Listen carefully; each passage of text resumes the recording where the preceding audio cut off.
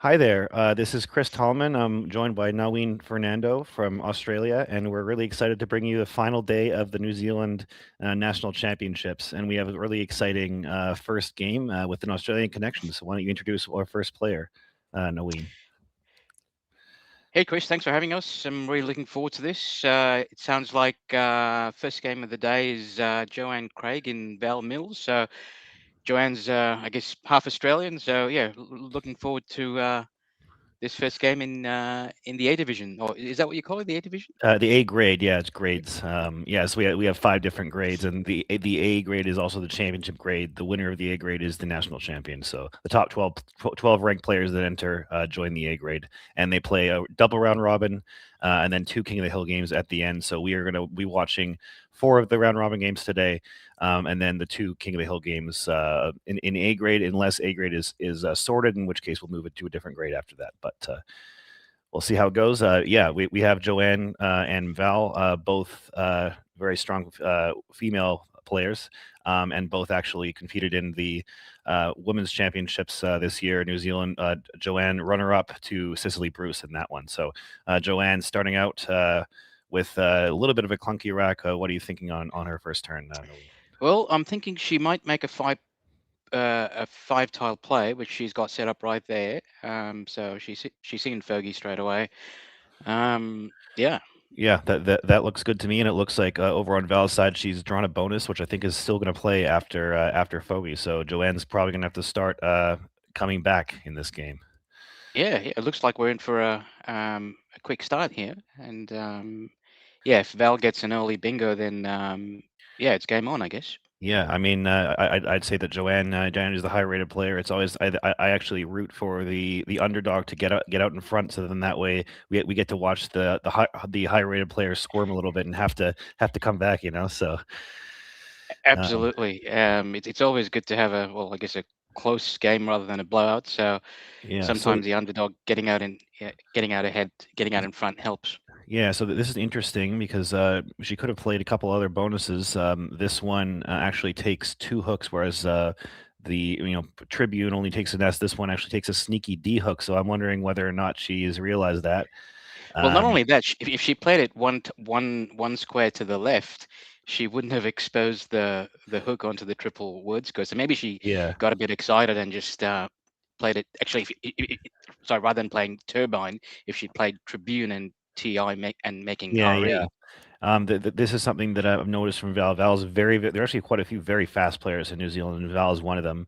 She's a very quick word finder. I know she card boxes a lot. I think she actually card boxes random words, not necessarily even by probability. So we might see some low probability finds from her. But if there is maybe one knock in her game, she may want to slow down sometimes. In this situation, I would say that Yeah, yeah.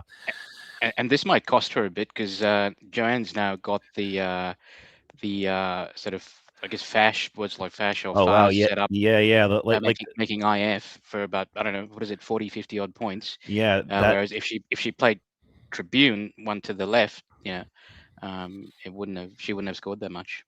Yeah, the F is the only big tile that goes under the I in that configuration. Unfortunately for Val, that's exactly what Joanne has in her rack. So looks like she's setting up to play FAHS or FA, yeah, FA, yeah, HS, which very similar. Actually scores a few more points than Fash. So Mm, nice spot from Joanne there.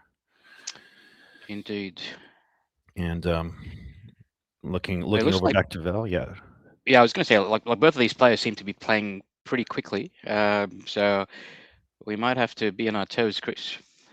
yes, definitely. Especially the first game of the day. I have my copy here, and it looks like you I've do got my too. OJ. So yeah,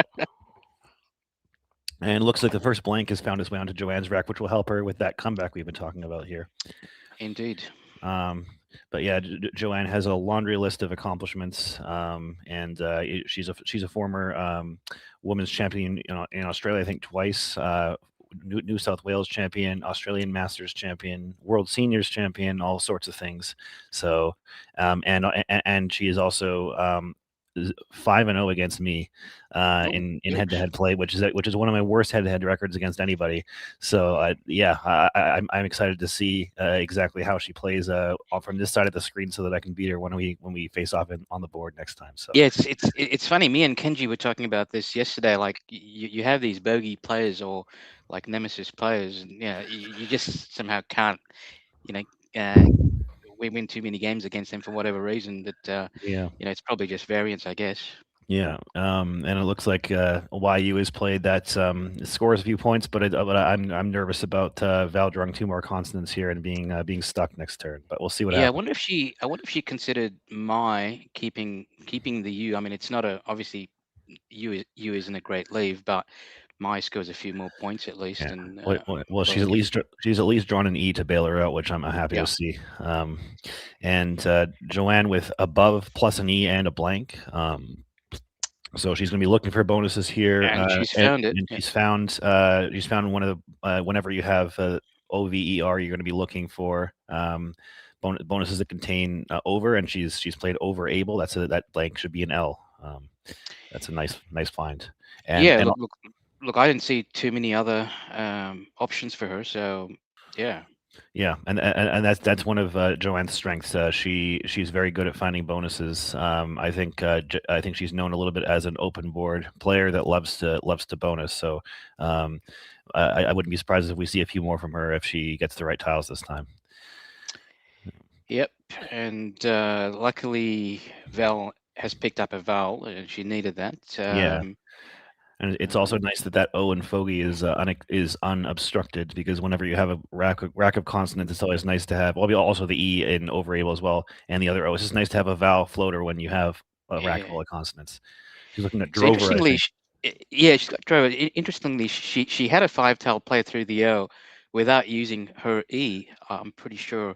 I think MHORR is a word. Oh yeah, So it is. That would be interesting. Yeah, but this isn't so bad. HM is a little synergistic, especially for scoring. So she's gonna be able to score next turn most likely. And looks like it also. I was gonna note the C hook on over able of coverable. yes. And that's not really as much in play because the V blocks it going towards the right side. But yeah, interesting. And it looks like Outlands is being set up. Well, I'm not sure where she's going to play Outlands, but she's obviously picked up a decent rack. Yeah. Yeah, I mean, I think I'm looking. I'm not sure if there are any bonuses available through any of the floaters. So hopefully she doesn't get too frustrated with that, and can pivot and make a nice alternative play, because these are always tough when, especially on stream, you have racks like this that look like they bonus, and how long is she going to take here, especially against a fast player like Val? You could get into time trouble if you spend too long. So. I'm just logging onto the YouTube chat. It looks like we have 14 visitors at the moment. Yeah, so I'm feel sure free to shout out any. Go on. No, I was saying I'm sure that will go up throughout the day. I was happy to see that we actually had more viewers on day 2 than day 1. So nice to see that. But yeah, what is it today? It's day 3 today, isn't it? It's day 3, so it's Monday New Zealand time. But for some of our viewers, especially North America, it's a nice Sunday afternoon for you. So feel free to join us, relax, and enjoy some Scrabble. Yeah, and if you feel free to shout out any comments in the chat. Yeah. We both have it up here, so we will be interacting with you as we go here. So looks like we're gonna see. Is that a word? Outleans, which is not a word. That is interesting. Let's see if it's a 5-point challenge. I think Val.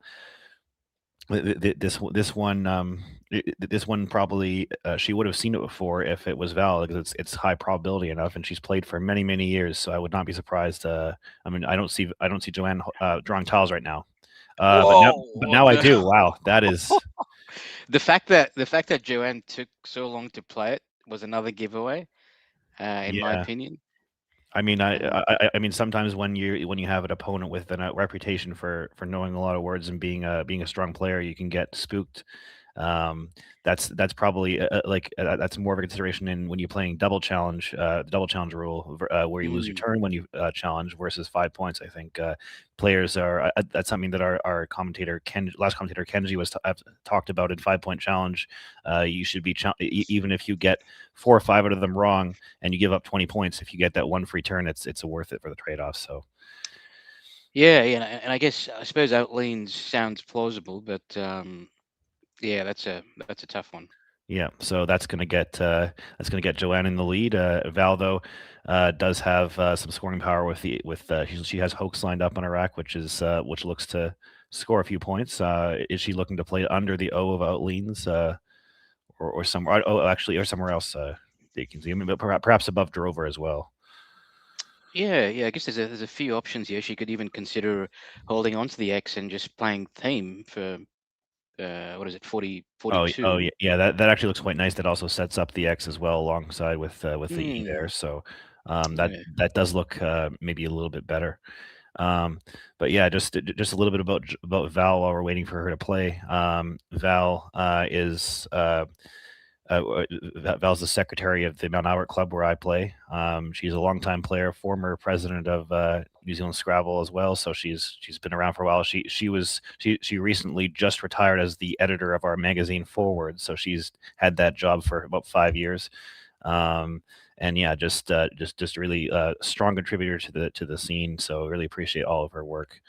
I like this plan.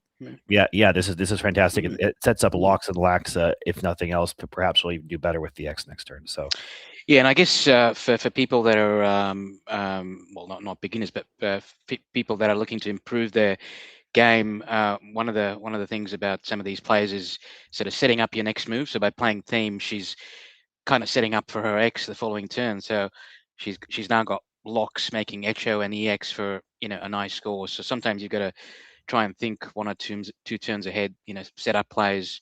That's how you I guess get better at this game. yeah, for sure. So we see Joanne with both the hooks to coverable, but obviously that's not really that is something I've got obsessed with once I saw that. You really want to play that C, don't you? Yeah. But that's something that you really have to learn as well. Is even if you see something cool and if it's not relevant, whether it's a bonus on your rack doesn't play or otherwise, you need to spend your limited time thinking about what actually can play on the board, and that's something that I still sometimes struggle with because I get drawn to these things. But, yeah, unfortunately, that V of Drover makes any plays making coverable quite difficult because there's no 2-letter words that have V in second position or in first position even. Yeah, so there are 2 8s with Joanne's rack. I'm just looking on my Zizova here, and one of them I did not know, which is a W blank. That is pretty insane. If anyone wants to puzzle that one out for a bit before we spoil it, but yeah, so what would you be thinking about here, Naween?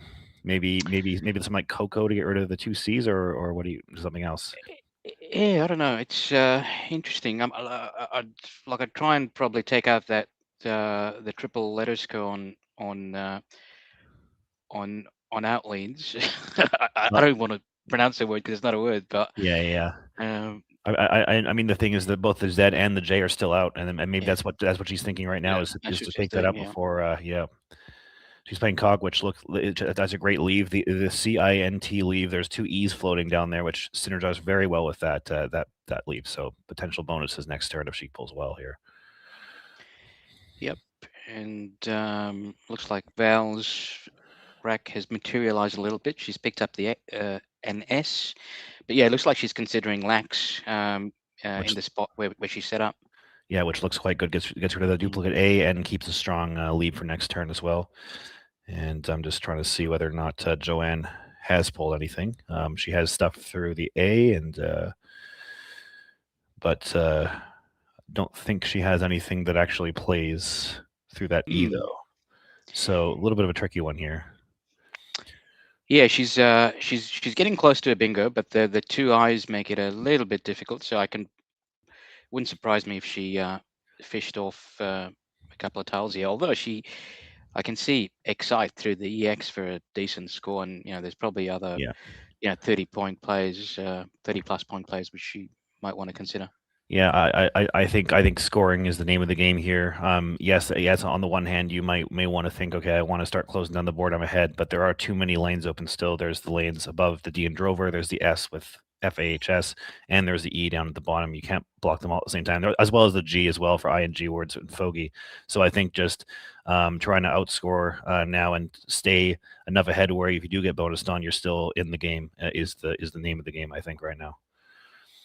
Hey, Chris, what were the solutions for that puzzle that you gave earlier? Yeah, the solution with the A would be co-acting, which is the more normal one, and the one I did not know was TWOCCING,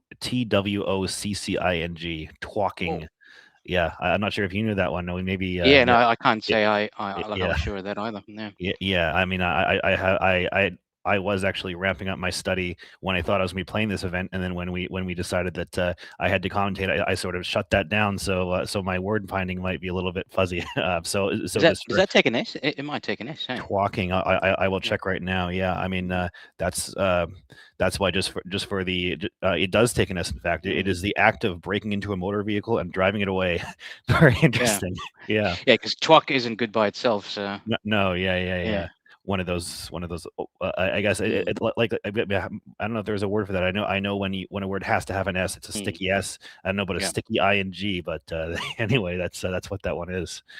So, and okay, so acid has been played. That's an interesting choice, opening even more space on the board. So so Joanne's reputation as an open board player coming into view here. It's always nice to see when our reads on players' styles are accurate.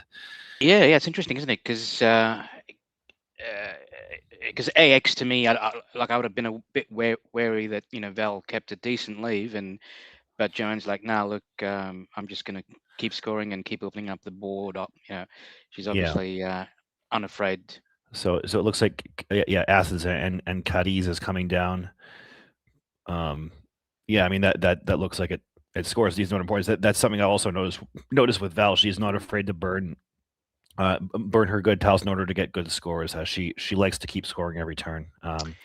So yeah, and the interesting thing here is she's kept KO, and if the spot remains open, she's got plays like Kex and KO the following turn for another decent score. So looks like Val's going to keep coming back and scoring, and it's not over yet. Yeah, absolutely not. It's still a close one. We still have a blank out, and we still have plenty of open lines on different parts of the boards that can't be blocked at the same time. So it looks like inject is being looked at right now, which looks like a strong option. I would be surprised if she played inject, because like that exposes the double, let us go onto the triple. So perhaps something like eject might be a little less volatile, perhaps. Yeah, for sure. It is a little bit harder to get a 5-letter word than a 4-letter word to the triple, and also not doubling that tile. Although I guess the X is out, so the X would be the worst tile that could go on top of there and score 80 points. But yeah, and I guess the other option to consider is if she wants to start closing down the board, is just playing G'd vertically onto the D of Cadiz for about 28. Yeah, that also doesn't look so bad. Yeah, I mean there's still a few E's in the pool, so even though that gets rid of your 2 E's, you do have the floating one at the bottom, and LINT is still not bad. So yeah, so okay, and she plays Jin and Gone. Perhaps she does want to keep the 2 E's, maybe a little bit concerned about spending them, but again, that's not shutting anything down, and another stylistic decision there, just going for the shootout. Yeah, and I guess this keeps the board open, and the leave of ELT is pretty good with the goes well with the floaters up the top, the A and the C. Yeah, for sure. And Val looking at 3 eyes, she has Tiki lined up on a rack, which is a New Zealand, Pacific Islander, New Zealand word. So always nice to see those. Okay. What does it mean? Small carving of a grotesque person worn as a pendant, and or take a scenic tour around an area. That's actually something. Of course, I'm an implant to New Zealand. I've only been here for 3 years, as you can probably tell. Of course. Originally from Vancouver, Canada, but taking a tiki tour is something that people say a lot here. Would mean just sort of taking a road trip around the country. So, yeah. So this play from Val was really interesting. So she's gone for the score for KOA, but she's kept 3 eyes on her rack. So interesting move. But I'm not going to fault her for it. Well, she can possibly place ITI undercutties with several different draws, like a T or even a Z, and get out of this rack by scoring a decent amount of points. So, and in fact, she's drawn another New Zealand word, iwi, which will go under there if it's not blocked in, to kind of bail her out of this situation quite well. So, yes. And meanwhile, Joanne isn't wasting any time playing Duel and Jin.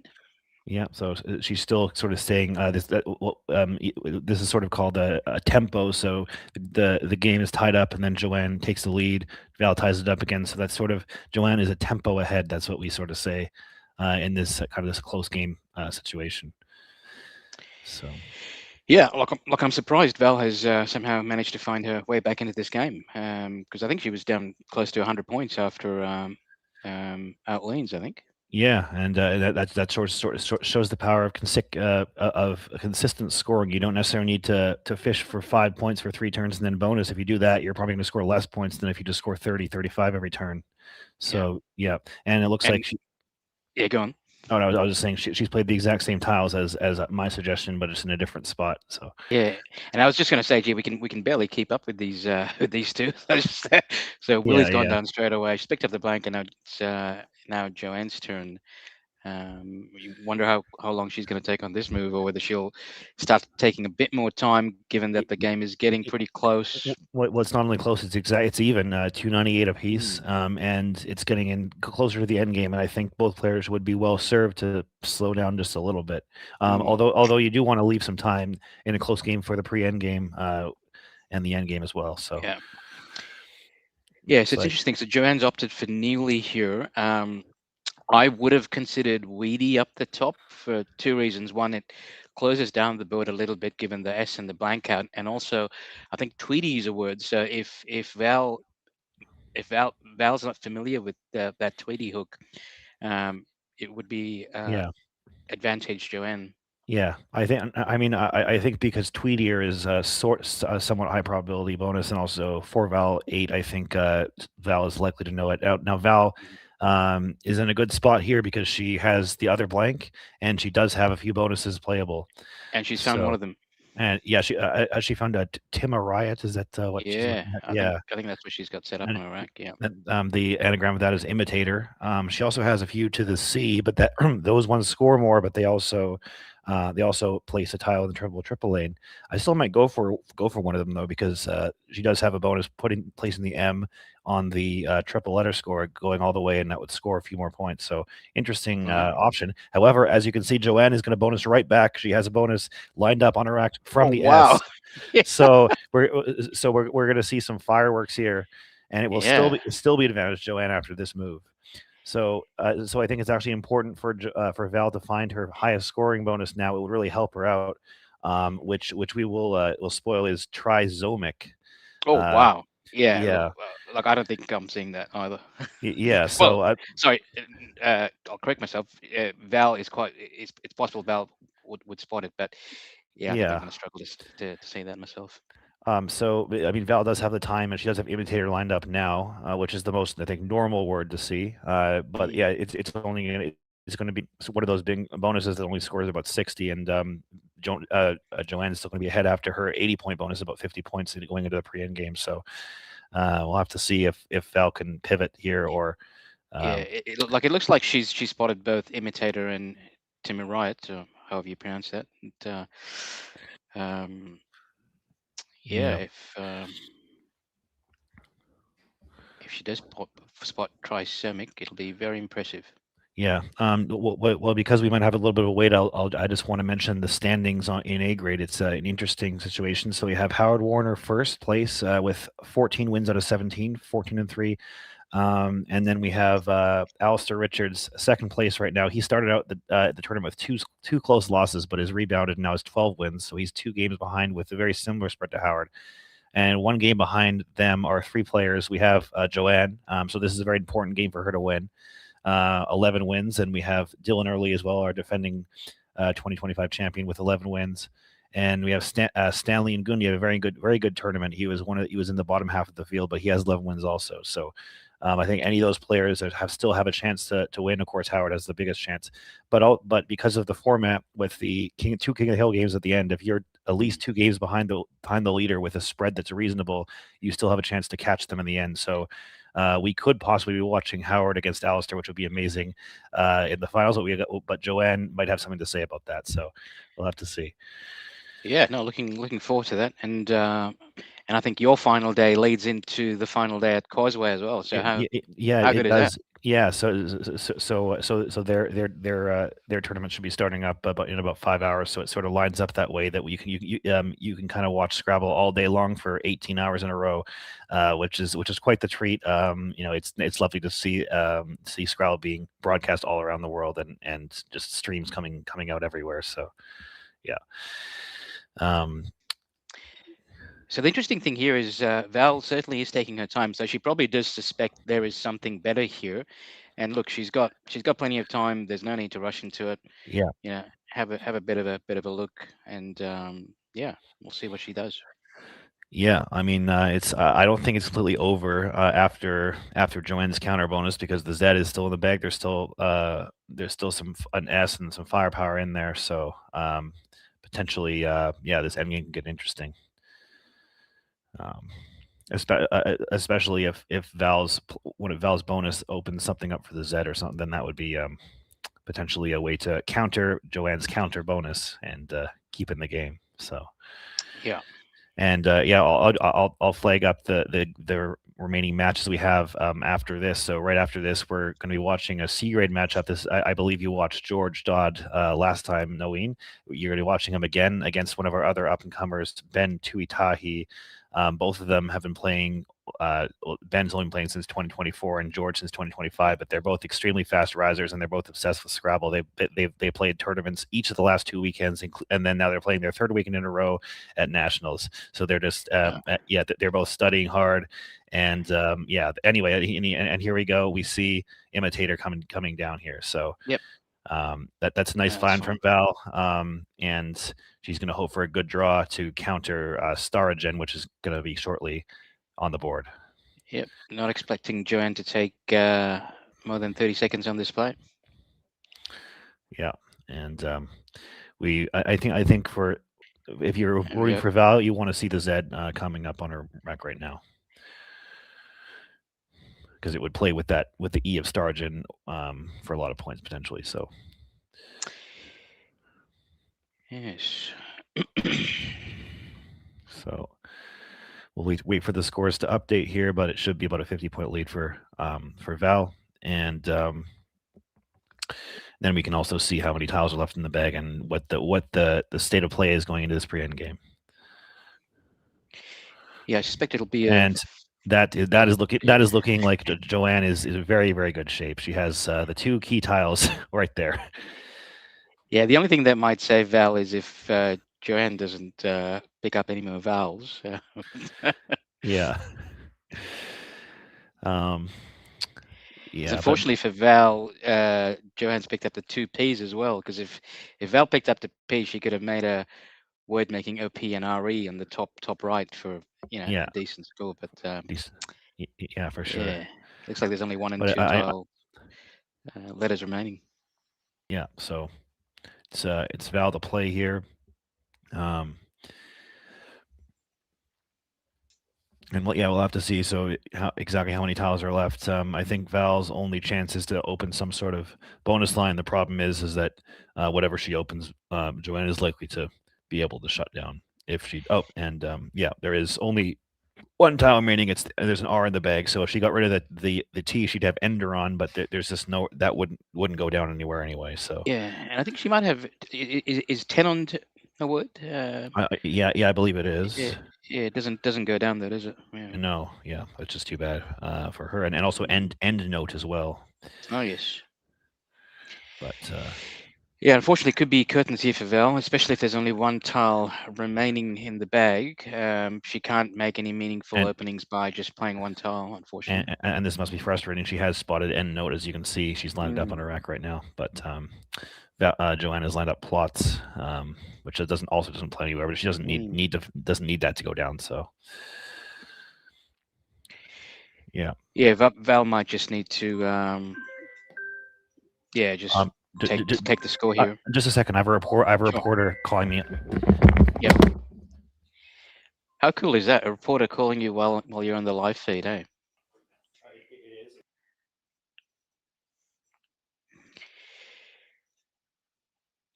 Yeah, so Val might just want to play something like toned or noted on the top left and just take the points and try and go out next turn and just try and cut down on the spread, I guess.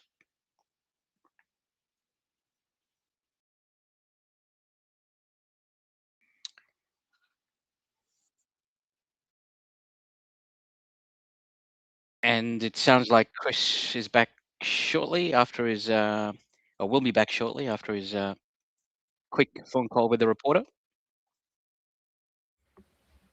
Hello, Naween. Yes, I'm doing double duty here, and I just want to make sure that we get as much press coverage as possible. We're getting some local people coming in and doing a story on us, so we appreciate that. Yeah, and looks like I haven't missed much. Val is still shuffling around and trying to find any way to come back in this game. Yeah. And I was just sort of saying she might just want to just play something like noted or tone, just take the score and cut down the spread for this game there. Yeah, which is the margin of victory or loss. Yeah. I mean, obviously, in Val's case, she's not in contention to win the tournament, so I guess she might as well try anything if she can win the game. I mean, the New Zealand rating system does not take spread into account at all, so it's all about wins and losses. Okay, right. Yeah. Although I will note that this tournament is dual rated with Westba, which I believe does have some spread considerations in their ratings. So if she doesn't, like I misunderstood. Your rating system doesn't take into account spread, which is fair. The actual tournament does. Yeah. The standings do, yes, but Val is not in contention for a placing, and so if she, if you're thinking about incentives, perhaps she would try the 0.01% chance to win versus cutting spread. And I apologize for my voice. I will try to get my radio voice on in a better way here. Just an update on the reporter from there should be. I actually there's potentially two different companies coming in today and doing stories. I also did a interview on the radio right before the tournament, as I was just after I dropped our producer off at his billet. We pulled over on the side of the road. I did an interview with RNZ Night, so if you want to check that out when they're it was an interesting conversation. They the chess cheating scandal of Hans Niemann came up in that interview, just by the way. So there you go, because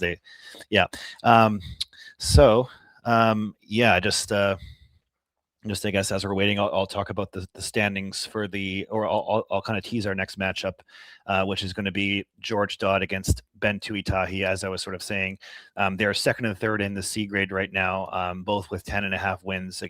Ann Goldstein, who is building our stream producer, by the way, that's the person that I was outside their house when I took that call. She has 12 wins, so that should be a really exciting matchup. Both of them are around 28, 29 years old, and again, very fast rising players.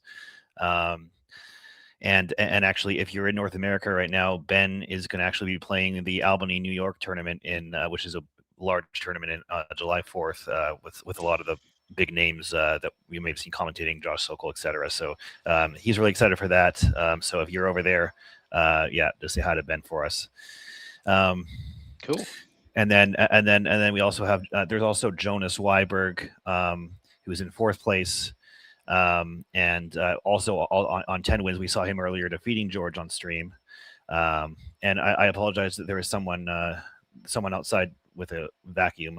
This is sort of the trials and tribulations about being on the venue, So what can you do? No, look, I can't seem to hear any Yeah, yeah. feedback from the vacuum, but Yeah, that's all good. It's just just the logistical issues and all that, but we really appreciate you working with us here. So, all good.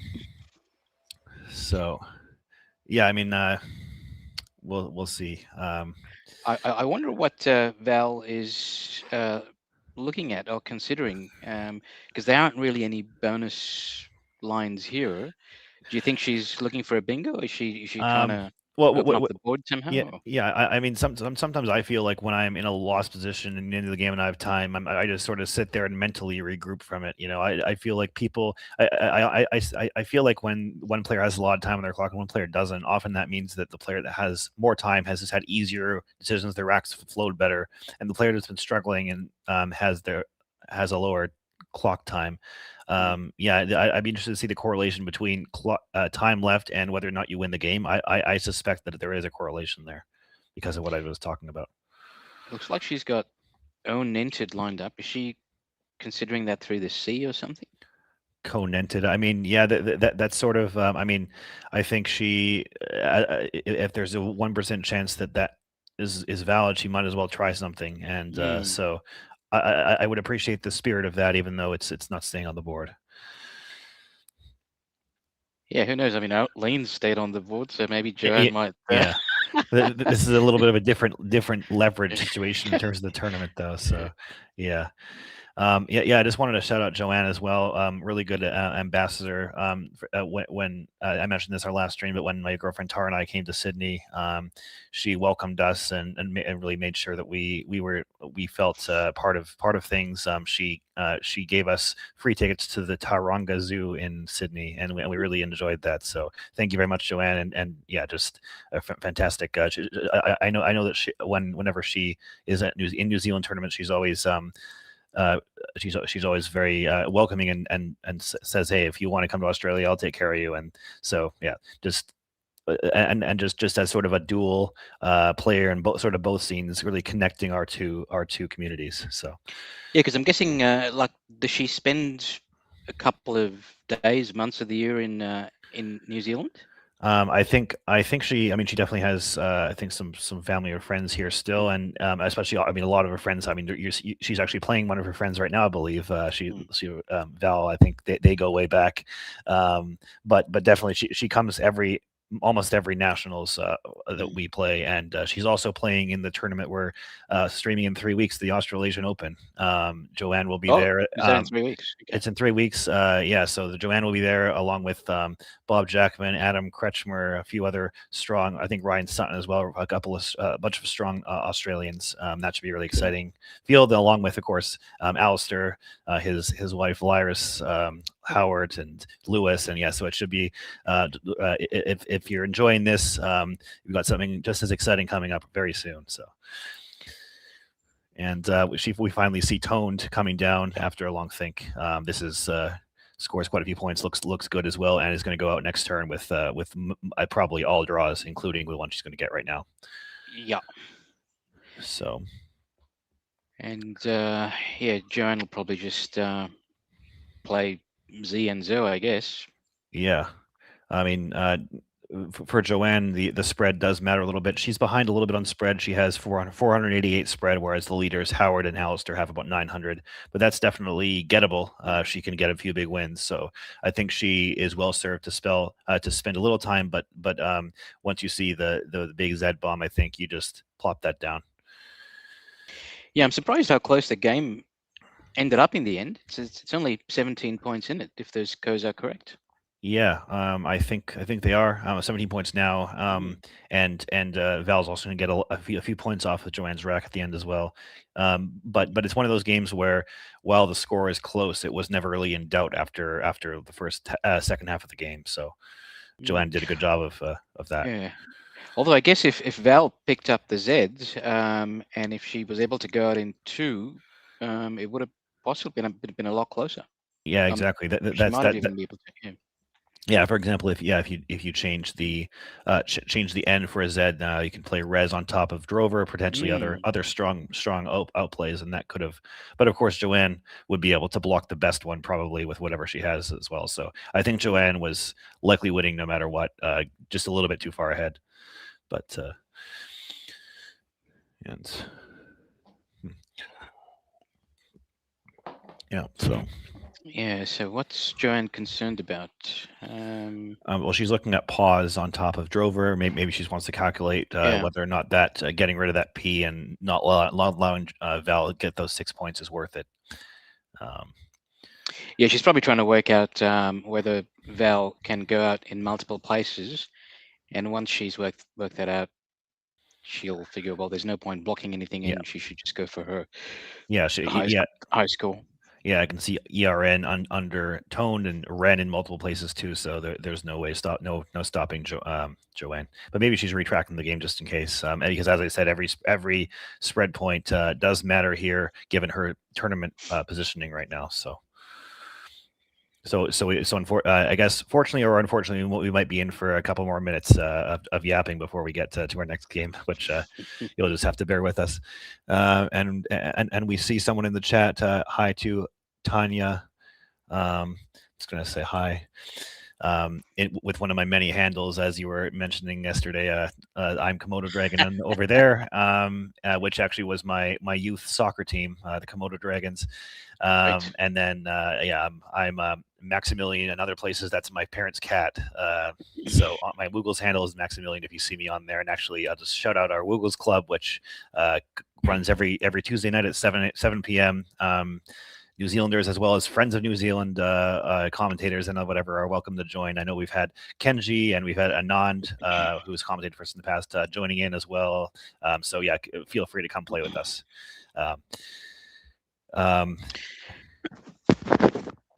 And looks like Joanne's now considering Zolds. Considering Zolds with Drovers, maybe. Possibly, yeah.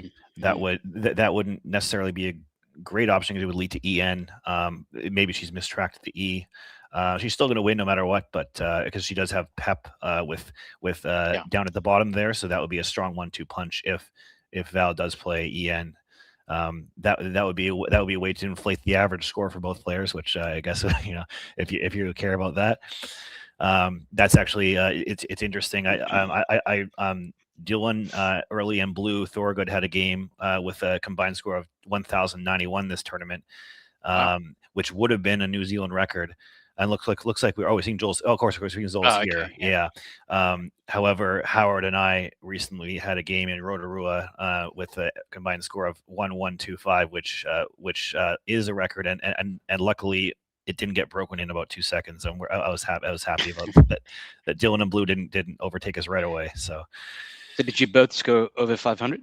No, I got 674 to or 673 to 452. I got a 230 point triple at Quites after near the end of the game when both of us already had 400 points. So yeah, and it was also a tournament deciding game with both of us at 11-1.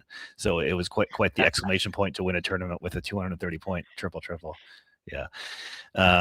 Fantastic. Yeah. So Val here looking to way to go out. I think ERN is what I'm seeing as the highest score, but there could be something better.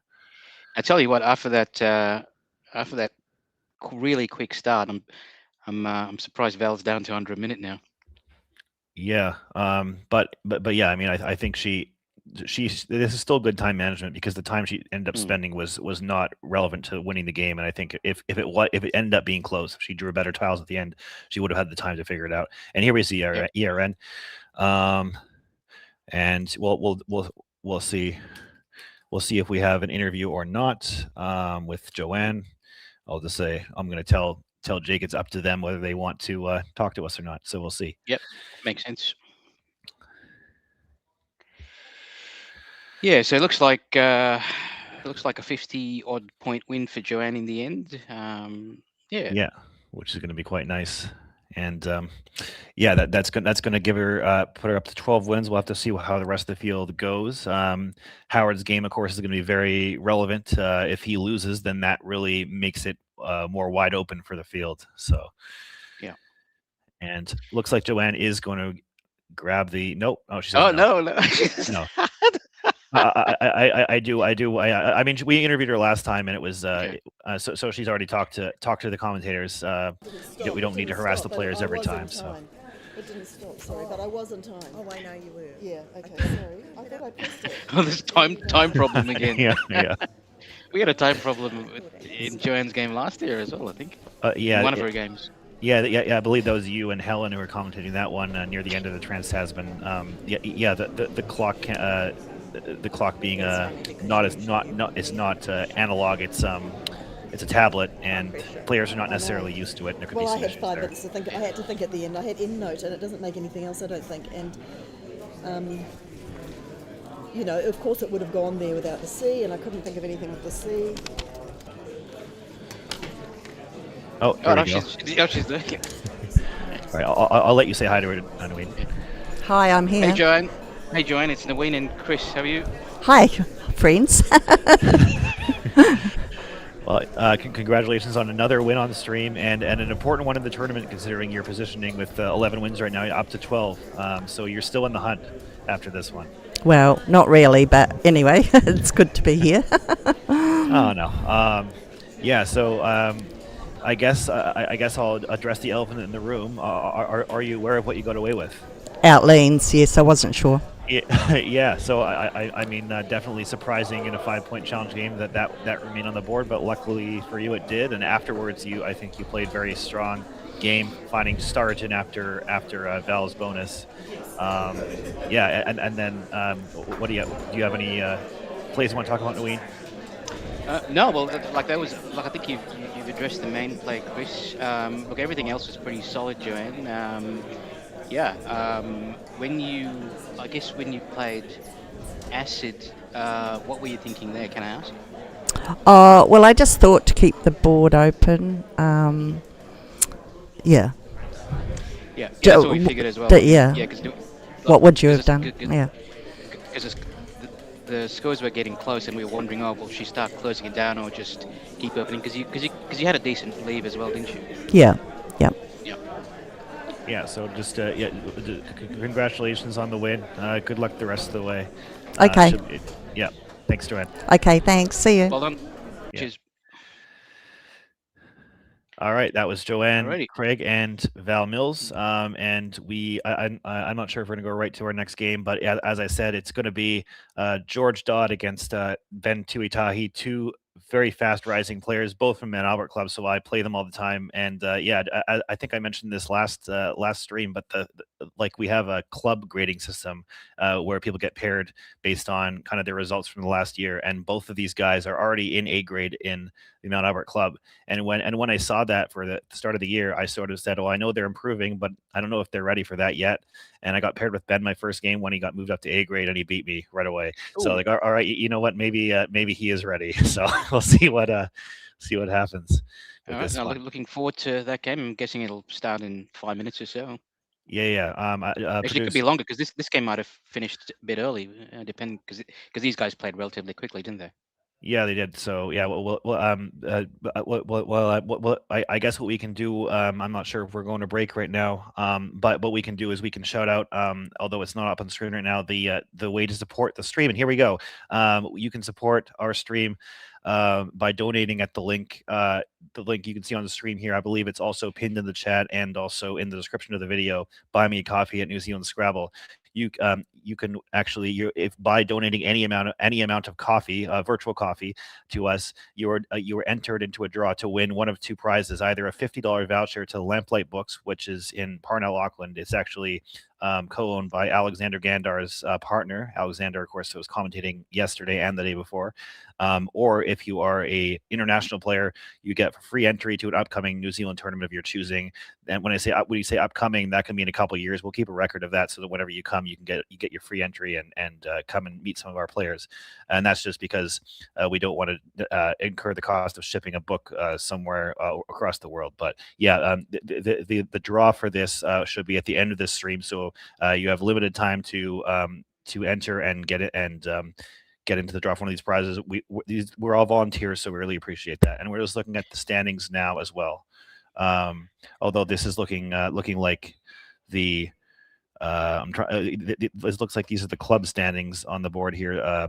So I think Jake will put up the standings for the actually individuals. That what Jake had on the board there. There's also a club component to this where where each club is sort of the top 3 finishers from each club of any grade in terms of total wins will also win a prize. So, for example, Mount Albert Club with both George and Ben, Christchurch Club, etc. So that's what was on the screen just now. But yeah, just again to talk about the C grade, which we're about to watch the game. George and Ben are both second and third place with 10.5 wins, very similar spreads. George was actually 8-0 on the first day, so he actually had a pretty rough day too, only winning 2.5 games. So hopefully he can rebound. So dare I ask who's currently in first place? First place is it's Ann Goldstein. So a local Christchurch player, a strong player. If you you might know her if you're an international because she's attended the Niagara Falls tournament.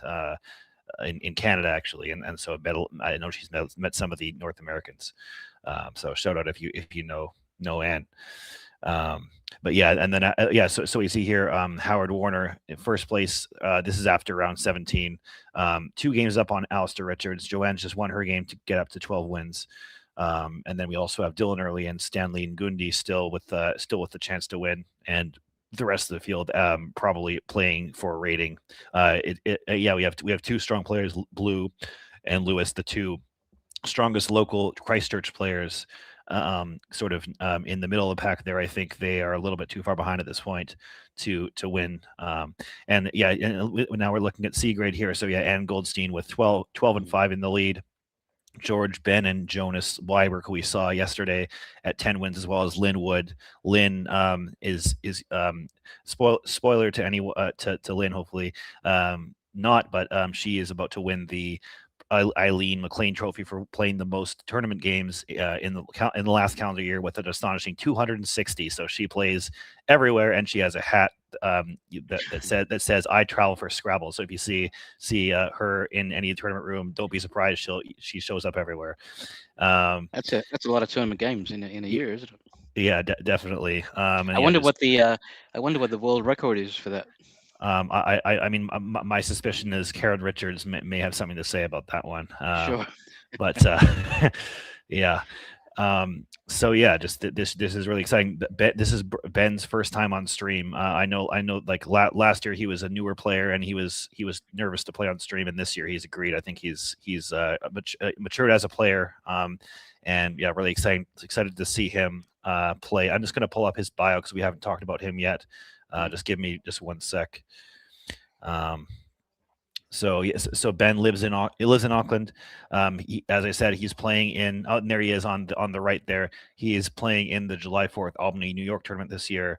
One of our most fastest rising players, already in A grade, and he started playing competitively in 2024 after watching the spin-off documentary "Every Word Counts," which is a fantastic documentary on YouTube on the spin-off channel if you want to check it out. Made by Alexander Gandar, our co-commentator from last time, featuring Lawson Sue, Laura Griffiths, and Dylan Early. So check that one out if you haven't done that already. And another thing about Ben is that he is an accountant, and he's actually our reviewer for our books for Scrabble New Zealand. So there you go. Yeah. Reviewer, is that like treasurer or something? Or? Well, the treasurer is Cicely Bruce. Okay. But we needed we also want to have an outside, someone who's not on our executive to review our books and make sure we're spending money appropriately. And then he's done that in the last couple of years. So ever since he's joined, yeah. And then of course we have George Dodd on the other side. We watched him play last time. I'll read out some things about him. So he's started playing even later than Ben in 2025, early 2025, but he's shooting up really fast in the rankings. I mentioned that he played a tournament. Both these guys played a tournament last weekend in Rotorua, and George won a perfect 7-0 in that tournament and won it for the B grade in that tournament. And yeah, his rating is 1370 right now, but it's only going up. Ben's rating is similarly in the 1300s. But like every tournament they gain about 100 points at least. So they're going to be playing me pretty soon, basically. And we see George with the Q on his first rack here, not be able to play it. So what are you thinking here? Well, the first thing I noticed was I think his first 3 tiles were Ben that he picked out of the bag. Yeah, it is. That's I'm not sure that's what he should be playing here. I actually favor not playing any words here. I think exchange is in order. Yeah, totally. An exchange makes sense because there's not much you can do with the Q here. In fact, I don't see any words that you can play with the Q. So wouldn't surprise me if he exchanges, and that's exactly what he's done. Yeah, he's exchanged down to EN. That looks pretty good. I mean, I would potentially also think about ABLE. Just that's a strong 4-tile combination. But EN is perfectly good also. And I think we see a blank on Ben's rack once we do. We sure do, and he had froth and fourth lined up. He might be just checking to make sure he's not missing any bingos here. Yeah, I want to say hi to Ancient Cosmographer in the chat. I believe that's one of the Ranky twins. So hi there. And he says, adding out leans to the pre-existing lore of Tallywaynes. So yeah, that's I believe that's a board that I've played before as well. When I was first learning words, when I say word, it's in quotation marks. It's not a word, but we see fourth come down. That's a very good play by Ben, and it does not take an S, but actually it looks like I don't think I knew this. Does take a hook though. Oh yes, yeah. There's I can think of a hook that goes at the end of it, and there's probably a few extensions to it as well, which probably don't fit on this board. Yeah. So I mean, so the hook is a Y. I'm not sure if either player knew it, especially because I didn't either, without my trusty device down here. So. It does look though that George does have a high probability bonus through the R. So this one, we'll see if he's studied his 8s. I know as a new player, I'm not sure. Some players will start with the 7s and then don't touch the 8s until later. So this will be sort of key to see. This will be telling in terms of his study habits. Yeah, I guess once you know there's something there, it's easy to find. Like I didn't sort of see it straight away, but once you said there was something through the R, I'm like, oh yeah, I see it now. Oh, but actually, there's actually also just a 7 as well. So that's probably more likely what he's going to play. No, I don't think he's seen either. And he's going ahead and playing bone. Yeah, I mean, in fact, the 7 was probably a bit more common in Scrabble terms, I guess. Yeah, so the 7 was Ebonite, and of course that would have created quite a volatile board, either above or below the H. But we're seeing bone instead. I am hoping that George is doing all right mentally after his tough day yesterday, after being 8-0 and 3 games ahead of the field. Now he's back in the pack. Hopefully he's reset. He's a pretty cool customer from what I know him. I actually know him quite well because him and I have started to coach youth players at the Mount Albert Club. For an hour before club begins, and I'm just a great guy. He's very new, but he's already contributing to the community, and it's fantastic to see that. Yeah. So I guess one positive of playing bone is I think it blocked pre-drill. If Ben ended up spotting it, but Ben does have another bonus, but it is a more low probability one, and something I know about Ben, and as we see him playing pill, the low probability bingo was prilled. Ben though is he is going through the probability list slowly, so the high probability words he finds immediately. He's actually probably better than me at it because he drills it all the time on Ulu, I think, on his phone.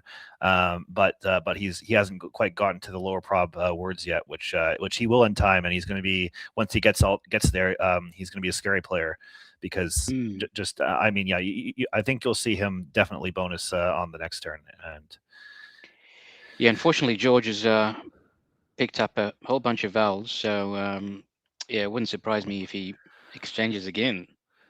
Yeah, I just want to point out again, Ancient Cosmographer in the chat has pointed out the only 7-letter extension to fourth being forthrightly, which would fit would fit with the placement on the board. That would be an all-timer if we saw that one. But yeah, he's looking at AIA right now. George is so. Yep, he's exchanged again. He hasn't done that. Fine. Yeah. I think George. Yeah, George. I think he exchanged a couple times last game too. I think he really values having strong leaves. And yeah, I tell you what, it'd be pretty brutal exchanging 2 of your first 3 moves and then your opponent bingoing next turn, which is quite possible here. Yeah, so we'll see what Ben does. Yeah, he definitely does have a few bonuses that play starting with an A, although they aren't necessarily the easiest to find. Although one of them is an accounting word, so that exactly, might help him out. which is what he's just spotted. Yeah. So interesting story. I was playing Lawson Sioux in the recent Mount Albert tournament, and he taught me that you can play this word with ACCREW, which is something that I gave him an extra 5 for that one. So shout out to Lawson knowing all these low probability words and teaching all of us. So, but very nice find by Ben. He decided to score a few more points and at the cost of putting the D in the triple lane and also the E in a interesting spot too. But not a bad option there. Yeah, so let's see if George can mount a comeback starting now. Yeah, he has a rack that looks decent. Doesn't make any bonuses though, so and he's down by 100 points. So yeah, this is already looking a little bit grim for him, but hopefully he can score a few points. What do you think? I'm just looking at Ben's rack. Has he picked up a bingo? I'm burpings maybe. Burpings. Yeah. I mean, I wouldn't be sure about whether or not that took an S. And I'm not sure Ben is either. Burpings is actually a phony, but there is a valid anagram with that U actually. Right. That's pretty funny. Yeah. So we'll see. I think that one's actually more, in a way, more findable, because if you do see it, you'll be more confident that it's a valid word than the. Yes, of course. I've just spotted it now. Yeah. So I mean, those INGS words are always tricky. So I was talking about with Kenji about this, that I feel like when things are actions, like I think dancing was a play that was on the board, and it does take an S.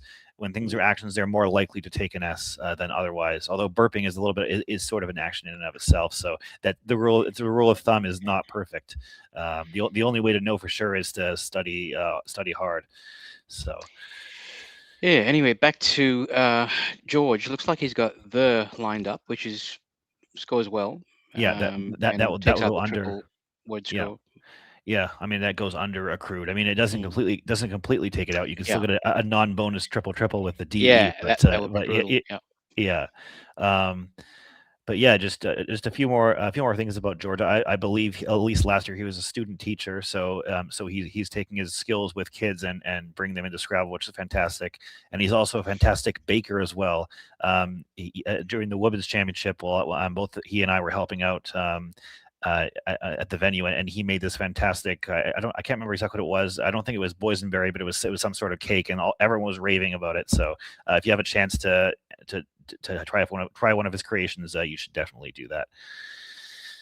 And he does play THE, or the. Well, actually, that's the most common word in the English lexicon. And as a Scrabble player, I didn't even pronounce it right. There you go. That's sort of how Scrabble brain works. Yeah, I tell you what, this DE spot is interesting because what's his name? Sorry, Ben. Ben. Yeah. Ben is close to stuff like grinders, for example. If you get another R, so it'd be dangerous to leave that open if I was Ben, because that's sort of just the type of score that George needs to get back into the game, sort of a decent triple, even if it's not a bingo. Yeah, exactly. I think if the scores were reversed, then Ben might be considering keeping the RS to try to hit that himself. But considering that he is well in the lead, I think he'd be served to take the spot now. So I'm trying to figure out what the best option is for that. I mean, he could burn the S, play something like binders. Yeah, exactly. Just keep it which, simple. Yeah. Yeah, I mean the S is valuable, but sometimes people tunnel into a situation where they feel they have to keep the S, and sometimes strategically you can spend it in ways that aren't bonusing and still get value out of it. And I think the situation right now is one of those. Although I just noticed, if the B was a E, I think he's got pre-designed through the D. Oh wow, that would be ridiculous. Yeah, which is almost like what he set up. Yeah, on his rack. Well, I think he has like pre-sign or something set up, but yeah. George does have a bonus on his rack. It doesn't have it lined up. This is actually a bonus that when I was playing when I was still a North American player, a TWL player, and I was playing a player that had recently switched to Collins. They played this bonus against me in a tournament, and I insta challenged it off. But of course now, if I was playing it in New Zealand, it would stay on the board. So we'll see if George can find it. Yeah, and I think the problem is because it's through the blank. It's probably not as easy to find. Well, there was one through the blank, but there's also just a 7 with GAL. That's the one I was talking about. GAL. The word would be tanling. Oh, right. Is there a place for it? Oh, yeah, of course. Yeah. So we're seeing lofting here from George, which I think both cantling and tanling are a bit low probability, and so this is still a good way of keeping up the scoring pressure. So we see Ben with Ben has played derp, which I believe is a new word in CSW 24. Very I think a word of both these players' generation. I'd say. So. Yep. So when did like New Zealand switch to CSW 24? Was it in the last couple of months? Or? Oh no. Oh, 24. That was in January 25. So all the tournaments since then have been CSW 24. Of course, what I was talking about was me playing in North America before in the small lexicon where tanling is no good. But yeah. All right. Okay. Yeah. So. Yeah, we're fully with the rest of the world at this point, and yeah.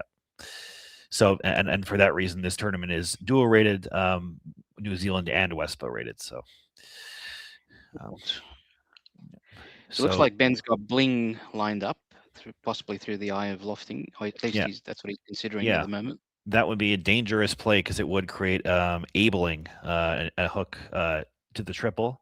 So but it's sort of what other choices he have. I think I would eschew this play based on that dangerous hook, and George does have an A, and we'll see what happens here. Yeah, well, Ben may not have realized it because even when I first spotted it, it didn't sort of hit me straight away that it took an A in front. Yeah, so it's interesting. I was watching the two kids, Lev and Cooper, play yesterday, and they made plays that had hooks to the triple. There was trip, which makes a trip as well as strip, and also opal, which makes no pal.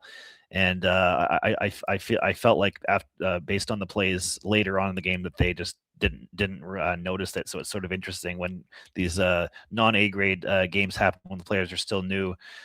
These things can be missed, but if you're in one of these games, and this is sort of a difference between lower grade games and A grade, if you know one of these hooks, you're more incentivized to play it in a lower grade game because your opponent might not know it. And you get a big advantage versus if you're playing someone like Howard Warner, you can be sure that he knows it. So a little bit of a different tactical. There are some pretty cool hooks like that, like the word Sabella, for example, SABELLA takes an I in front of it, so. Isabella, if you're playing against an unsuspecting opponent, you can sort of whip some of that cool stuff out. Yeah, so this play of jar here, I would be inferring if I was Ben that George has not seen abling, either that or he has a bunch of A's, but yeah, you can sort of infer what your opponent might have on their rack based on if they use the hook tile elsewhere. Yeah, it's probably not the easiest thing to spot, but yeah, you just got to, I guess, if you look hard enough, you might spot it. Yeah. So Ben is sort of a little bit of an unfortunate draw again, and George. I think George definitely has a chance in this game, considering he has the first blank, and also has a nice play with the jock. But we'll see what Ben can do about this. I think he's probably most concerned with the spot above AL, that big bonus line. But Yeah, I'm it not looks sure like what he can do. he's got jig lined up, which is fine. You know, scores okay Yeah. and takes out the J spot. It also does set up his S for a little play with like WIS if he wants to keep scoring. So not a bad idea there. Hmm.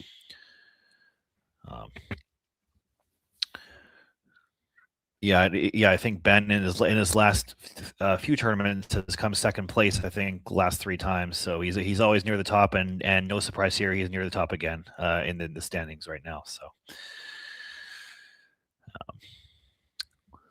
And yeah, jig comes down, and that does block jock. But I'm just trying to see if George may have some sort of bonus here.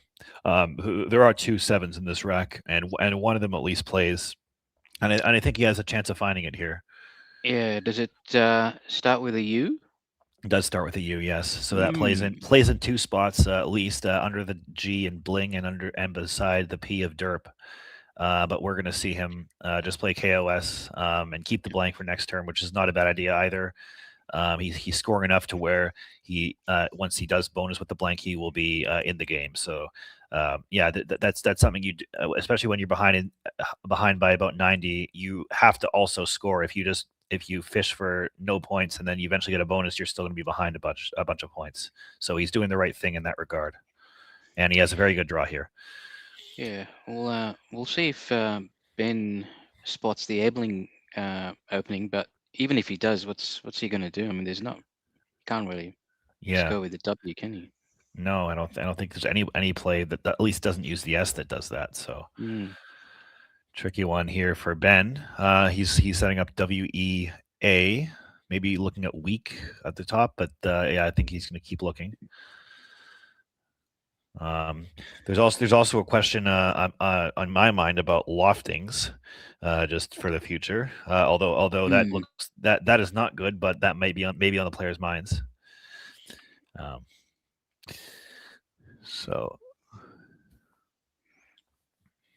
he also has the A for the jar hook, but I can't see anywhere to use the W productively up there. So yeah, I don't think there's many people that have mastered the all of the INGS hooks, I dare say. No, yeah. I mean, like there's sort of 2 ways to go about it. I think you can either look at a list of them and try to figure it out just on its own, or you can just study by probability straight up, and then they come up, and you sort of learn them that way. Which way do you think do you prefer it yourself? Well, I haven't studied them, so I'm probably not qualified to comment. But that's fair enough. Yeah. They're notoriously tricky because often when you have when you learn words and there's a solution that comes up and it's a unique one, you sort of your brain recognizes it, but all of the INGS words are so plausible that it's easy to find them, but it's hard to know whether they're valid or not, and there's a big penalty for not knowing, which is you losing your turn. So very, very tricky.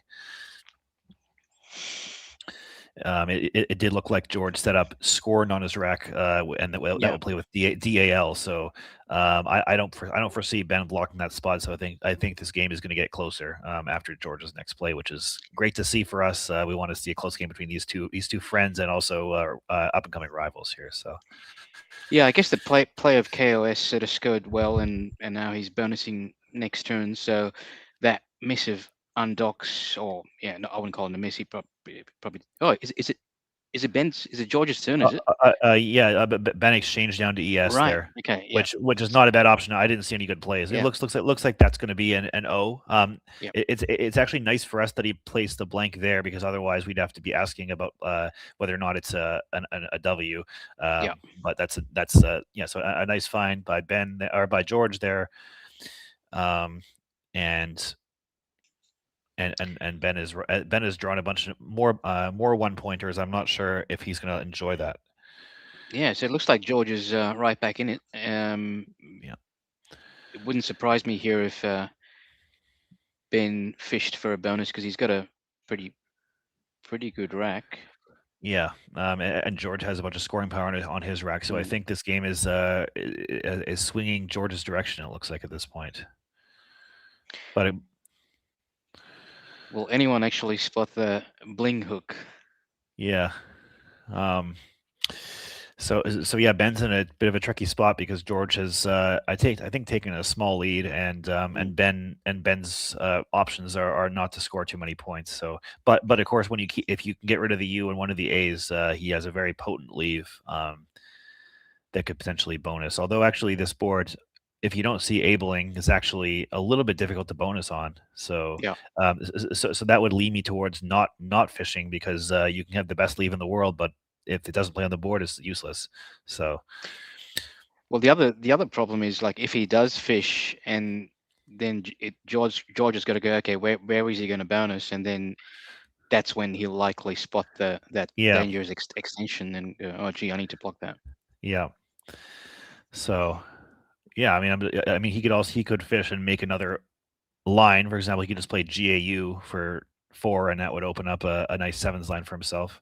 But he's just playing AA on top, so he's deciding on it. That's what we call a mid-ground play, where you're still keeping a good leave, and you're scoring a little bit more than something like GAU would, and sort of trying to split the difference. But so unfortunately, he's gotten rid of both of his A's, which are like gold on this board. Yeah. Yeah. I mean, if we do get an interview from these players, that's the first thing we're gonna ask them about. But luckily for him, he kept the U on his rack and has drawn the Q. Usually it's the other way around. You play the U and then you draw the Q. But Ben, maybe some first time stream luck has gotten the lucky side of that one. So. All right, and so it looks like the score is I don't know if it's updated, but it's an even game, 199 apiece. Yeah, it is. So yeah, I think it's anyone's game right now. George with the Z and Ben with the Q. George is playing Twee here, keeping the Z for next turn and scoring 21. Not a bad option on this board. Yeah, personally, I would have tried to get rid of the V, maybe vow through that blank, but Twee's fine. Yeah. I think Val's looking. That would actually make the A even more potent on the board. So just adding to the, but yeah, okay. And Ben now looking to use this Q productively. I'm not really seeing a great way for him to do that though. So he might just do Quap or something, which I think he's got lined up. Yeah. Oh yeah, Quap. That looks pretty good.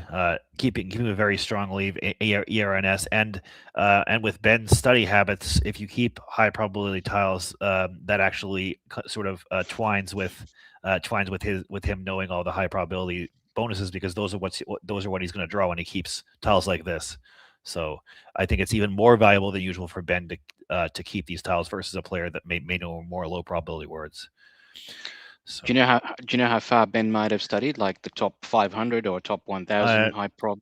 I think something like 3,000. I think is really wow. That's pretty impressive. Okay. Yeah, and so he drills them. It's not just one. He doesn't just look at the one time. He knows them cold. So yeah. I mean, you say this guy's been playing for 2 years? Yeah, not very long. Yeah. So watch out. Yeah, this is sort of what I'm saying is that this is really why we're really excited to stream this, because these guys are going to be around for a long time, I think, and they're going to be potentially playing me and maybe even you eventually. So just a little sneak peek into the future. So. Yeah, because I was just thinking, if he's going to stay on that trajectory, I mean, he'll get to 10,000 in, I don't know, maybe another 1 or 2 years, maybe. 3. Yeah. Speaking of people study ranges, another young player that has studied to about 3,000 is the 13-year-old Lev Rock, who's winning the D grade right now. Actually, his coach Lewis Hawkins has incentivized him. I don't know what he was going to get by him, but there was some sort of present that he was going to buy him if he got to 3,000 by nationals. And judging by his results right now, I think he got there. So, yeah, Nice. so some really good talent coming up here. That's a nice little incentive, isn't it? Yeah. Of course. I am the coach of Cooper Ashley and Maheu Papau, both of whom are doing well. We'll actually see Maheu later on today. I think in the afternoon session when I'm with Kenji. But Lev is so far pulling ahead of the other two in terms of New Zealand ratings. So they'll have to. That's going to be a friendly rivalry for years to come as well. And I will note that they were all hanging out at dinner last night, so it's nice to see a group forming socially as well. Excellent. And looks like it's Ben's turn, and he's only got one bow. What is he going to do here? Yeah, so he has servants, obviously nowhere to play that, and he's down by 12. So yeah, really tricky situation here.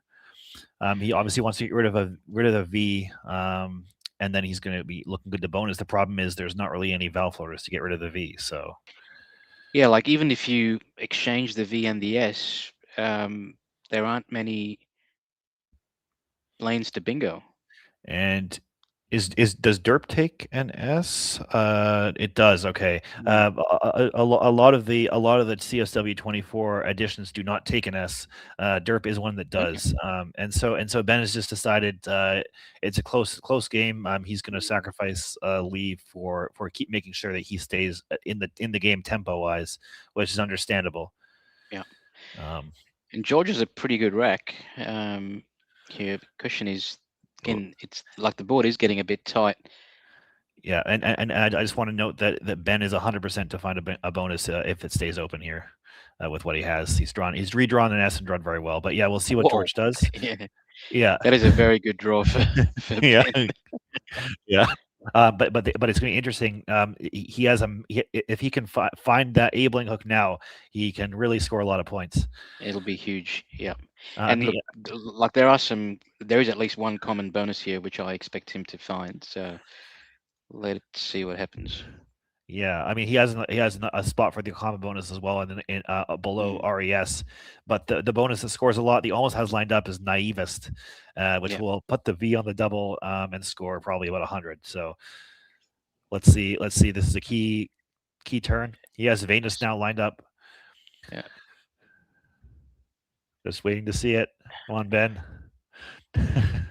Well, the only place to play Venus is making abling, which he hadn't spotted previously. So, yeah. Well, now he has natives up. Yeah. So, and yeah, that's what I expected. It's still a very good find for Ben there.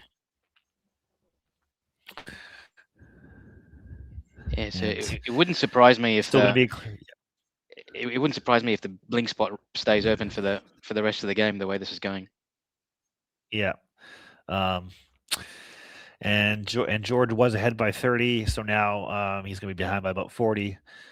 Still absolutely in the game, and still with some strong bonus tiles. Still has that T up top as well to potentially bonus to as well. So not out of the woods yet. And that's looking like a decent draw so far for Ben. I quite like having those M's in this position. You want to have scoring tiles to keep your lead up, so I don't mind that. Yeah, so George has a few half decent scoring plays. Even if he just dumps off the Y, making NY, it's like 20 points there. Yeah. I mean, I would be looking at both scoring and also trying to open something at the bottom, because you don't want to, like, assuming both players don't abling is not a thing because they both don't see it. You don't want to have your only lane blocked off, and potentially that could happen next turn if Ben finds a play like Moray, for example. Then there might not be any more bonus lines that the players can see. So I would really want to do something that opens the bottom of the board right now. Yeah. But it's tough to see what that he has Defy lined up right now. I guess it depends on his playing style as well. Like if he's more comfortable just keeping the board closed and scoring enough and staying within striking distance. Yeah, for sure. Yeah, I mean he does have the F going under that I. He could play something like DEF there, which would score nicely and keep a decent leave. He has a home for that Y and NY and NY as you were talking about earlier. If he wants to dump that next turn, so. So it looks like he's considering Yeed. I wonder if he's considering that. Yeed, yeah. He's looking like he's playing it. Oh, yeah, below natives. Okay, yeah. That is actually quite a nice overlap. I think George is quite for such a new player, quite a strong play finder in terms of scoring plays. And he's settled on def. Yeah, he's playing def, which is pretty good play too. Yeah. So yeah, here Ben.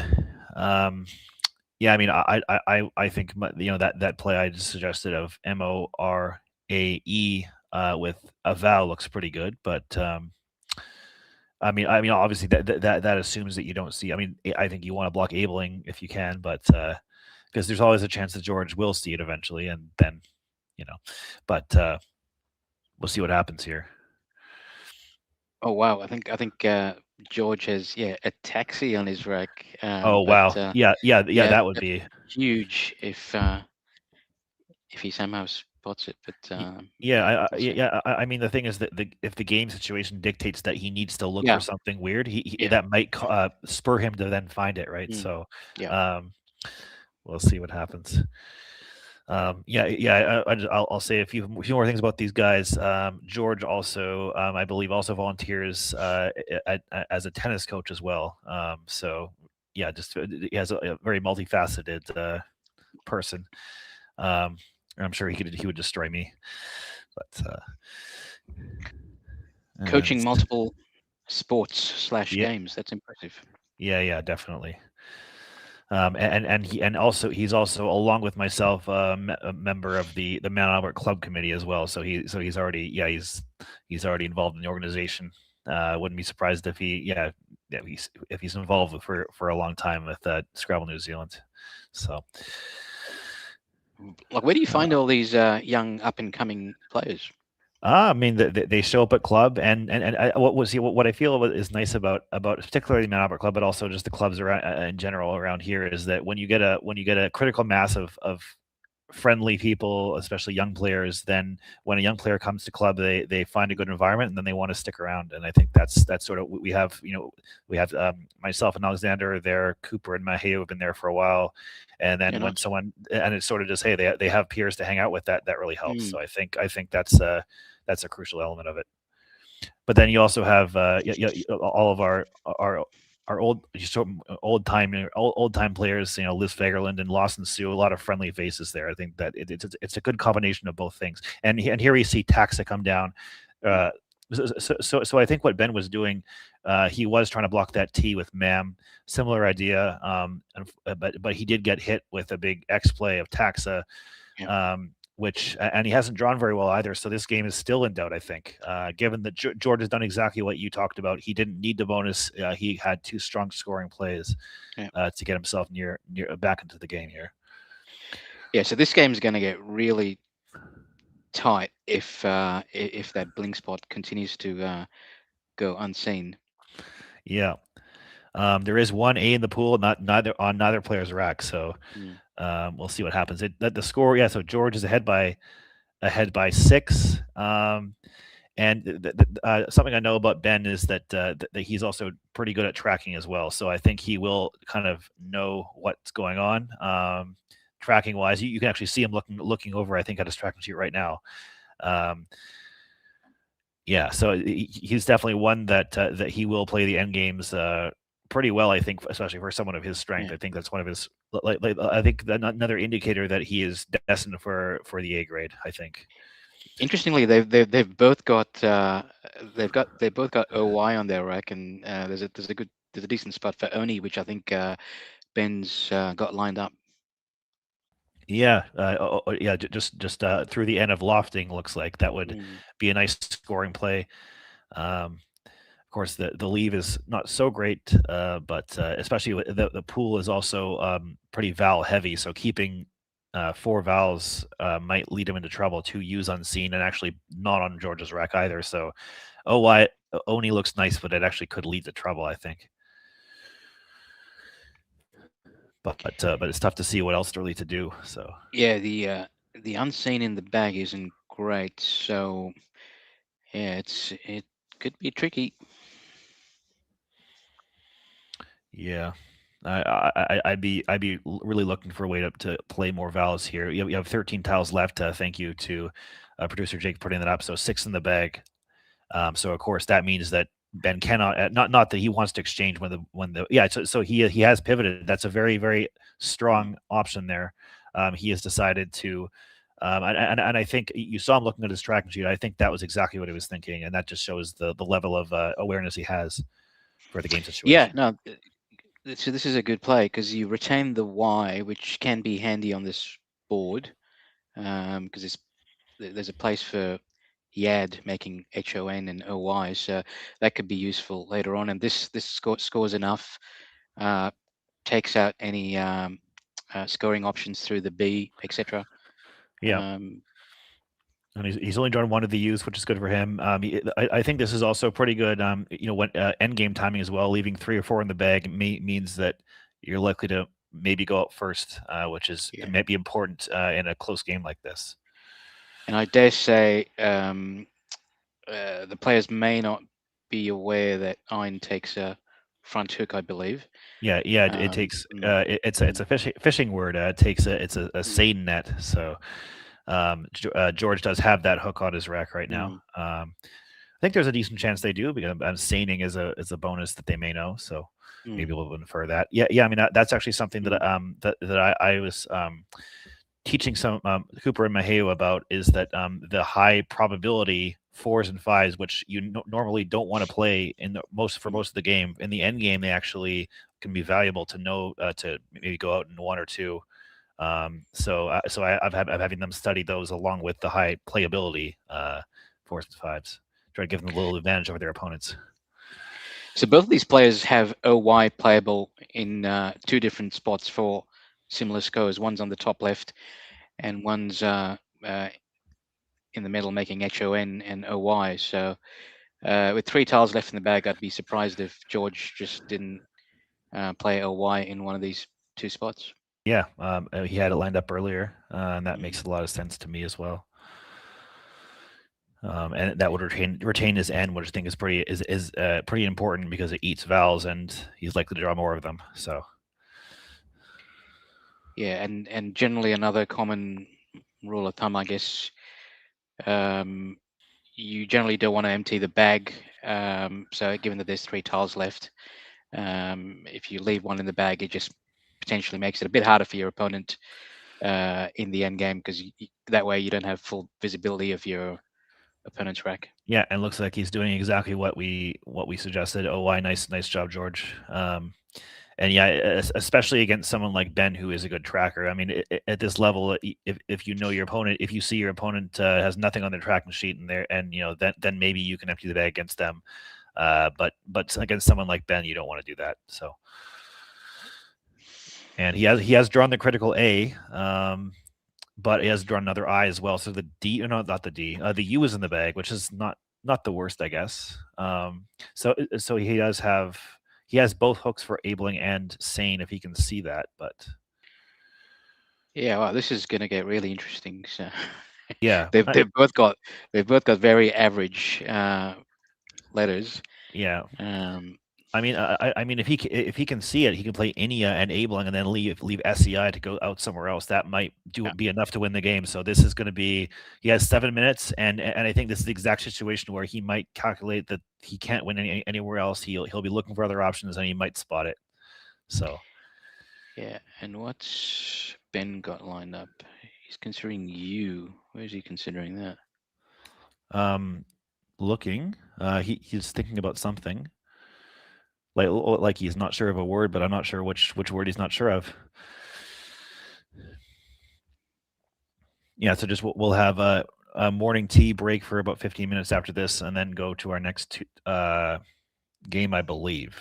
So, which is an exciting one, by the way. It is Lewis Hawkins against Alastair Richards. So the second we saw Alastair win against Lawson on stream on the last day of day one, and we're seeing him again today as he attempts to claw back against Howard Warner. I mean, he won't be playing Howard, but in the standings, looking to win the first nationals he's played in a while. So really excited for that one. Yeah, and I'm looking forward to watching Alastair. I haven't I probably haven't seen him play or played with him since Causeway 2018. Wow, yeah. Of course, he a former Aussie and is now converted to a New Zealander. So you've probably played him many times in the past, though. So yep, and he's probably got the better of me in the last couple of years. Yeah. Okay, so we see Road holding on to YOU. He's going to get the bad news that he's going to draw another U, though. So I think this is George's game if he can find Inia and Abling, although I haven't calculated it. This could be GG for Ben. Interestingly,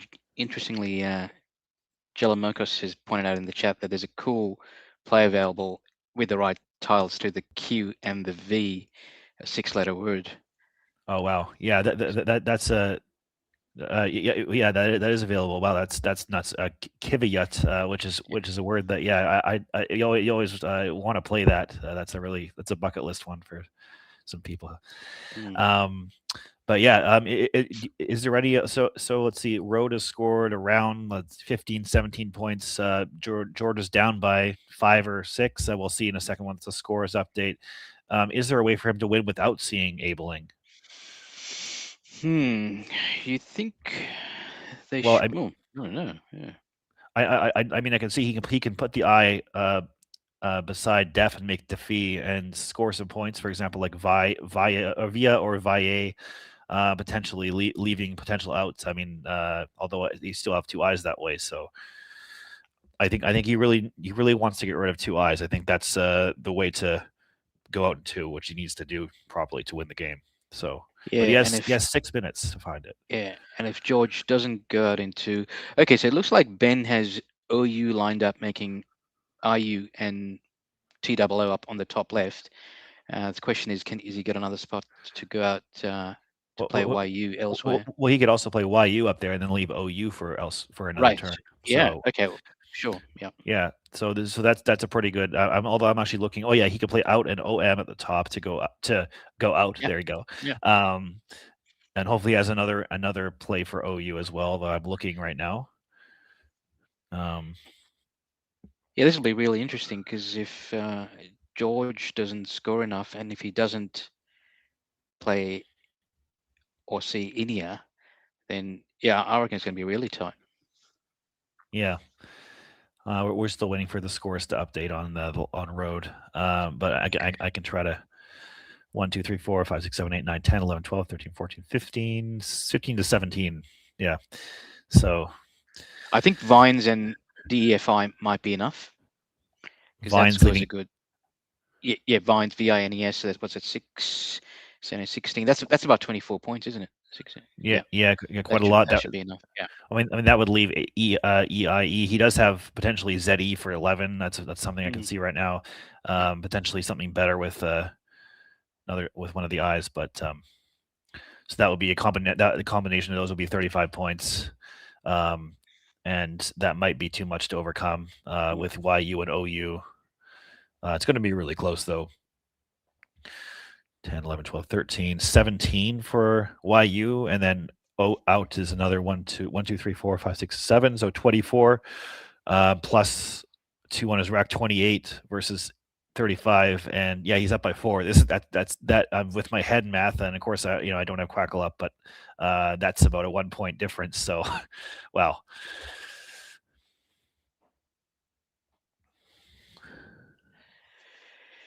And George is gone.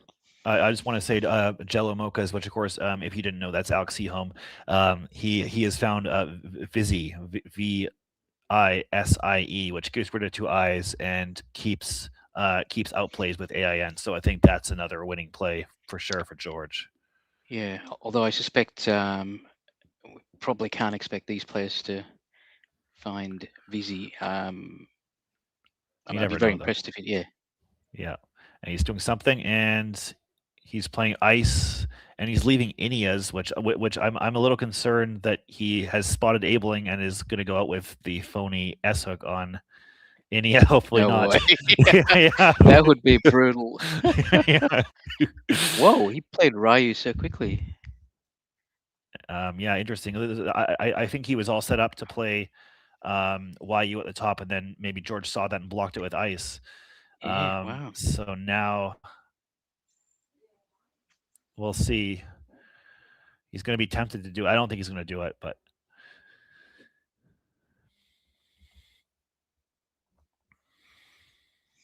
and Alex says, yeah, Vizzy's not blockable, so AN first should win. But yeah, we'll see what happens in this actual game. Very, very close. A couple minutes on the clock for each player. 4-point lead for Ben. George to play here. Yeah, this is George's win still, isn't it? With Inia, I'm not so sure. Inia's, if he does get it, it'll score. Okay, he's playing just Sin. That's going to score 9, 10, 11, 12, 16. He's ahead by 12, but he's going to but then that's only 8 points after OU. OUT does that score 8? 1, 2, 3, 4, 7, right? So is that a draw? No, I think that's a 1-point win if he doesn't find another outplay for George, right. I think. But is there another outplay for Ben? And the other thing is, do they have the scores right? Actually, no. He has OU and Han in the middle. Yeah. That wins for sure. Yeah. Wins, so if he finds that, yeah. Yeah. So he needed to find plays through the V, I think. Yeah, but it's not a guarantee. Ben's going to find that spot in the middle. That's a little tricky. Yeah, he's only got 90 seconds. Oh, there you go. Good job. Good job. Wow, this is. Oh boy, that's brutal. This is I think one of my favorite games I've watched. This is one of the closest end games, and yeah. So really appreciate being able to commentate with this one with you. I hope you enjoyed it too, Naween. Yeah, that's been for sure. It's been very. And there's Ben. I'm happy that Ben had a good experience on stream the first time, especially being too nervous to do it last year, and then this year I think he's enjoyed it. So yeah. And we'll see if we get to interview either of these players. I think we have a morning tea break next. Depends on whether these players want to have a little bit of a debrief or they want to have a little bit of de-stress with some coffee. We'll see which one it is. Sure. Yeah. We might cut to overhead mic maybe to see what they're thinking or not, but we'll see. It looks like Ben is just taking the toss right away. I'm not sure if he's in the mood, but that's okay. That was a great game by both players. Really excited to see how these two progress in the future for sure. Yeah, no, they ran their clocks down as well, so you used up a lot of their time, which is good. Yeah, and looks like he's getting the mic on, maybe. Yeah. Hello, Ben. Can you hear us? This is Chris and Naween Fernando from Australia here. Hi. Hi, Ben. How are you? Good. Yep. Yeah, so that was a really exciting end game. Really good find of OU at the end because if he just found out at the top, he would have lost by 1. So really nice spot. Yeah, I mean, I just barely saw that OU in the other place, and because I saw out over there, and I was like, that's not enough. So I had barely enough time to look for something else. So yeah, no, well done to spot that in the 90 or so seconds that you had left. I had a question about when you played EINE. We saw you'd set up ONY as well. Can you tell us why you went for EINE instead?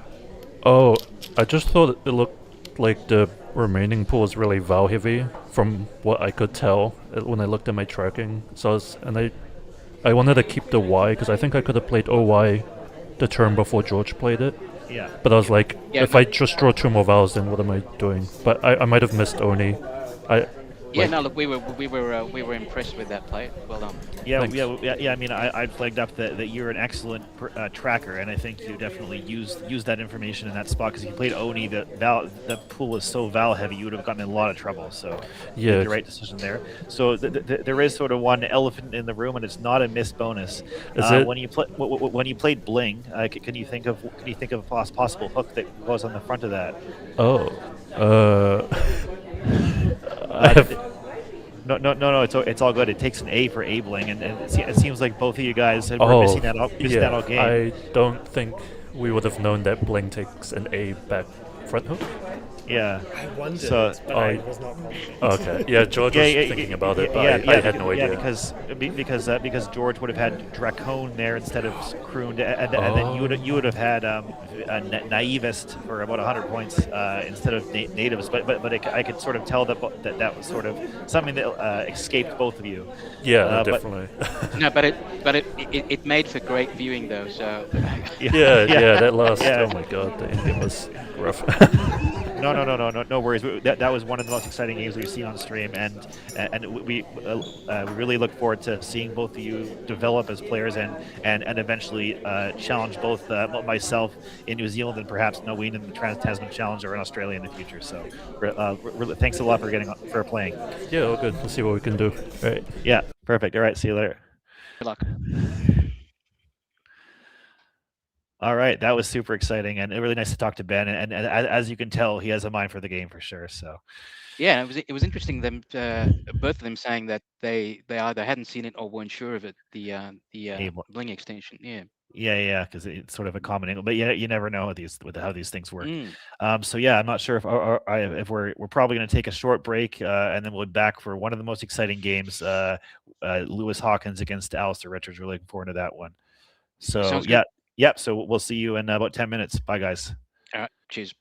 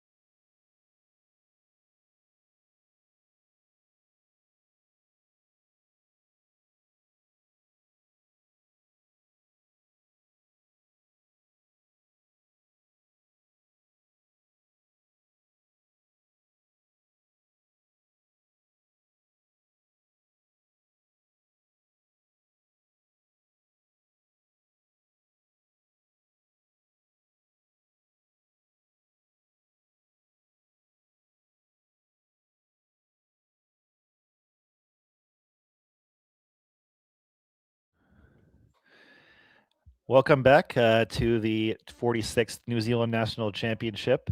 We just had a great game between George Dodd and Ben Tuitahi in C grade, but we're moving up to A grade now, and we have one of our, well, probably the marquee player that we're all wanting to see, Alastair Richards, originally from Australia and now New Zealander. And of course, we have an Australian and sort of a New Zealander to talk about it.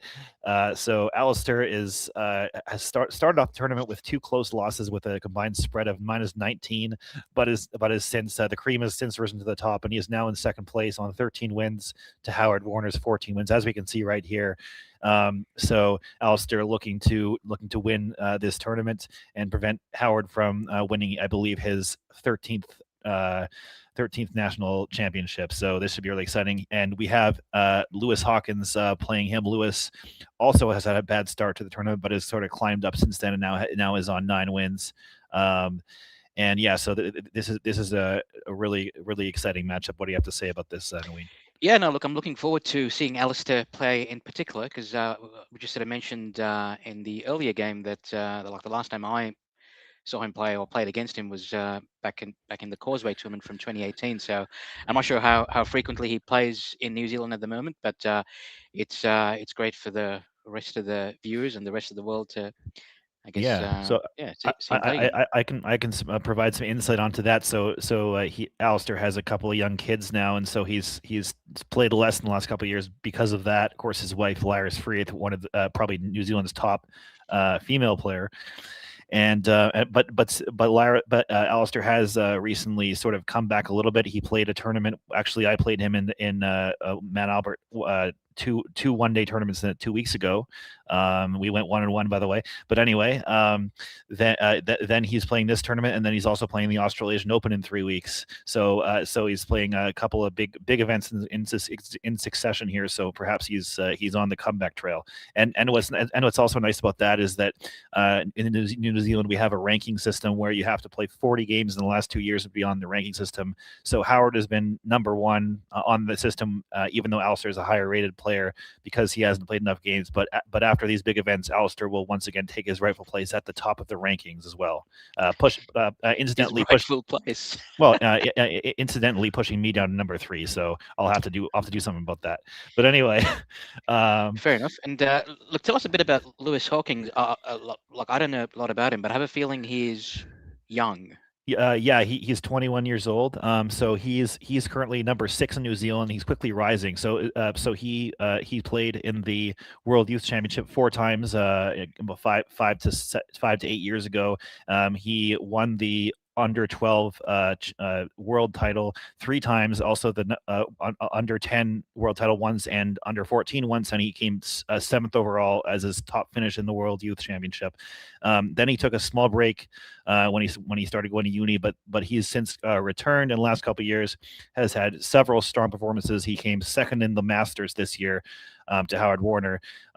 He also came 2nd in the Nationals to Dylan Early last year as well. So in these big events, he's done very well, and he's also New Zealand also has a system of grandmasters and experts. You have to be in the top 10 of the New Zealand rankings after 3 separate tournaments in the span of a year in order to earn the title of grandmaster. And Lewis is our newest grandmaster, having earned the title last year. So fantastic, quick rising player. And Alastair is a former youth player as well, so it'd be great to see how these guys match up. Yeah, absolutely. I'm actually not sure if they've played in a while, so this should be fun. Actually, well, I mean, they played earlier this tournament. I can actually quickly see how that game went. Let me see. Looks like Lewis scored 468 points and lost the game because Alastair got over 500. So that was a barn burner, and we'll hopefully get to see another one here. And it looks like Lewis is first to go. He may have just gone for a quick break. Yeah. So while we're on this break, this is something that maybe New Zealanders don't know much about, is Alastair's history in Australia. So why don't you talk anything about what you know about that? Well, he's been playing since he was a young kid, and I think obviously introduced to Scrabble by his mum Karen, and he exploded, and he was probably. He probably reached #1 in Australia at some stage as well before moving to New Zealand. Yeah, and I believe he might be in 9th or 10th on the WESPA rankings as well. I think so top 10 in WESPA, and of course the 2021 virtual world champion, defeating David Eldar, a player you know well, I'm pretty sure. So, and as we see, Lewis immediately playing Aliyah right away with a rack of 3 A's. That looks like a good play. Keep holding AE here. It probably is his best play. So yeah, no, good. And good I job believe to find it. Yeah, I believe that takes an H, which I'm confident both players know about. So this is sort of a contrast with the C grade game, where if there's a weird hook, I fully expect, especially Alastair, but Lewis as well, to probably know it. So might a different complexion when it comes to those words. Yeah, it looks like Alastair's got Ulie lined up. Not sure exactly where he's going to play it, but it's sort of a bit of a clunky rack, and he probably wants to get rid of the U and the Y perhaps if he can.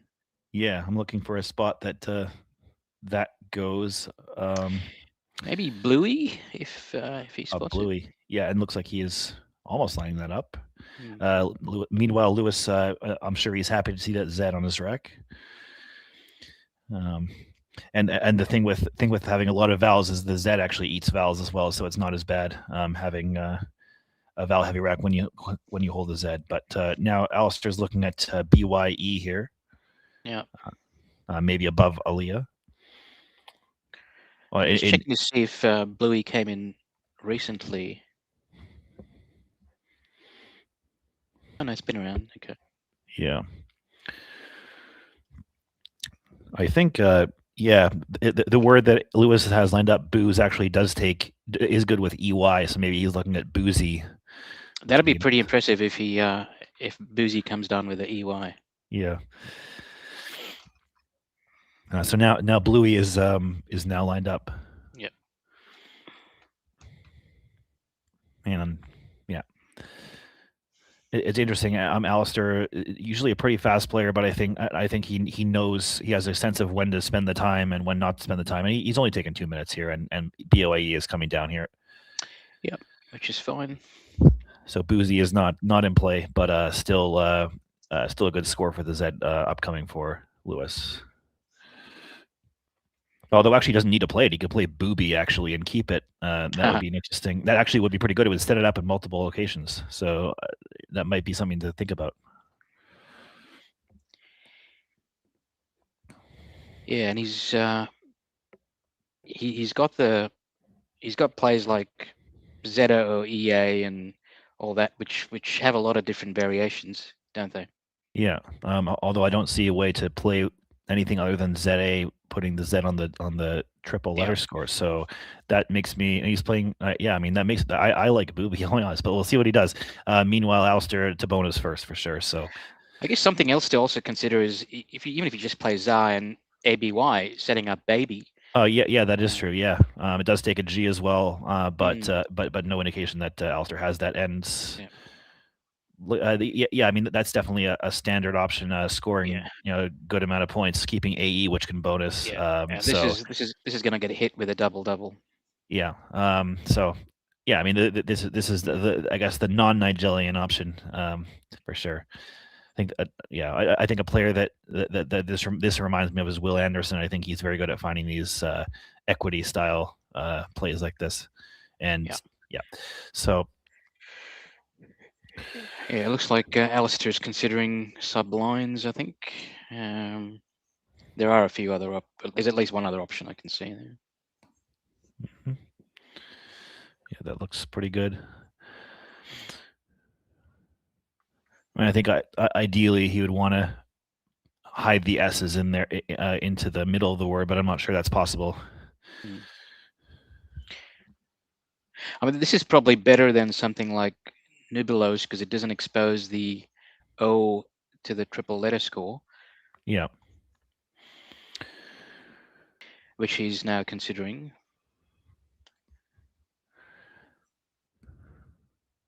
Nubulos. Yeah, I mean, that doesn't take an S, though, so perhaps a little bit of a trap, although I don't think Lewis is going to be it would be pluralizing that one.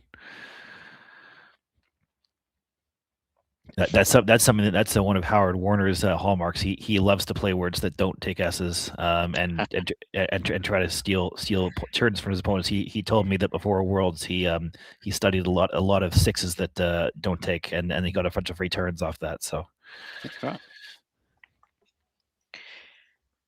And here comes sublines, like you suggested. So a little bit of a early lead for Alastair, although the X certainly could go in a few places here. Although actually I was reading the board upside down. UX is not a thing. So no, he's got XQ and Vax, doesn't he? XU and Vex. Yeah, he does. Yeah. He just doesn't go onto the double or that blue square. Right. Yeah, got it. Because I was reading the board upside down. I was like, oh, he Sure. has XO. No, actually, he does. Anyway. And Alastair's actually pricked quite well. Yeah, I mean, he's almost has the same rack that Cooper had against Lev when Cooper could have had Hosemen. And unlike a player that has been played for only a couple of years, Alastair would be sure to find that. But okay, and Vax is looking very good, keeping lead. Lewis done a good job of keeping pretty decent leads every turn. So I think that looks like what I expect him to do. And there he goes. Yep. And actually, yeah, there actually is a bonus here for Alastair, and whoa, okay. It's it is through the blank actually. So yes, I think I spot it. Yeah. Yeah. Does it start with an E? It does, yes. So that it's always hard to spot bonus, at least for me anyway. Bonuses through blanks. Well, not only that, but it perfectly fits. So you could convince yourself that it actually goes off the board, and so that looks like devalued for Lewis, I think. So I think we're going to see bingo bango, as they say, bonus one player and a bonus from another player right back. Indeed. Okay. Yeah, he's got him lined up, which was the first thing I saw. Will he continue to look through that blank to see if there's anything there? Yeah, interesting. I guess he's looking at Heem potentially. That potentially could block devalued if he plays Heem as a full overlap of subline. So, although so that might be a psychically good play. It might actually wake up Alastair. Well, especially because he has a better rack than Lewis. So if they both don't bonus, that is actually advantage Alastair. So, as it turns out, Indeed. Yeah, here we go. So that's that is that the world champion difference right now? I don't think so, but still the psychic difference. Yeah. And so Lewis, I'm sure, is unhappy with that, and he's gonna have to pivot. Yes. Oh, and Alastair is rewarded for his play of as you do. Yeah, and that's transes and a bunch of other all the other things in that rack, which I should probably be able to find immediately. Just SarsNet as well. So yeah, it's a tough spot for Lewis after his bingo got blocked. Yeah, down by about 50 points, and so what would you be considering here? I'd be certainly be looking at overlaps still of Heem if I could find one. Yeah, that's probably the first place you'd look, and it's hard finding three-letter players making ES. Yeah, that's the problem. Yeah, of course, he has a couple of twos that don't take an S, which being DE and EE. I don't think he's. I don't think we'll see either of those phony threes come out here. And then of course the expurgated one as well with the L. So I guess if he's looking to dump the U and the V, he could probably consider something like Vendu through the EN. Oh, that is quite nice. Although of course, you have to put an E on that as well. Another expurgation coming up because Vendu without the E used to be good, but yeah, interesting and difficult here. Yeah. I mean, you really want to get rid of a duplicate D, so something like value to the E is not too appealing to me. If he had an I, there's visual, which is a cool 6, which Howard probably knows because it's one of those that don't take an S. Yeah.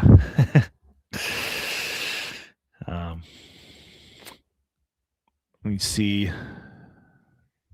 Yeah, we see in the chat a suggestion for Alastair of Ernest's making Aaliyah's, which is a very nice option from Alex Elam there in the chat. Yeah, question is, would he be sure that Aaliyah takes an S?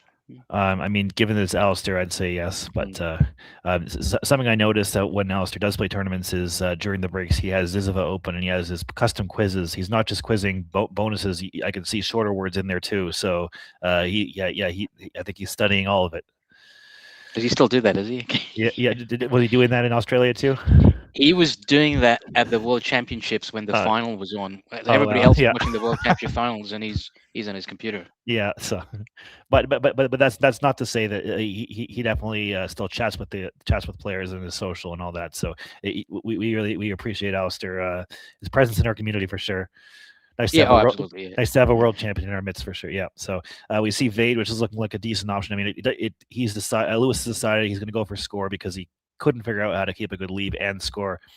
Sometimes you just have to compromise and do one or the other. So, and I think when you're behind, you want it against someone like Alastair. You can't be scoring 10. You know, you have to keep the scoring pace up. So.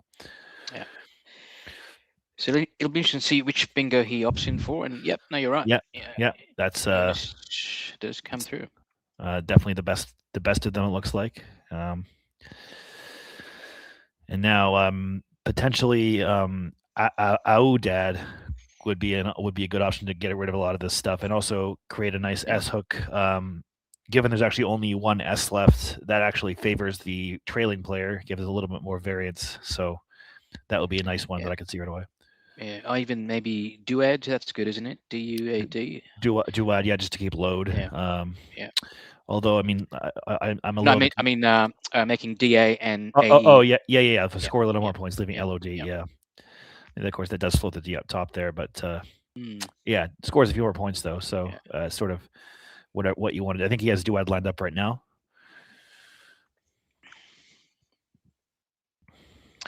Yeah, so we need, or at least Lewis needs for his rack to materialize real quick, given that he's down by over 100. Yeah, for sure. He definitely needs to draw that other blank, I think, for sure, eventually. But and yeah, I mean, I guess the good thing is that for him is that Alastair doesn't have the greatest rack himself. So that's step one. If your opponent is getting great racks every turn, you're not coming back. So at least he has that going for him. But yeah. Yeah, I mean, just in terms of Lewis, despite being 9-9 after 18 games, this time is of course a very tough field. He recently won the Canterbury Open, which was also in Christchurch about a month ago, going I believe 13-1. Blue Thorogood was also in that field. Yeah, he did. That was a very nice win, and he also won a lovely trophy for the most creative word played, which was Baiju, which is a new CSW 24 word, BAIJIU, which is a Chinese alcoholic drink, I think so. And we see DOD here. I think he balked at putting the D at the top there. And I think that makes sense. If you allow Alastair to dump his tiles for 27 points, then you're not coming back. So yeah. Yeah, I guess can't fault him for that. Although, yeah, he needs to either start scoring or start bingoing pretty soon. Yeah. And actually, I just want to mention that both of these players have been involved with coaching youth players in the past. I think Alastair met his wife Lyris at a youth coaching event, maybe in Wanganui. I can't remember exactly where. But of course, Lewis coaches Lev Rock, who we saw earlier, and is winning the D grade. Coaches him a couple times a week. So really appreciate both of these guys for either current or former giving back in that way. So I think Alastair would have probably met Lies at some of the previous Trans Tasman events as well. Yeah. No, for sure. I think it was a combination of I think it may have been a coaching event attached to a Trans-Tasman, I think. And of course, Laris, if you're in the chat, you can correct me. But there was actually Laris is our retiring forwards editor. She's sorry, forwards or layout editor. So we have a editor for the content, and we have the one for the layout. And Laris is doing that for 10 years. And she recently put out a profile of herself, and so that was really interesting to read that one. Another player, by the way, that I think 0-3 against Lyra, so another one that I need to learn how to play. But anyway, so he's got I think he's got a cool 3-letter play, making Dent and Emu, perhaps Tut and EST. Yeah, I think we have a suggestion from Alec in the chat of up by, which would score a few points and get rid of the U and the P. What was the play you're suggesting? Just making Tut and Dent. Oh. Yeah. Well, that's quite a nice overlap. Yeah. I guess as the only issue I see there is that it does right now. There's no S hook down there, and that would create a touch spot that you might not want to do when you're ahead by this score. But yeah, I mean, there's only one S left there, isn't it? Yeah. Yeah. There are one S and one blank. Yeah. So. Not the biggest thing in the world. It's just when you have a stranglehold on the game, you don't want to give your opponent lifelines like that necessarily. Yeah, I'm just not a big fan of up by just with the leave, and it doesn't really there is a 5-letter word with that leave of GIATT, but that doesn't play anywhere. So, yeah. And what is that? Gopt. I don't think that's a word. I also don't. I don't think he's doing that. Yeah, I guess he's got tit ups and putties. He has tit up lined up right now. Perhaps making ST. I don't know. Making ST. Yeah, that would be interesting. There's one. Yeah, one. Oh, actually, there's no Ys left, so that actually is a lot safer. And I'm sure he's keying into that STY is not in play if he makes that option. So. Yeah, I mean, that is something I noticed playing Alastair. I've only played him, I think, 4 or 5 times, but he likes to keep the scoring pressure on when he's in the lead. And so tit up is a play that fits what I would expect from him. Yeah, 100%. Like knowing Alastair, I can't see him playing off 2 tiles here. Yeah, it's just not his style. Yeah. So. Now looking at Lewis's rack, it's not looking appealing, so he's going to need a lot of luck to get back into this one. It looks like he's considering apt and zapped, but the leave of GUIT is yuck for me. Well, actually, the thing with those 4 tiles is you can duplicate them and you can make a word, Geet, which shout out to Gunther Jacoby from Portland, Oregon. That was his ISC name. One of my good friends from over North America there. So, and also a Collins player, by the way. So. Oh, what's he selling for golf? Okay, interesting. As he's playing guy. I think he's blocking that bonus line to the D. I think. So he's sort of going for hard defense, and that just sort of goes to show that even though maybe scoring first, more open board player, he's very adaptable to situations, and if he feels like he can win by shutting down the board, that's what he's going to do. So. And he's picked pretty well. Yeah, for sure. Could see another bingo coming down if Lewis doesn't block that spot, assuming that's the only spot. Yeah, decides to open it. Yeah, so. Oh yeah, he does have one through the G. And Lewis he's playing darn, just scoring some points, but that's going to lead to a quick bonus from Alastair. Yeah, this could be all over. I think Lewis needs to draw the blank right now, and he has ringettes lined up right now. Inertrist might be I better, noticed. I guess it doesn't open as much. Yeah.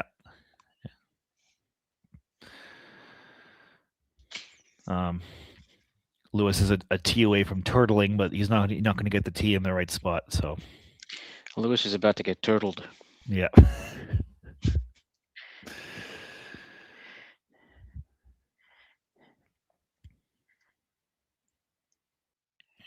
and Looks like a bit of a lag on the stream, is it, or was it just me? no, I saw the lag as well. So Yeah. apologies, everyone. We're doing our best here. Yeah, it's just webcam lag. So hopefully we can sort that out soon. And get back to this this game, and we see. Do we? Oh wow. We see. I think is that resulting. That's. Oh wow. Vader. Vader. But I mean, but the thing is that that is absolutely the right decision, even though it's a phony. Given the game state, that he needed to try that if he was at all unsure, because otherwise he's sunk in the game. So might be a Star Trek fan. Yeah. Oh yeah, Darth Vader. No. But yeah, that's to me that shows good awareness of the game state from Lewis, and that's actually something he's done in the past against me when he's been in desperation mode. So. That's actually going to help Alastair as well in the tournament. If he gets a big spread here, that's going to help him overtake Howard potentially if they end up with the same number of wins. So sort of an important situation. Yeah, I guess it was impressive for him to even spot it, I guess, in the first instance. Yeah. So Alastair actually doesn't have any playable bonuses. He does have 2 8s that through 2 different tiles. But neither of them are on the board in open spots. So we can't see his tiles right now, but they are MIIOLAC. So he has a bit of bonuses through a T or through an A. I saw the one through the A immediately. The T one, not until I looked at my trusty phone, but.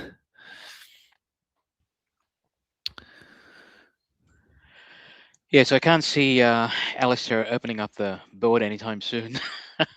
No. Although he's got full visibility of Lewis's rack, so it'll be interesting to see what he does here. I mean, the thing is, when you get enough ahead, then you can actually start playing just for spread. And that's then what, like, once he's locked up the win, he's going to want to win by as much as possible. So I wouldn't be surprised if he's up by more than 2 bonuses that he just decides to open the board and go for a 300-point win.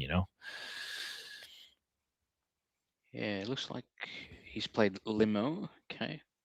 Yeah, he's played Limo, which decent score there, and I don't think he's going to mind drawing those scoring tiles off the H and the W to keep counting up the scores. So.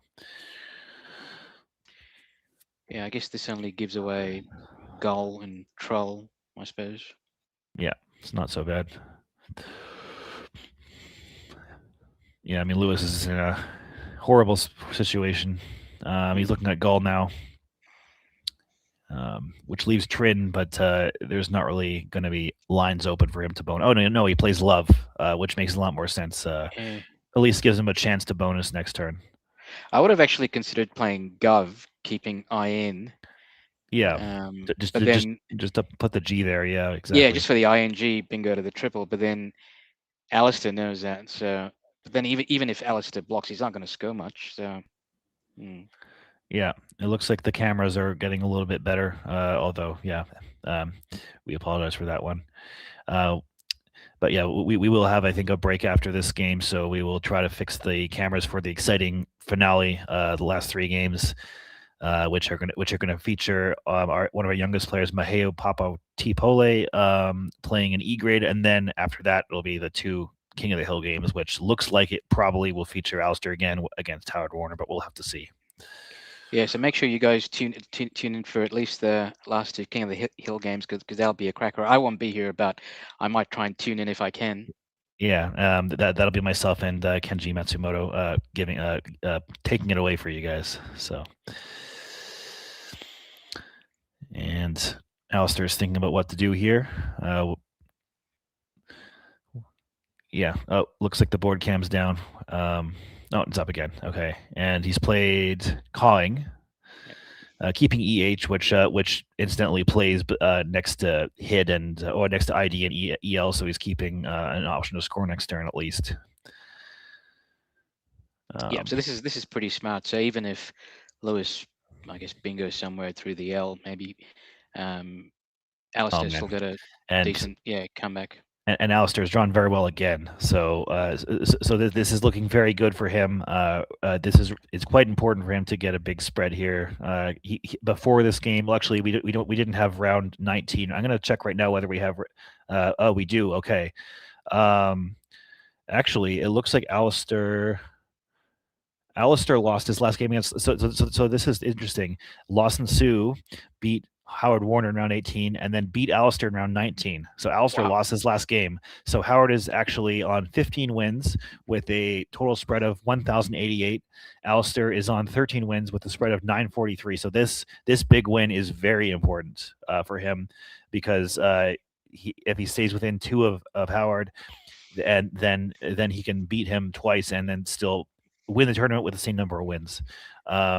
So here comes looks like Laughers, I think. Yeah, this is brutal. Yeah. This game, I guess, has turned into a bit of a laugher. I'm surprised Lewis didn't even challenge it. I mean, I guess he's 100%, but at this stage, I'd be challenging even if I was 0.01% unsure. Yeah. And the ER words are notoriously tricky to know which ones are good or not because there's a lot of them that look like they're words and they're not words. So, so Lewis still with 1 vowel. Unfortunately, he played off his J, but he did not. He drew, I think, FR FN, which is brutal, and just not his game. I'm happy he at least beat, or not that Lawson lost, but he at least won a game against Lawson earlier on stream because he's had a run of at Masters, I believe. Even though he came second, he played 3 times on stream, lost them all, and then won almost all of his games off stream. So we really appreciate that. I don't think it's a stream. I think it's just variance for him. I think he's a pretty cool customer. But it's just too bad it's gone that way for him. Yeah, what do you even do here if you're Lewis? Do you exchange? Yeah, I don't know. This is maybe. I'm not really seeing much. I don't think there's any plays even to the L at all. So it's just except for Turl, which you're never doing. So Turl and Nurl, like it's just not. Yeah, so you could play Nurl, keeping FRNT, hoping to pick up Seafront next move. Oh, that would be that. I mean, that's quite cool. Maybe you need to try something specific. We might as well, right? So, and he's just playing Earth. And he's. I mean, you can potentially bonus with a good draw next turn. We look at the unseen tiles though, and they're pretty ugly. Only he needs one of those 2 E's, and there's a lot of clunk in there to draw as well. So, including the Q. So hopefully. Although the Q has a home up top of calling for 44 points.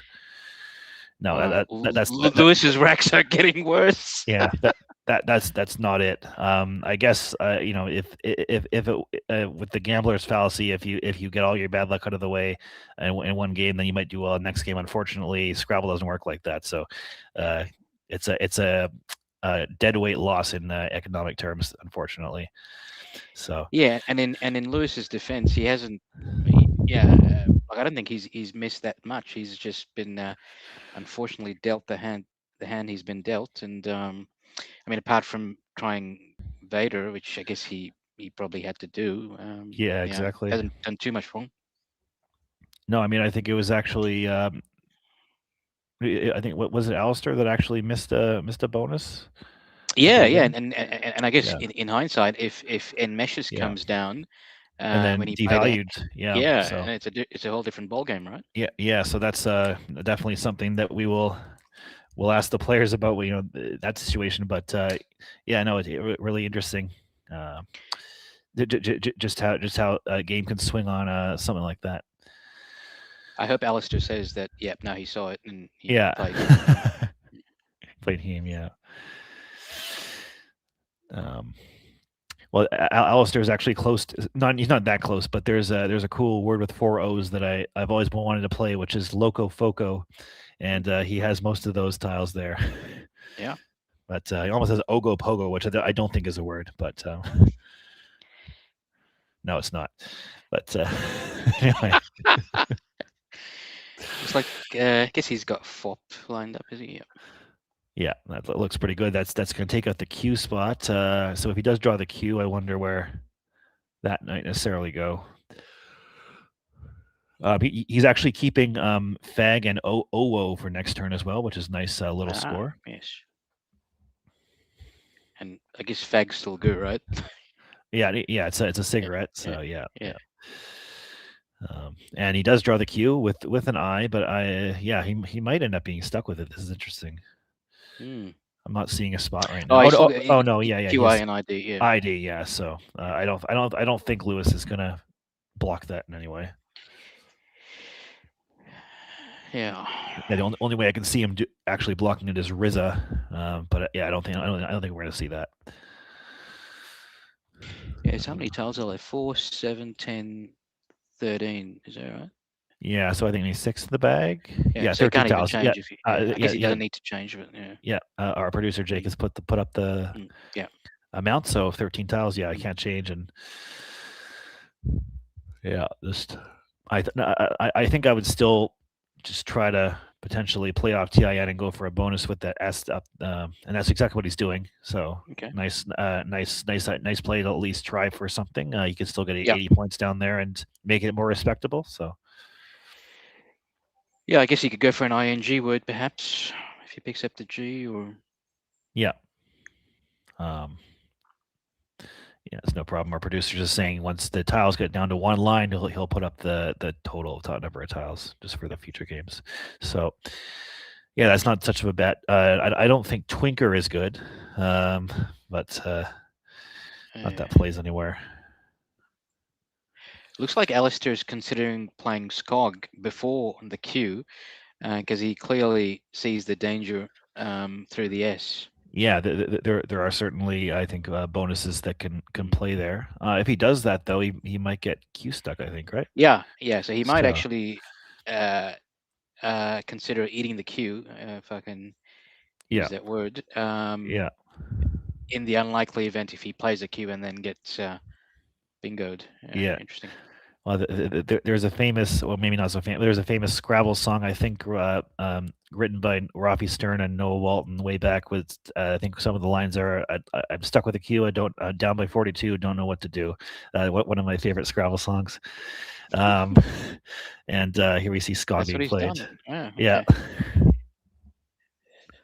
So expect the ID spot to be blocked. We see Lyris in the chat says, "Thanks for the shout out, guys. Just saying cheers. Nice to see Lyris watching her husband winning potentially not only the stream game but potentially the national championship as well. We'll have to see."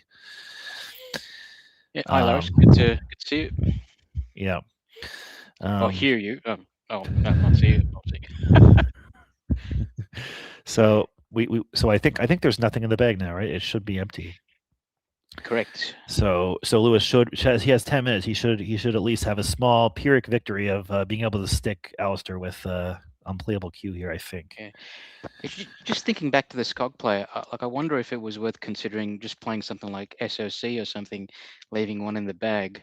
Yeah, just to make Lewis not. Yeah, but I mean, it's pretty likely that from Lewis's perspective that Alastair does have the Q. So I think Lewis would still try to block. Either that or I guess one of the issues there is that Lewis could then play one tile off, for example, like EW or something, try to hit a bonus so then Alastair would choose between blocking the bonus or getting his Q off his rack. So I think maybe that was part of the reasoning. Yeah. Although if he plays EW, then Alastair knows his rack. So yeah, exactly. Yeah. He can easily decide whether to block or not. Yeah, of course it does create. EWK would be potential there for So yeah, I mean, of course there's no possibility of these, but there are 3/8s on this rack. One of them is twerking, of course, twinkler and knitwear, but those are what was something that you have to understand once you start playing this game is that you need to focus on what's actually on the board and not focus on potential bonuses that are unplayable. Otherwise, you just get frustrated. So. Yes, it looks like Lewis has Q all set up, but if he does that, obviously Alastair gets to play his Q. Yeah. So you wonder what he's gonna opt for here. Yeah, I mean, I quite like just playing RIZA right now, just scoring 13, and then you can potentially play I mean, he might get blocked with Tool or something, but Yeah, it's still exactly. it's definitely still better than allowing the queue to get put into play. Yeah. So Yeah, it just depends if he just wants to get this over with or turn it into a yeah. KG I mean, I cue mean, stick. from his perspective, he does have 10 wins, so he is 10-9. He'll be 10-10 after this, but yeah, he doesn't have a chance to win the tournament. So it's just a matter of how much he cares about the spread difference, which only affects his West rating a little bit, and his New Zealand rating not at all. So. Lewis though does have. I do believe he is. If he stays above 1800 in the WESPA rankings, he will become WESPA master after this tournament. So he has something to play for here. He has 2 norms right now. So that's of course for anyone listening. When we say Lewis is already a grandmaster, that's the New Zealand version of it, which you need to be in the top 10 of the New Zealand rankings after 3 tournaments in the space of a year, which Lewis achieved last year. And of course, New Zealand only recently rejoined WESPA, so a lot of our tournaments were not rated by them. But now a lot of our recent championships are, and that's why you see some of our players reaching these norms. And Lewis, I think, with his 10-10 record and with a few more wins, is likely to hit that mark. So, well done by him if he does do that. So this is interesting. He's gone for EWK, and I guess the plan here is to go out in 2, which is probably fair enough because, yeah, look, I don't mind this play. Yeah, I mean, yeah. Again, it's not bad. I wonder if he's going to realize later on that he could have blocked the queue, but that's no worries. And I think he did, but he probably figured that Alastair could just continue to score with plays like OWO and and keep scoring and and by blocking the QI spot, he can't go out in 2 either. So the difference is probably marginal, if that. Yeah, and it looks like Tinker is coming down. And Alastair. Yeah, but we'll have to see how what Howard did in this last game. But looks like Tinker coming down, and yeah, Alastair to win by 240 or something, which will really help him out. So yeah, GG. Yeah. So yeah, we after this game, I believe we're going to have a production break and lunch. And then I'm not actually 100% sure about that, but we'll confirm with the schedule. And we'll leave it up to the players whether or not they want to get interviewed, or probably just Alastair. I don't think Lewis is in the mood, but no, I wouldn't be either after a 200-point pummeling. No. So we'll see about that, but yeah, just this is coming down to the wire for sure. Really exciting finish, and let's listen to the players. Yep.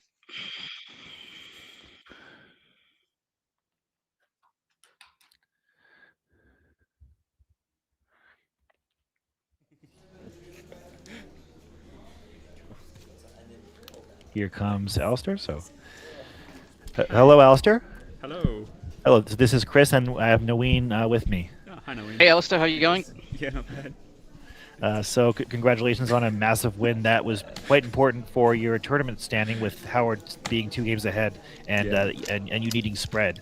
So Naween, do you have a question for Alastair? Yeah, look, let's start with hopefully an easy one. When you played GAUP, G-A-U-P, what were the other players you were considering? Because we could see you were considering Tit Up. Did you consider Tut making Dent, perhaps, or even Up By? Yeah, I considered doing Tut there, or Apt under the ZA in the kind of top middle. I guess with hit that position, the fact he'd just open up a D and there's still plenty of E's left, I thought he's got a reasonable chance he might have an ED bonus. So I thought I'd just kind of take that out. G's still kind of fairly usable with an ING word in the middle there, but I thought that was probably the safest and slightly more turnover. Yeah, and it worked out well because you picked up RWN and bang, interest straight away. Yeah, it was a very unrealistic game where pretty much every time I picked up it was like almost perfect letters. It pretty much never happens, but I'll take it. So we were also wondering about your Skog play because of course you blocked that S lane but you risked the Q stick. So do you want to talk through that play?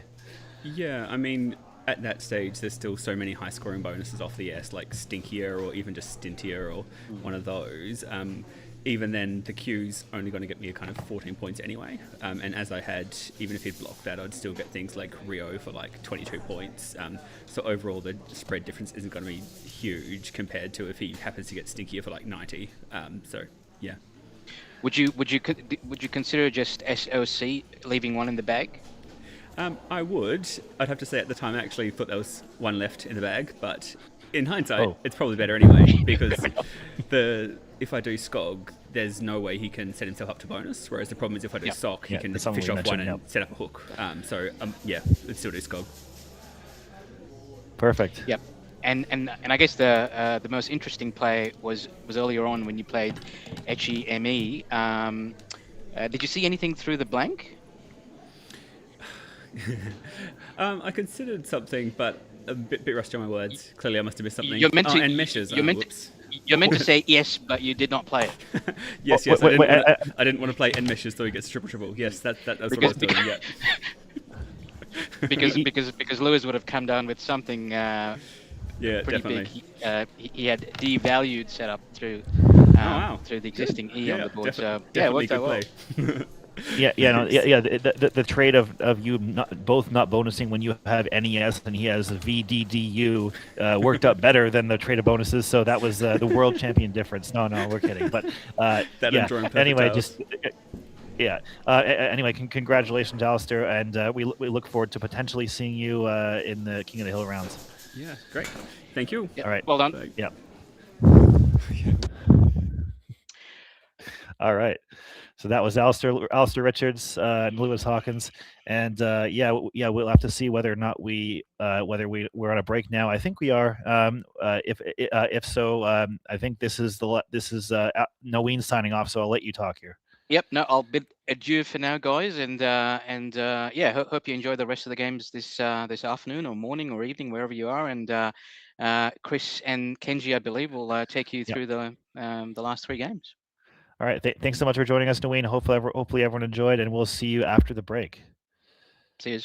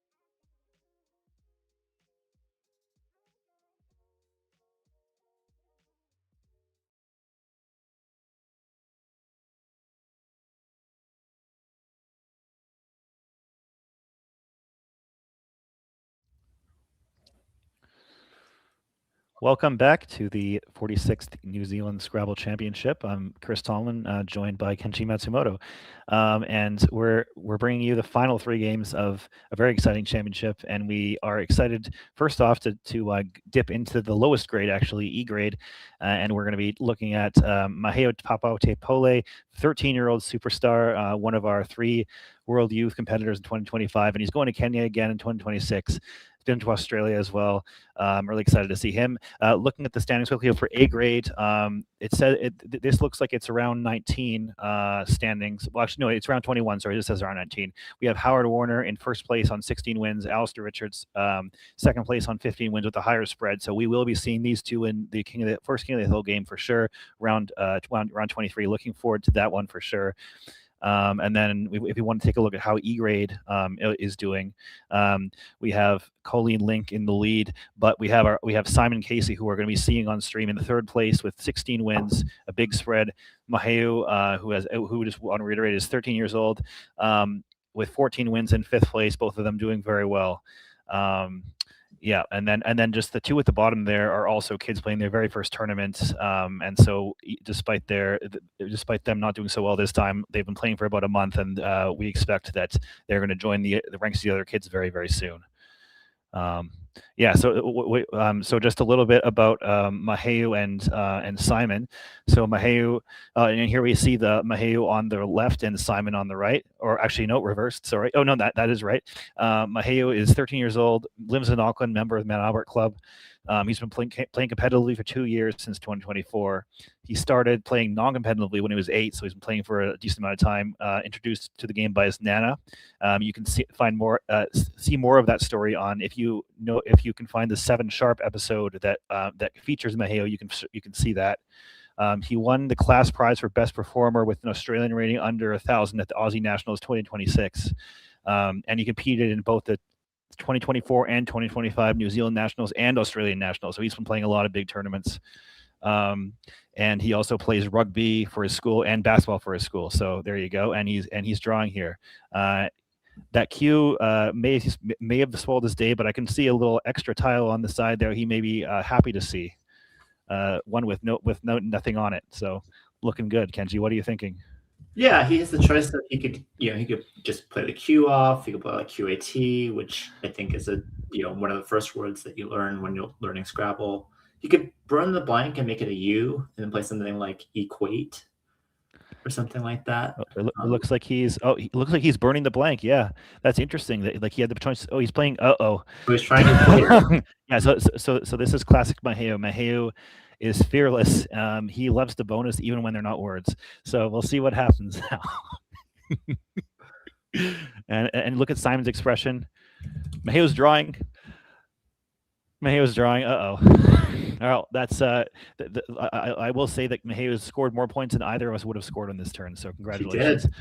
And, I have played equaler before, which is also not a word. But yeah, so I believe Maheu got away with a phony bonus against Cooper Ashley in the last in the 2025 Nationals when we streamed those 2 kids, and looks like he's keeping tradition up here.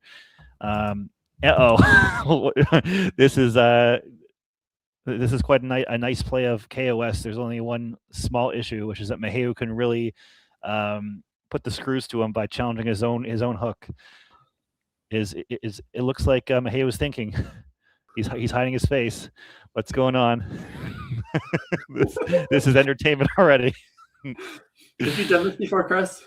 Have I done what before? Where you play it into yeah, for sure. Sometimes intentionally, but it looks like Simon's drawing as well. And just a little bit about Simon. Simon lives in Wellington. He watched our streams before jumping in to play competitively himself. So maybe one of our first actual members gained from this stream. So that's really nice to see. He hopes not to get thrashed by a 13-year-old on stream. That's what his bio says. And he's also the former President Kathy Casey's stepson, if you notice his last name there. So a little bit of family relation as well. And Maheu is playing math. Maheu is also a very fast player. He's fearless and quick. So we'll have to keep up as best we can here. Mateo does have the Y, I think, is his last file. It will be interesting if he tries the Y hook, because mathy is something that does kind of sound like a word. Yeah, that sounds like a Kenjiism, mathy. Yeah. We'll see. Does. And A lot of Simon with mathy people in our community. Simon with duplicate N's, duplicate S's, duplicate E's, and a P.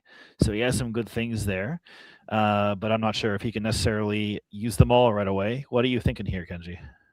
Probably just I would think just maybe something like pens, which he kind of has set up, or something with maths.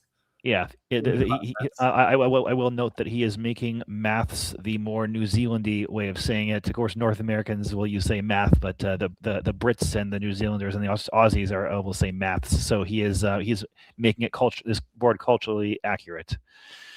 It is worth noting that pens does take the tricky O front hook. Yeah, I mean, definitely could show up. Interestingly, he actually would have had openness with his rack if there was an open O, but there wasn't. So. And looking over at Maheu, I can't quite see all of his tiles. He has D, E, F, O, T, Y, and something on the left there with worth 1 point. It'll be interesting. He finds the open hook. Oh, there's a V. That's a V. Oh, the whole time was a V. He's found phobia, which is nice. I mean, I do coach him most weeks on Monday nights, and I definitely have emphasized the playability. 5s in play. Well, that's a really nice find right there. The 5s by playability phobia is very high playability 5, so I'm not surprised that he's probably studied this list, to be honest. Yeah, very nice play. Yeah, that's going to score a boatload, like 50 points right there. And Simon, though, with a very good draw himself, the Z and another S, I think. So. Would you just be playing maybe ZO and ZA and keeping a very nice bonus lead? If he knows Sozines, that's like he has Sozines as well. Yeah, that's tricky. Sozines and Fovias. Yeah, of course. I didn't see that one right away, and I mean, I'd be really impressed if he sees that. I think we're more likely to see ZO and ZA keeping signs, but I'm not going to put it past him here. And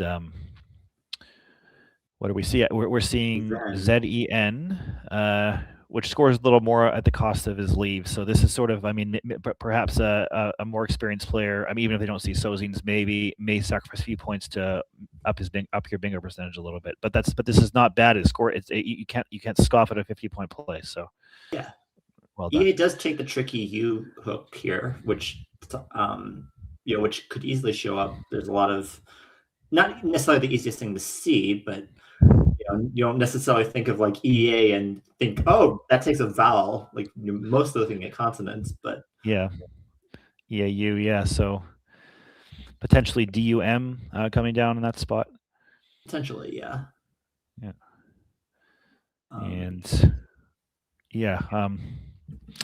If he doesn't see that. Looking for other potential options. He does have the Y hook on for KY, so he could potentially play something there as well. Yeah. What's he picking up here? He's picking up D. Oh, he's playing in the spot, but he's playing another. I think this one's coming off. Let's see. It doesn't look like there's any motion towards the clock, so I think this one's not coming off. And this is I mean, Maheu, I feel like is quite good at scoring a lot of points on it with opponents that are afraid to challenge or just don't think to challenge. However, worth noting that this is a good time to point out that if you aren't sure of a word, it's only 5 points. You should definitely challenge if you're given the choice. I mean, I do feel like in his development as a player, once he moves up in the grades, his opponents are going to start challenging the words like EAD, and but I think he's going to need to clean this up eventually. But for now, it's actually working to his advantage in a way in this field. So I just want to mention that Maheu. Well, let's first see what Simon is playing. Is it OBI looking like? That would keep 4 vowels, but it would get onto the triple there. Yeah. Scoring 20 points. Yeah, not a terrible situation if he gets it. He has that E floater right in the middle of the board that synergizes very well with those tiles. So, and he also has the other E in equators too. But what I was mentioning with Maheu is that 2 weeks ago he won his grade in the Mount Albert tournament, going 13-1 with a massive spread. And I also want to mention that Maheu's average score is 409 in this tournament right now. I think we're seeing sort of partially why this is. His opponents are letting him get away with some high scoring phonies, but that's fair play if they don't challenge. So, you know, so. I can see our Alexander Gander in the chat is I think he's enjoying this show that Maheu is putting on for us here. So shout out to him, co-commentator from last time, and yeah. So it looks like Simon has found slangers. Is that I have to check myself on that. That is good, and I think that's coming down too. So that's a really nice find. Simon, I think with his deficit, even if he doesn't 100% know it, might be a time to pull the trigger behind by a bonus here. Yeah, there's really, I mean, the only real alternatives here are through the E and opens. He can play something with Zias, I guess, but that's slangers. If he can pull the trigger, would be, a significant improvement upon over that. Yeah, and I just in case we didn't mention, Simon is actually in third place right now with 16 wins, so no slouch himself, and I think a quickly improving player as well. So we may see him move up the grades also in the coming years, and he's showing us why right now. So very nice play.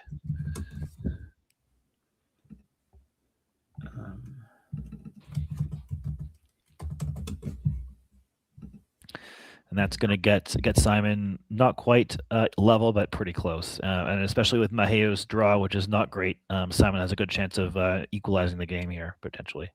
Yeah. I mean, Simon's going to want to, or Maheu's going to want to play through one of the vowels, and those plays don't score a heck of a lot. So, just one vowel in this racket, it's the ugly U. Yeah, and that makes perfect sense. That's a bit of a weird word, and Maheu is giving it 5. So we can see that Maheu is not as trusting of his opponents as he is of himself, which is interesting. But also probably correct as well. So that's an extra 5 for Simon Casey, getting him just a little bit closer.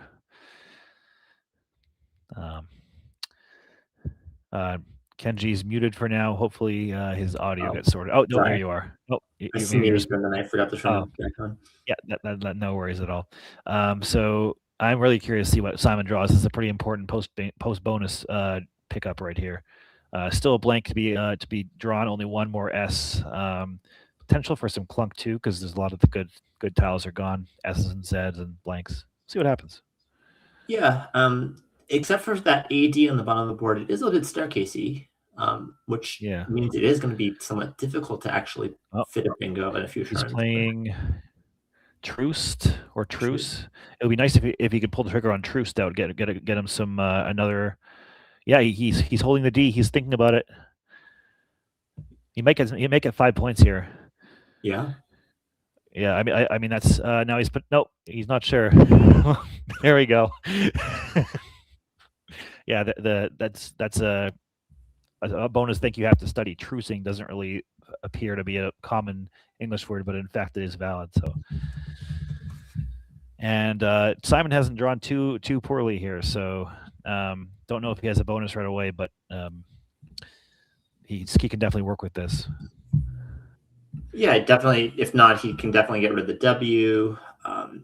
Has good bingo potential for future turns. Just play some W drop like WE or WE, or through the E and opens again, hooking zero. I do want to note that Truce did block a bonus, a very difficult one to find, I think, through the L. So that's I wouldn't expect that to come down anyway, but that's just to note that and walled there through the L. There's WE, so Simon with a very strong leave here. Yeah, and can definitely hook the D onto either Ned or especially ADD to really get a lot of points on the triple. So, and Maheu only with eyes for vowels, so not the most flexible situation for him. So this is looking almost like an even game, to be honest, even though Maheu was ahead. And now it's even more less. It's more in Simon's favor now. That's a great draw. So. Yeah. And this is an important game for Simon, given that he's in third place and with still potential to win the grade if he could pull this win out and then win the King of the Hill games. So a lot to play for here for both players, especially Simon. Yeah, and Maheu now with a lot of very good options here. And I want to note that Simon Casey has just lined up deep lane. That's not good news for Maheu. Nope. So what would you be doing as him in this situation? As Maheu, maybe something like a mitt, like a baseball mitt or something like that. Yeah. Yeah, I mean, yes, there's just not a lot of good options here. Just something that gets rid of one of the I's and some of the consonants. Yeah, I just want to note that, of course, baseball not a commonly played sport in New Zealand. Maheu, of course, plays rugby league for the Te Atatu Roosters. So shout out to those guys. Do they? It shows you how little I follow these things. Don't they have mitts in cricket? Don't ask me about cricket. I don't know. I know even less about that than I do about rugby. But someone in the chat can tell me. But yeah. I mean, it just sort of goes to show that a lot of Scrabblers are also quite sporty, have a lot of other interests. Maheu, no exception to that. So they're often called gloves, but there are mitts in cricket. Just there you go. Yeah, and we see Moby, like a mobile phone. I think that's what he's thinking, and we'll see if Simon finally calls him on one of his plays here. We'll see. I don't see the clock stopped. And he's drawing. Is that number 3? I think that's number 3. Yeah. So see if he can set a New Zealand stream record. I think maybe breaking his own record from last year in terms of phonies staying on the board. That's if whenever I direct tournaments, that's one of the spot prizes I always have is the best phony that stays on the board. And Maheu very likely to win. Actually, if you noticed in our quiz, if anyone was watching during the break, there's a question about words that describe your mother. It was one of the spot prize questions, and the potential answers were Pavlova, Yachty, or slavery. And Maheu won with you could probably guess it. One with slavery. 2 weeks ago, of course, shout out to Maheu's mom, Marama, one of the really supporting Scrabble in many different ways. Maheu's half sister, or at least sister of some description, is here as well, Lasulu. So shout out to her first tournament ever. And we're seeing a different hook. We're with KYD, but I'm not sure has he committed to that. Looks like he's committed. Of course, the same number of points, so this doesn't mean he doesn't see the one on the bottom. It just means he just wants to play this. I mean, maybe he has playing a kid in his head. Well, it's KYND, right? So it's probably just having some confusion. Yeah, and Maheu's expression, he doesn't like it. Look at that expression. Yep, there it goes. So Maheu, in terms of his challenge record, that's another. So he's 2 for 2 with taking phonies off, and he's 3 for 3 in getting away with phonies. That's, I mean, I know people used to have some sort of, especially in a double challenge format, would have like a challenge record. And they keep track of it. Maheu was doing amazingly in that description, or in that department. Yeah. Yeah. But it's good. So here, is there any way for? I mean, obviously, Maheu should see that Simon has this word with ADD as well as NED. Is there any way to block both of those spots, or should he even try? I mean, he can block on the bottom. It's not like he has a lot of great plays. It depends on whether Mateu can find the bingos to the S, which aren't that easy. You can find something like spangled. I don't know if spangled is actually a common word out there. I'm from the U.S., so we had the Star Spangled Banner. I don't think that's something that is going to be too common in New Zealand, though. Yeah, I mean, I didn't see it right away. I may have seen it eventually, a small shiny metallic ornament, but no. So I think in this situation, if he can try to, it's difficult to block both NED and ADD, though. I mean, something down from the NE. Is there anything that can I mean, it's going to score nothing. Any But, D, yeah. If he plays any D, that's okay. Like if he wants to burn, or any P for that matter, if he wants to burn, and score 64 points and open the triple, like I think Maheu just has to live with that, honestly. Yeah. So then, is there a way to go down with a do somehow? I don't think you can get over to the triple, can you? So you have to score maybe Orc or something like that if you want to do that. But or alternatively, you could just ignore it and just go for score and leave yourself. Yeah, although there's not that great of options to score at all, at least not that I see. Everything either blows up the rack or I mean there's some okay options, but yeah. So it looks like he has Nori lined up and he's playing that. Oh, he's just playing Talk, okay. TOC. Maheu, another characteristic of him, he loves to bonus and he loves to keep 1-pointers in order to try to bonus. So that might be something to note. I think he's improving as a player, and definitely last year I think he'd be more inclined to make 2-point plays just to try to fish off one and get bonuses, and then when he does get the bonus, doesn't score enough. But I think he is slowly learning how to score on every turn. That's one of the ways he's developed as a player, I think.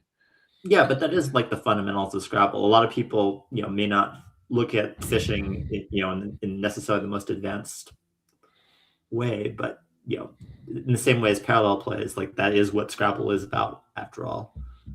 Yeah. So it looks like Simon just hasn't seen the hooks down there because he knows deep lane. I mean, unless Maheu challenged both, and Simon isn't sure whether deep lane is good, but I would be surprised there. A related word that you may not know is D-board, which means the same thing. It's a little bit of a tricky one. I got a challenge from someone at the Masters last year or this year playing D-board. Anyway, Maheu has unfortunately picked up another couple of 1-pointers that don't really work too well to score, and this is part of the issue with if you keep a bunch of 1-pointers that don't necessarily bonus, you might not be able to score. But he does have a way to overlap the PA to score at least 20 points here. Uh-huh. And it looks like he's doing exactly that. He might play Rottle. Let's see.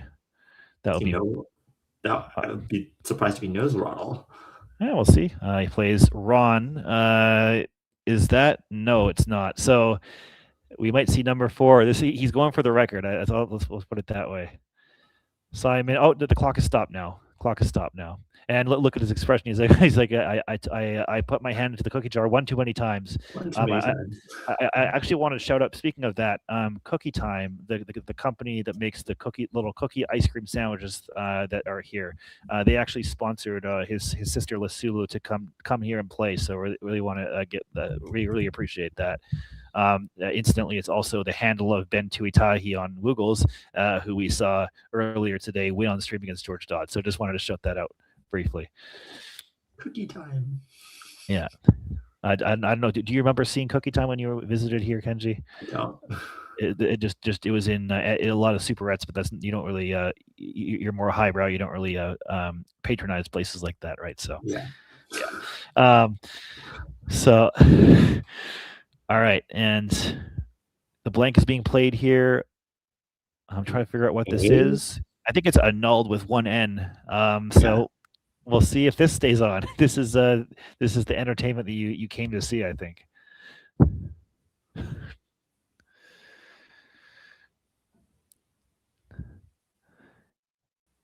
And Maheu's thinking. I'm just watching his expression right now. He hasn't hit the clock, but I think, has he said hold? I think he said hold because look at Simon. He's not. He's just sitting there. Yeah. So he doesn't like it. Nope. This is fantastic entertainment, at least for me. I don't know about anyone else. But all right, and yeah, just waiting with bated breath here. Still thinking. Yeah, this is actually pretty important. I mean, Simon would get into the lead if he lets it go. So in terms of the game, it's not a very good rack either. Like and he's decided to challenge. I think he may have been thinking about the game implications. He actually does think deeply about these things. I mean, like I I've definitely noticed during our lessons recently, especially compared to last year, that he is understanding a lot more of the high level concepts now than before.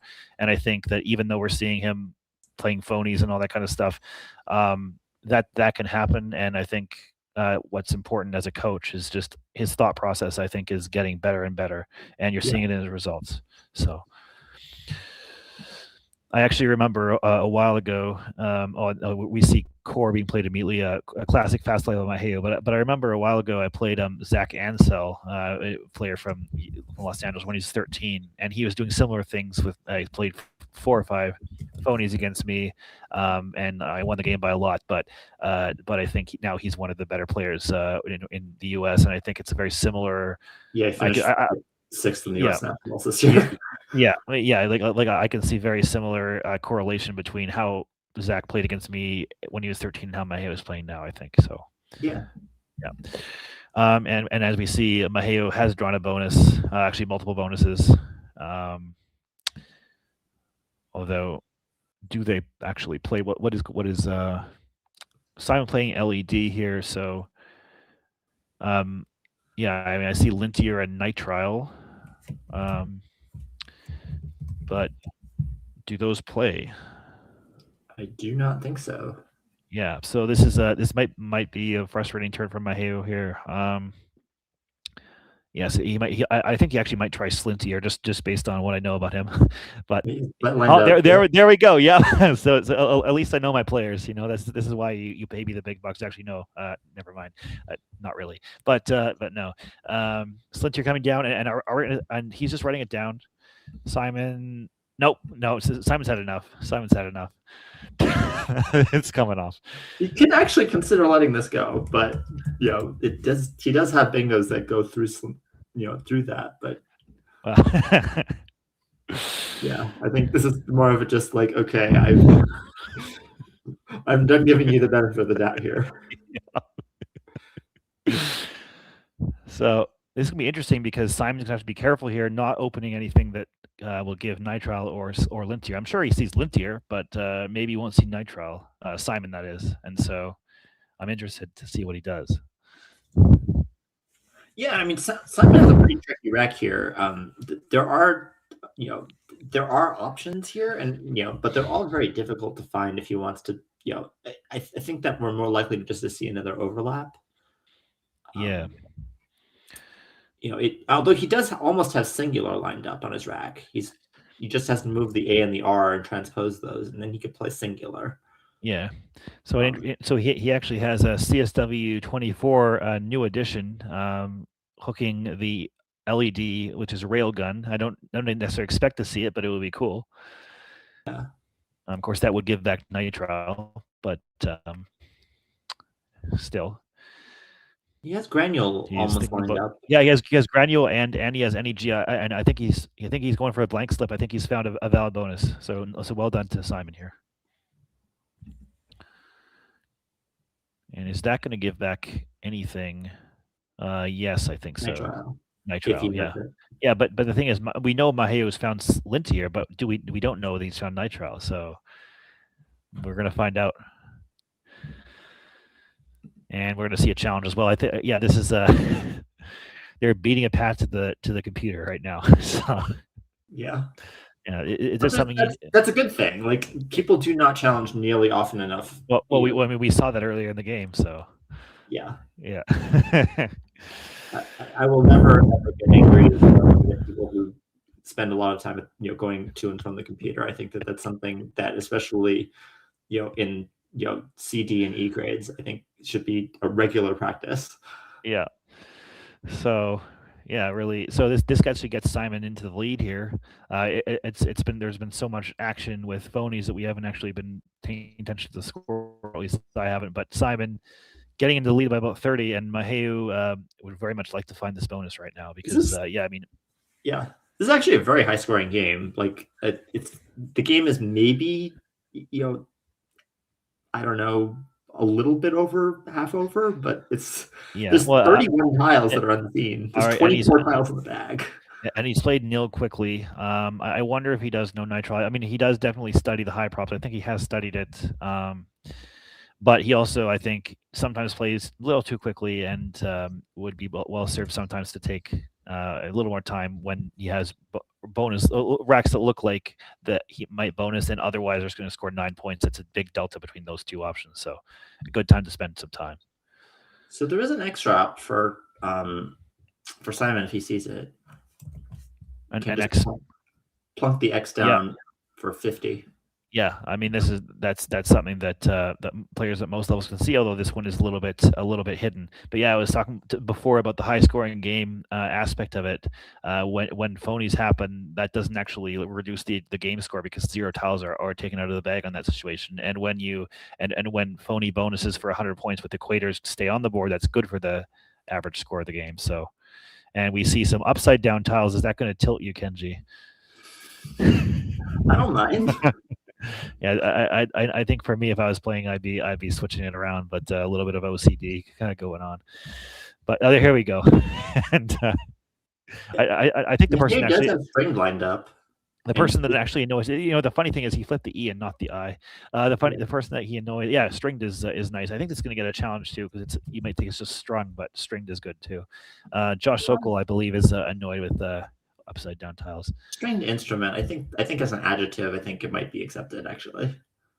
No, it's definitely good. It's just no, but I think this may actually not be challenged. We'll see. Yeah. It looks like he's drawing. So Maheu has found his way to a bonus, and Simon all of a sudden doesn't have the greatest rack. He still has that X bomb if he can find the spot, but if he plays that, he's going to be left with 5.5 fouls, considering the Y is about half a foul, so not great.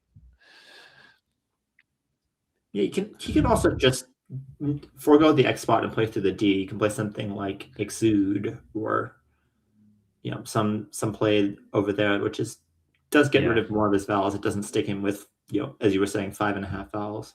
Yeah. I think I prefer that, and we see some glare on Maheu's rack. We'll see if we can fix that for the next game. We see. This is the phony that I think I've seen on the board before. Exide. Of course, he wants to get rid of his duplicate eyes here. Plays it down. Maheu's definitely studied the Power Top 5s. He gets the anagram of Dexy. I don't think Simon's drawing. Look at Maheu's expression. There's also Exide with a C. Yeah. So he's thinking. I mean, the 5 points might matter. It's close games, so it makes sense. But I think if he has any doubt, taking a play worth 40 points off the board is a good idea. So, yeah, he's paused looking over. I think every time he's paused like this, he's challenged. I don't think he's let go of anything. My body language of Simon is that I actually think he wants this to be challenged. I think he looks really sure. Yeah, he's like, come on, bro. And he's letting it go, I think. I think so, wow, that's So that's his perfect record gone on the challenge computer. And he just pointed the X spot out. Do you see that? He just pointed at the square next to the XU and XI. And I think he's trying to troll his opponent, but he doesn't realize his opponent's trolling him with a phony. So quite the interesting situation going on. and they're having a good laugh about it, which is nice to see, though. And here Simon redrawing his tiles now. Close game again, and we see a weight on the rack here. Yeah. Looks like he's looking to play it below, just making sure that blanks what he thinks it is. And there we go. That's going to score a good amount of points. It is going to potentially risk a large score under there, though, with the H or the Y. Although I can't see. Is there something that actually fits there, though? I don't think so. Not really, no. But you could potentially hold on to one of those tiles and potentially try to nail it next turn. It's actually a really close game. Yeah. Yeah, I mean it's an exciting one. It's nice one to stream for sure. And we see the J on Maheu's rack as Simon is taking down by 15 points. Actually, 8 tiles left unseen, which means 1 in the bag. So we're in a free end game right now. Yeah, and the last tile's a U. Yeah, so Simon really has to maximize his H and his Y, and look to avoid getting huge J spots back for Maheu. Maheu is good enough not to play the expurgated word on top of Granule, so I don't expect to see that one. But With OH. plays OH. I mean, I think the problem is that Maheu has a good spot with JO and OE at least to score some points, and he could potentially do even better than that. So I'm liking. Happy to see that you. Yeah, I'm liking Maheu to win this game, which means that Simon is likely going to be out of the running for a winning E grade now, given he has 2 other competitors that are ahead of him by a game or so. Losing this game is not going to be good. But you never know. It's not over till it's over. We've seen crazier, especially with these two. So, but Maheu really has to buckle down and not phony because Simon is going to be incentivized to challenge anything here, given his position. So, yeah, you do want to be careful not to hang the J open too. Like there's the potential for something like join on the right side, but join will be punished pretty hard. We see. I think he's looking at the. He doesn't have the J in hand though, but he's looking at the spot that I was talking about. He's setting up the J. Oh my! He's playing fancy. He's setting up the J. Okay. Interesting. So he's setting up Joe or Jong there. I still think he's winning. But, he can get V-stuck now. Like the getting V-stuck is a very realistic possibility, and if he does get V-stuck, he could lose. Yeah. Like if he plays Jingo next turn, like or something like that, like or join or something like that, he's not out of the woods yet. Yeah, I mean, Simon. I don't know if Simon is. A lot of players in the E grade don't track. I don't know whether Simon is one of them, but he has 9 minutes, and if he can figure out that Maheu has the V, that could be a key situation for him here. And he's playing YU. It looks like on top of with U, so that's scoring a few points. Yeah, and yeah, we'll see what Maheu is playing. I think he's just playing JO, so that's not going to stick him with anything. Maheu is actually quite a strong endgame player. Actually, he tracks pretty well. That's one of his strengths, and so and I've definitely gone over the endgames with my students and make sure that they try to separate the rack into 2 separate pieces when they can. And so he separated JO, and then he has VIN to go out next to lead. So that's nicely done by him. Yeah. It should be good here. Yeah, so it looks like Maheu is to win this game, and he's now 2-0 on the New Zealand stream. He won the last year against Cooper Ashley, so well done to him. Yeah. And of course, good luck to both of those two in Kenya in about a month or 2, early August anyway, whatever that is. And we see here Simon just playing AWE or AUE, and I'm expecting Vin or even Vino. Either way, it doesn't matter. Maheu is going out here. Yeah, Vino. Yeah, Vin's a good play. Yeah. So yeah, decently high scoring game. Maheu is going to stay with his average above 400 with that one, and 42-point win. Yeah, very well done. Taking advantage of his opponents at the beginning of the game and with his phony. So we'll see what they have to say about the game. I didn't. Okay. Looks like we're going to talk to him. So maybe, yeah.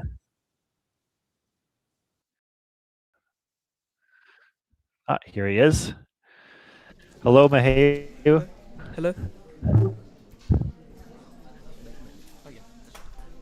Hello. This is Chris and Kenji here. I can. Oh, can you hear us? Mm-hmm. Well done there. Yeah. So you definitely, I feel like you took advantage of Simon a little bit because I think you were going for the record of how many phonies that you could keep on the board. Your first bonus equator, not a word, but it scored 100 anyway. And then also the other ones what were the Mobi as well? Like you probably think of a mobile phone, right? Yeah. Yeah, that one's no good either, and there was one other one too. So, but the thing is, that doesn't matter if your opponents don't challenge it; they count. So, yeah, very well done there. And then you also took a few of his bonuses off, or a few of his phonies off as well, annulled and stuff. So, very well done there. Kenji, what do you have to say to Maheu? Yeah, it was very cool. Like you had a lot of good, a lot of good solid plays alongside all those phonies too. Like a lot of players that were, that I thought were really really good. You got Yeah. a few bingos, and you had a few clunky racks, and you got out of them very well. Yeah, we were both really impressed with Fovea. That was a really nice play. Was that one of the playability fives we've been studying, the Fovea? Yeah, that's really, you see that they're really coming into play. That was a really nice 50-pointer. Yeah. That really helped you out. Yeah, it was interesting because it looks like you were trolling Simon because you pointed out that he missed the X spot with X and XI, but the thing is you didn't realize is that his play of X side is also phony and you let it go. So that's sort of funny that yeah. Anyway, I thought it was just a word he knew. So. Yeah. I mean, he could have played Exude, but he wanted to get rid of his extra I, so it made sense. Yeah. The XO'd as well. Yeah, he's saying. But anyway, we were very, very entertaining game with all the crazy phonies and all that. And congratulations on being 2-0 on New Zealand stream. Good luck with the last two. Yeah, thank you. Yeah. I thought about it. Good luck. Yeah, thanks. Yeah. All right, looks like they're good-natured and having fun, so that's what we like to see. Yeah. And we will shortly be moving up from the bottom grade to the top, to the very top, and we're going to be seeing the two highest rated players in the field, Howard Warner and Alastair Richards, face off. I don't know how they did in there. I think they're actually playing in the final round robin game as well. So either they'll have even records at 16 wins apiece, or they will have, or Howard will be up 2. Either way, they still have all to play for in the last 2 games. So I don't know if are we taking a short break before Howard and Alastair, Jake? Well, we'll see. We'll keep talking until we're on break here. But actually, just a second. We are going to break. So we will be back in 5-10 minutes for that. Don't miss it. See you later. See you later.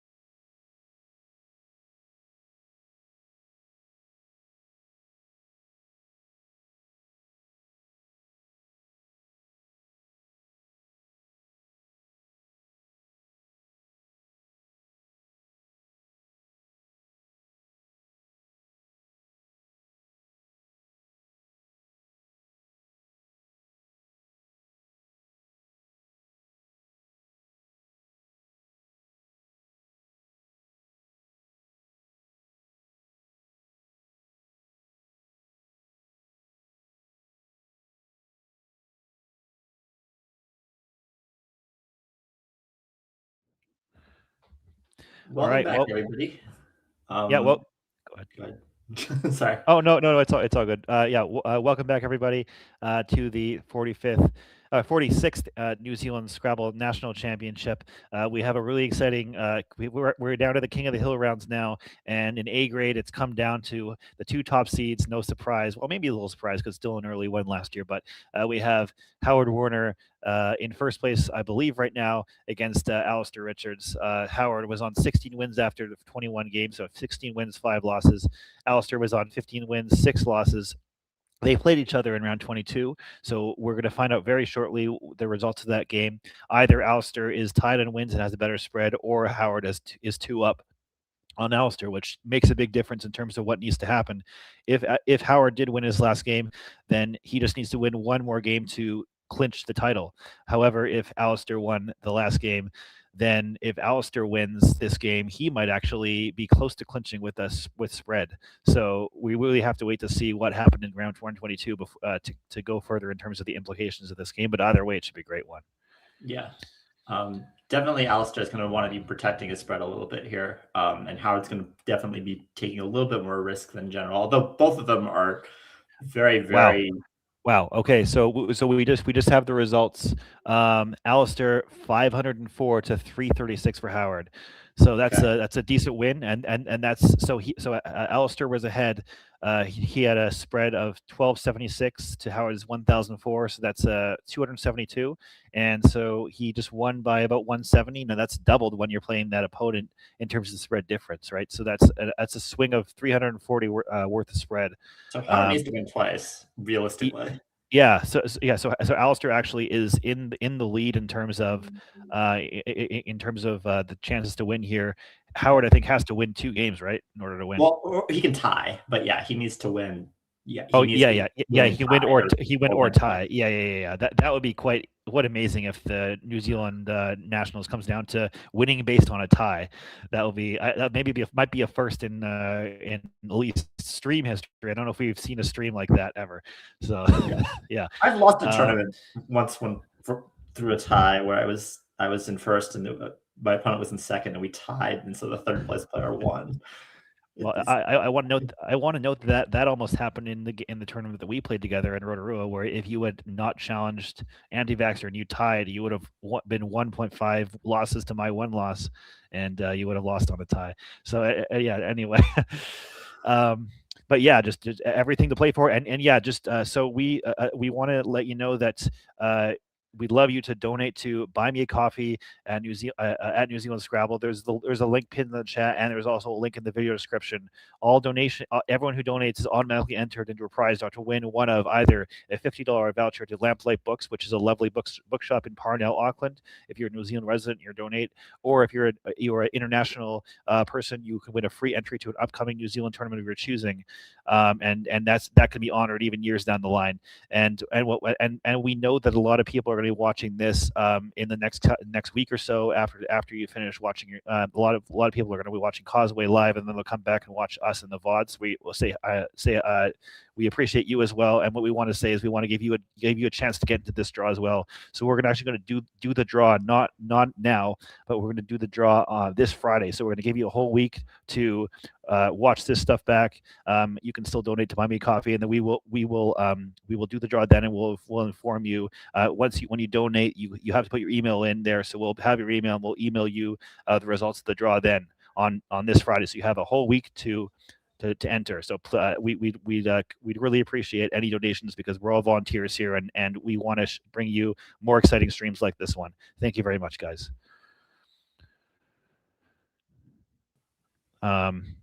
So yep. I think that's, but yeah, so just really would appreciate that. But yeah, we're just I think waiting for the players to start. With the King of the Hill rounds, of course, all of the results have to be in order for the official draw to come up. So perhaps we're waiting for that to happen here. Yeah.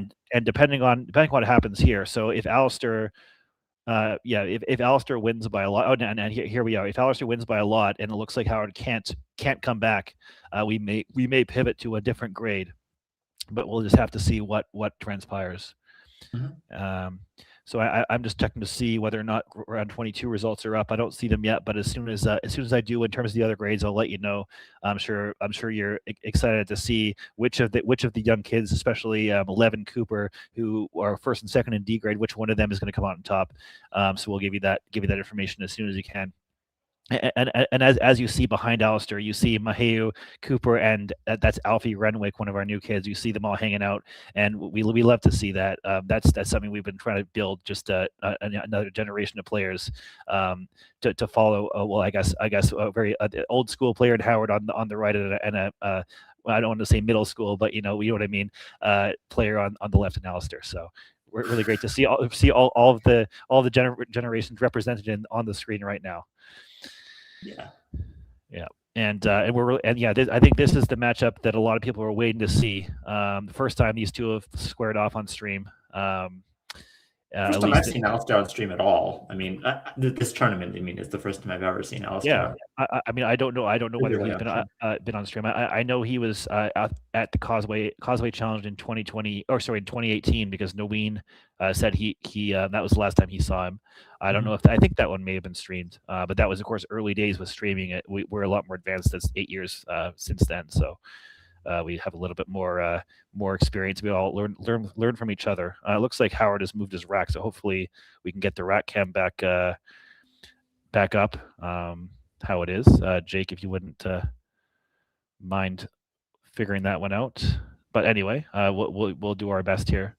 Yeah, we really can't see what's going on with Howard's rack at all. It's kind of fun that they're drawing for first. I mean, whoever loses this draw is gonna win the next draw. So if you're in Howard's shoes, you almost want to lose. At least I would almost want to lose here. Yeah, I guess because Howard does have to win 2 games. Yeah. I mean, it doesn't really matter. I guess he has to win this one anyway. So right. And there was on a psychological level, I feel like it's I just feel like it's an advantage to go first in the last round for some reason. I know that psychology is probably overrated and doesn't really matter, but yeah. I think Alastair drew the G, right? So I think he's going first. Yeah. So we can start to see Howard's rack. We'll do our best. Oh, there we go. It's a lot better now. I think they might be readjusting and they might wait to see make it perfect before we start.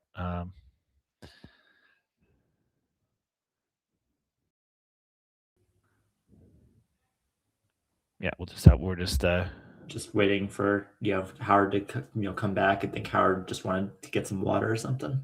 Yeah. That is something that he does do. Whenever I play him, he goes and gets some water. I think maybe only during the final rounds, because usually when I play Howard, it's me and him. Even though it's round robin, the 2 top seeds often get matched up at the end. And I've played him plenty of times at the end of tournaments. With the tournament on the line, he always goes and gets a glass of water first. So that's on brand for him. Yeah, right, getting ready. Yeah. This is, of course, the Nationals is one of the most important tournaments for Howard. He really cares about winning these. Of course, he's won 12 of them. Puts a lot of pressure on himself. So I know he cares about this, and hopefully you can see the good gravity of this matchup right now.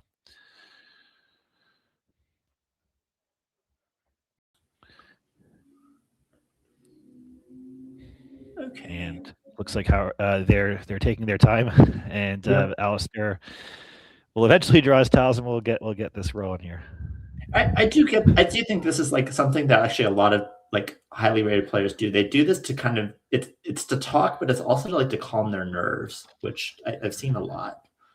I'm just readjusting my wires here, and Alastair drawing bingo immediately and playing it immediately. Yep, Pandura, very nice. So that didn't take too much time. That took 20 seconds and an early lead. But looks like Howard is that Rainier on his rack? Is that going to play?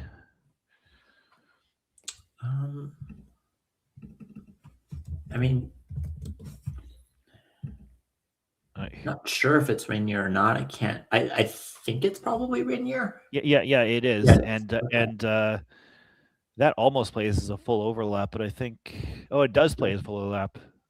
No, it doesn't because of NI. Yeah, so I think it actually might be homeless, which would be very, very not good for Howard when he needs to win here. Yeah.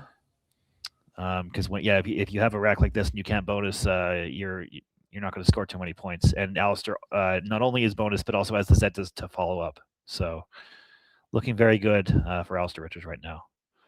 So what would you do with this rack, Chris? Yeah, I mean it's tough. I mean, I think you definitely want to get rid of an I and an R for sure. But you also want to score a few points. So I think you consider something like Piney or something. I don't love that, but it does do those two things. Yeah, what about you, Kenji? Yeah, I mean, there's a few different options.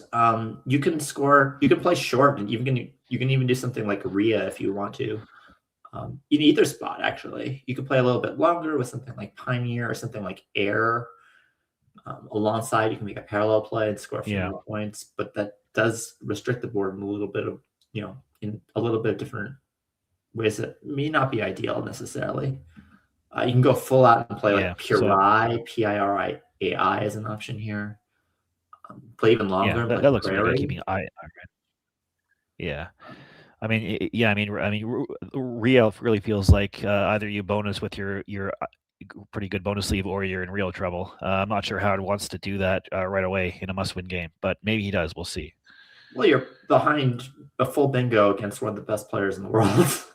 Usually. I mean, we didn't really. We didn't really introduce Alastair. I mean, we introduced him in the morning, but 2021 world champion, former winner of this tournament, as well as New Zealand Masters, and I believe top 10 in Wesper rating and top number 1 in New Zealand ratings as well. So, and what are we seeing here from Howard? We're seeing Naira keeping IER. So I think part of his thinking is that the floaters here are non-duplicated. So he wanted to, he wants to keep IRE because the A's are floaters and the N's are floaters, and so he's trying to like deduplicate the mess. Yeah, that makes sense. Probably still more tiles than I'd play, but I think it's a solid reasoning.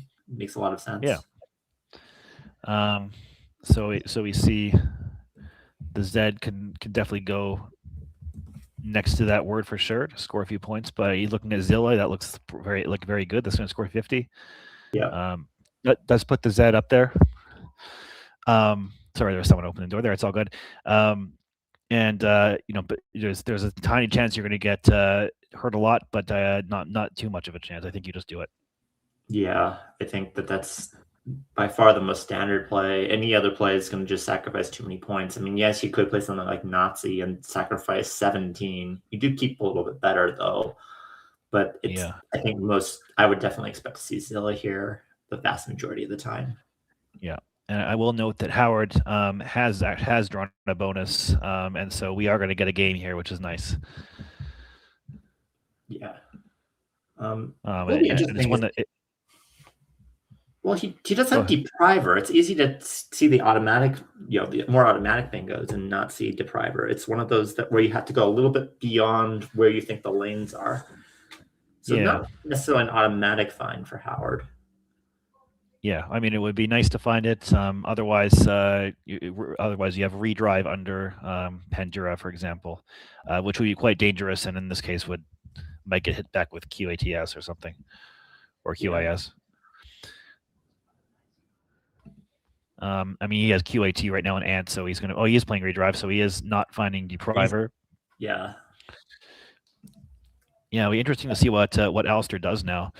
Whether he spends his S to take that spot out, which also, of course, takes an N, or if he just plays QAT and takes the Z spot out and keeps the S. Yeah, he has those are his choices, really. He could play Cat, he can play Cheese or Cats. Yeah. So I'm interested as to what he does here. He has Cat lined up. Yeah. Pretty good draw by Howard. I think that he has Omnifies at the very least. He might also have some other things. And that's not getting blocked either. So we're going to see. This is. I'm very confident Howard will find this. He actually is quite good at bonuses, which I actually didn't know at all. Visnomi. Oh yeah. It also goes with a V, right? Visnomi as well. I think so. Yeah. Pretty sure it is. Yeah. So it almost looks like Alastair's going for the blank slip, but of course, maybe it may be a little juke. He doesn't have the blank, but no, I'm kidding. Yeah, I'm curious to see. I think because of that Z up there, I think QAT like there's like if he blocks one lane and spends the S to do it, he's still gonna hit a lot of the time with that Z. So I think QAT makes a lot of sense to me. Yeah, I think. I mean, I would be okay with any of those. Playing on this side, okay. Yeah, that side. Yeah, that makes sense too. I was thinking the other side because I'm. Oh, okay, yeah. But that makes more sense, of course. And Howard to bonus here. I fully expect to see it. I actually do prefer playing Omnifies a little bit. That's a good draw. So. Yeah. I mean, almost zoologies. I'm sure he might have something from that Z, but even if not, he's going to score a lot here. So we're seeing that the top billing is coming through. Already 4 bonuses soon to be on the board. He's sacrificing points for Omnifies, which is very interesting. Like he could play it with the F on the double rather than the N, but he's electing to put the N on the double, which I find that is something I did not expect. Yeah, I mean it. Maybe an oversight. I mean, it does create more floaters at the bottom, but it's a decent sacrifice there of 12 points or something like that. So, yeah, and just a zillion bingos for Alastair. You just take your pick. You have so many of them. I mean, the same number. Well, I mean, I'm thinking just looking at where the S goes with Omnifies on top, it does create an easy double lane with the S ending there. So potentially that's what Howard was thinking if he plays the F on the double. But I think there's already enough threats open that's not too much of a concern. Yeah, I think you want to be a little bit cautious and make sure there's not, that you don't run out of threats even. Howard does, his draw is terrible, but he manages to get bailed out by Zooey a little bit. Yeah, that's it. I mean, the Cack on the other side would have blocked a bit, of course. I think it's, of course, too many points on that side, so I think you got to do it there. He also has Louis on the right of Omnifies, even if that does get blocked. So he was looking at Lingos earlier. I think he might want to try to put the G on the double if possible. But maybe there isn't a way to do that. Yeah, it's kind of, I'm not really sure what Alastair's immediate thoughts are as to what he wants to do, like what his objective is with the play like this. Like you can do something there's a lot of different like goals you could have in a play like this. You could play something like Ologies, for example, and then that would create like a medium-sized scoring spot that's pretty easy to hit, which could potentially be a good thing, but could also potentially be a bad thing. You could just take points, but all the plays score basically the same thing here. You have to put the G in the second spot, which is hard to do. Which actually I don't think you can do. I'm just looking. Right. I don't think Zizova says no. So yeah. So I think he's identified that. And he's looking at Logius now, which would reduce the amount of floaters at the top as much as possible. I think it would. Is that what he wants to do? I don't know. Yeah, it's interesting. Yeah, I mean, he is taking a lead, of course, but there are a lot of other hooks, other spots anyway, and you kind of don't want to leave only one more spot because then your opponent gets it. There's nothing else, and then it's a closed board in a bad situation for him. And so he's playing Logius though, not opening too much up to Howard, and taking a good lead. Howard to respond probably with Zooey pretty quickly. Yeah.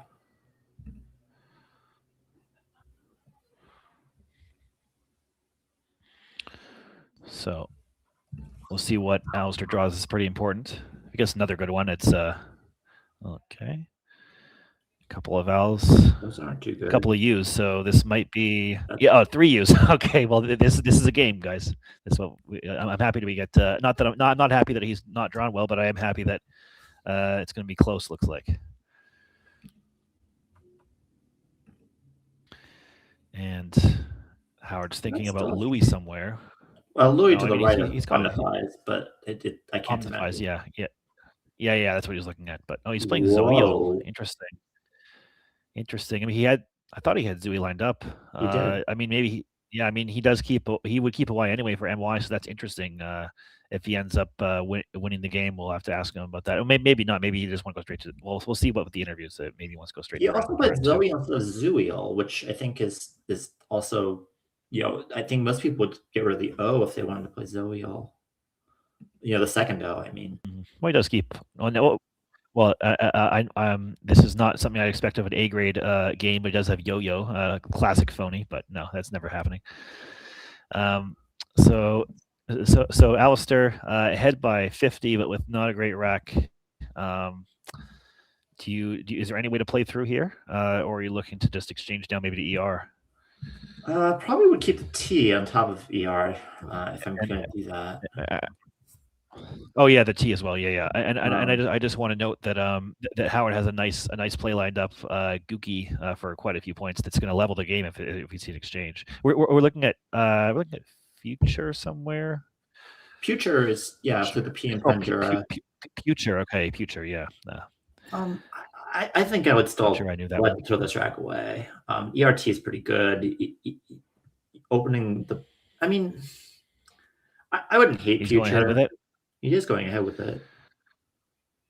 It does actually fit with what I do know about Alastair. I mean, I feel like the two, but. And here comes Gookie immediately. Yeah, I mean, I feel like Alastair likes to play a lot of towels and keep the scoring pressure up. That's when I played him. That's my impression. So. Yeah. And Future many vowels again.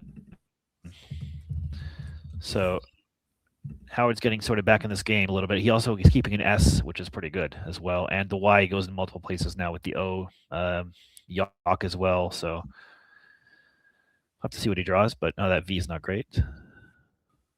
Okay, that's still good enough. Decent, yeah.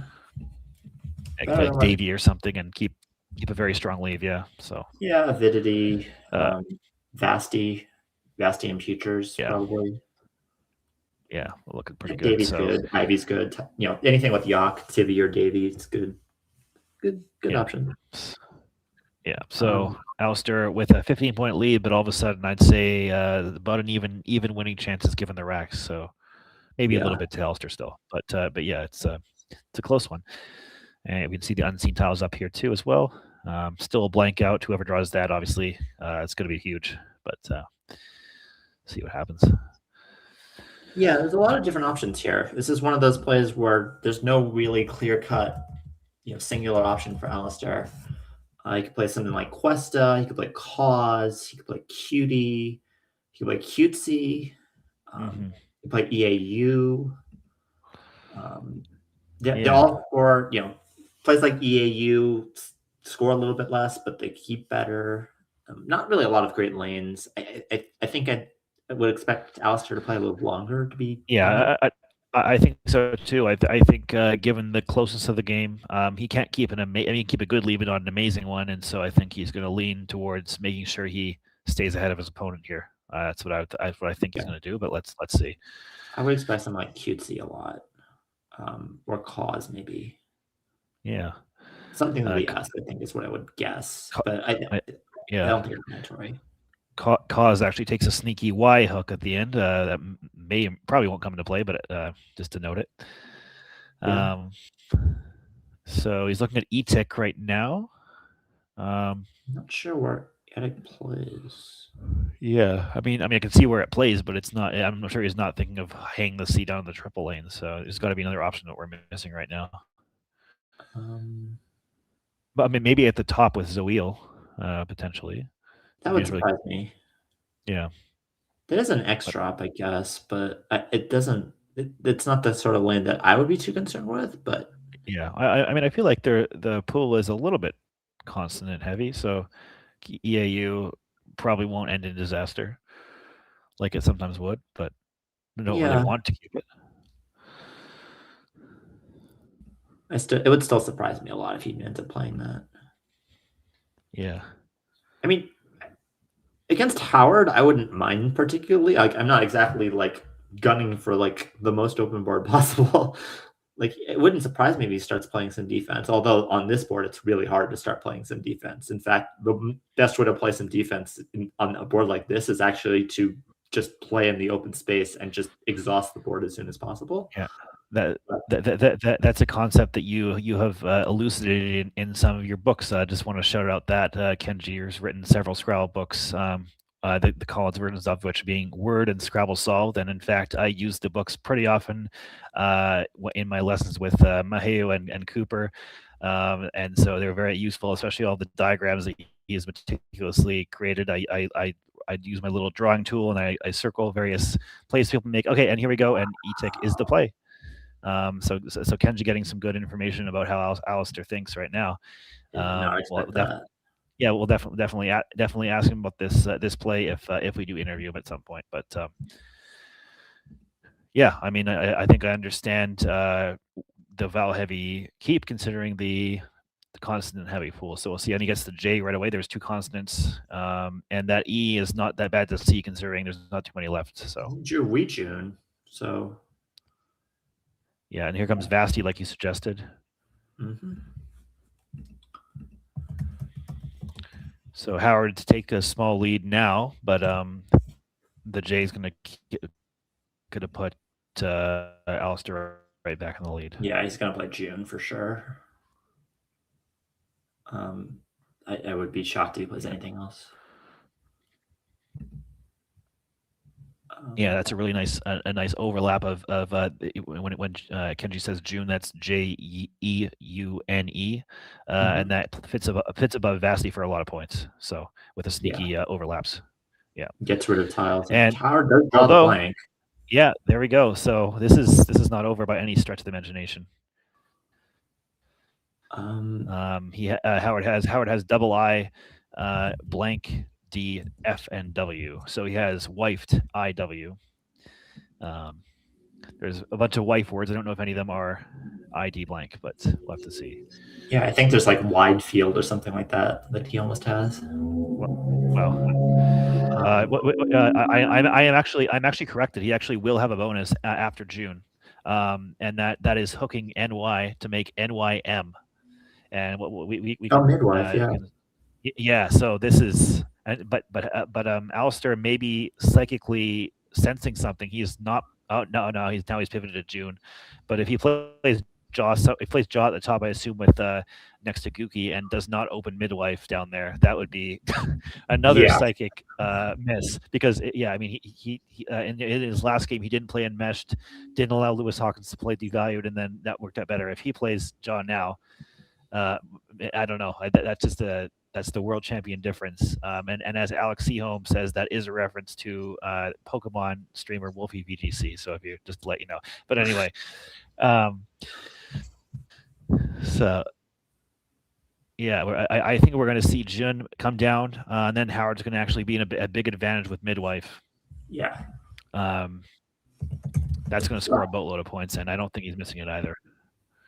No, it's not over. I mean, Alastair's up 35 before this, so and it's not a gimme to find midwife. It's not like this is like, I mean, at this level, I expect Howard to find it, but you never know with these sorts of things.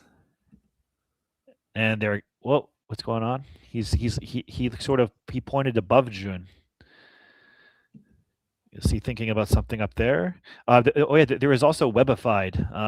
So maybe he's thinking about that, and that might and he has it lined up, and that's a little bit of a trap because he has a much better bonus. So he's still going to be in the lead after webified, but this might be the second play in a row where he finds his second best play. Webified doesn't fit anymore. It fit before. It doesn't fit. Oh, okay. Oh, okay, yeah. So that's why he was pointing. He was sort of saying, does it fit anymore? And it doesn't. That's going to help him, I think, as long as he looks. I think he. I mean, look, he has 17 minutes on his clock. He doesn't look like. Now he's He's found it. He's looking for a blank slip right now. He's found it. Okay. Yeah, look at him. Yeah.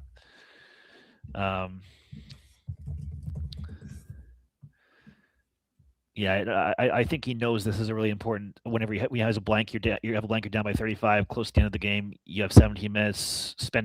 They almost tied. Alastair's going to have axe over it for 60. Oh wow! Oh, he is. So, yeah. This is crazy. This is exactly what I want to see. But I mean, what I'm saying is, if you need to spend 7 minutes to find it, you do here. Yeah. So, but you don't necessarily know you need to find it because the hook is the hard part. That finding NYM is kind of almost the hard part here because you don't have the M. The blank is the M. yeah, I see in chat, Ruby, somebody. I don't know who it is, He didn't find it. He didn't find. Wait, what? I looked away for a second. What did he play?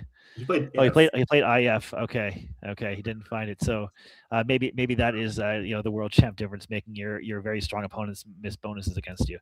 But well, he doesn't get the X spot. Yeah. He's taking it back. No, he hasn't hit the clock. This is also classic Howard. Howard very often puts plays on the board and then doesn't hit the clock. The problem is that from what I've experienced, is that Howard very often will end up making the play he first puts on the board. I haven't seen him many times pivoting after. Yeah. That's the classic pattern I've seen, and he's hit the clock now. So still absolutely can win the game though with that blank. As Kenji mentioned, Alastair does not get his massive X spot. So what is Howard going to draw right now? TC. Well, there's like Twicer, but is there anything with that? Twicked, maybe? No, there is something, but it doesn't play right now with an H, at least as a 7. So what is Alastair to do now? Up by 7 points. Hard is citywide for what it's worth. Howard, he does have city. Yeah, that's very nice. So also twitched. That's another good streaming word right there. Although we've never streamed on Twitch, only YouTube so far. But yeah. So what would you be doing here? Would you be playing down low with the X, like Exile? Probably not, right? You might want to. Oh no, he has Exile now. Exile. Because it sets up the W on top as well of that spot with the E. So. Yeah, you want to do something about that spot at some point too. Like that spot is problematic. You do want to, turning over tiles does mean something here. Not necessarily to draw the blank, more because you want to exhaust the board. Like this board maybe has another 3 turns of bingo potential, maybe. If Howard doesn't bingo from Alastair's perspective in probably the next 3 racks, like he's not bingoing. Well, maybe 2. There is a hidden resource that is a CSW 24 only word, which is stan, right. Meaning another streaming word. Of course, show in the chat if you're standing either of these players. So that could come into play at some point. Well, that could most likely, like the next place to go after the NYE spot is through the T and U of futures, and that blocks both the I and the stand spot. So as well as the T and all that sort of stuff. So it kind of goes away all at once. Yeah. You could consider something like latex from like a theory standpoint to just take away as many spots as you can now, and you basically tell Howard like, hey, you're going to hit it now, or you're just not going to hit it. That is like something that you could seriously consider. It would be good if it went one more spot, because then it would kill the I, but you can't tag everything here. And of course the reason we're sort of obsessed with I mean, the reason we're obsessed with blocking spots right now is because Alastair has a tempo lead in the game and has scoring power with the X. He just mostly wants to avoid Howard bonusing right now. That's the biggest concern. So right.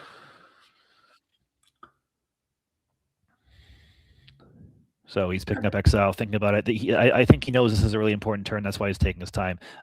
He's usually a very fast player, but he's under 10 minutes now, which is interesting. I'm watching here's Exile. It's actually very interesting. Yeah, what he's told me is that he sometimes will sort of arrange it in a way that makes it so that we see that he sees the word, but then and that's what I thought he was doing with Midwife, to be honest. And then he'll sort of move it away again. But so we see Braun and nice S draw for Alastair. But as he sort of talked about the using both those E's, now he doesn't have too many vowels. I mean, he does have Ba there, or even maybe I could take something Bon actually, or Bar to score quite a few points there. But but if Howard does get citywide down, which is going to score a decent amount through that double letter word score, You magically gonna have knew the what Alastair advantage. had. He played Twitched, but there's no way that he's going to know that. Yeah, exactly. Because then you'd put the T in the triple lane in a situation where Alastair only has one vowel, so that would be good. But I don't think you can risk that here. I don't think you can figure that out. And he's just playing do, so I still think he's in a good spot, but he's running given out the of blank, time. but like he's not running out of time on the clock, but he's running out of time on the game. Yeah, there's not going to be many.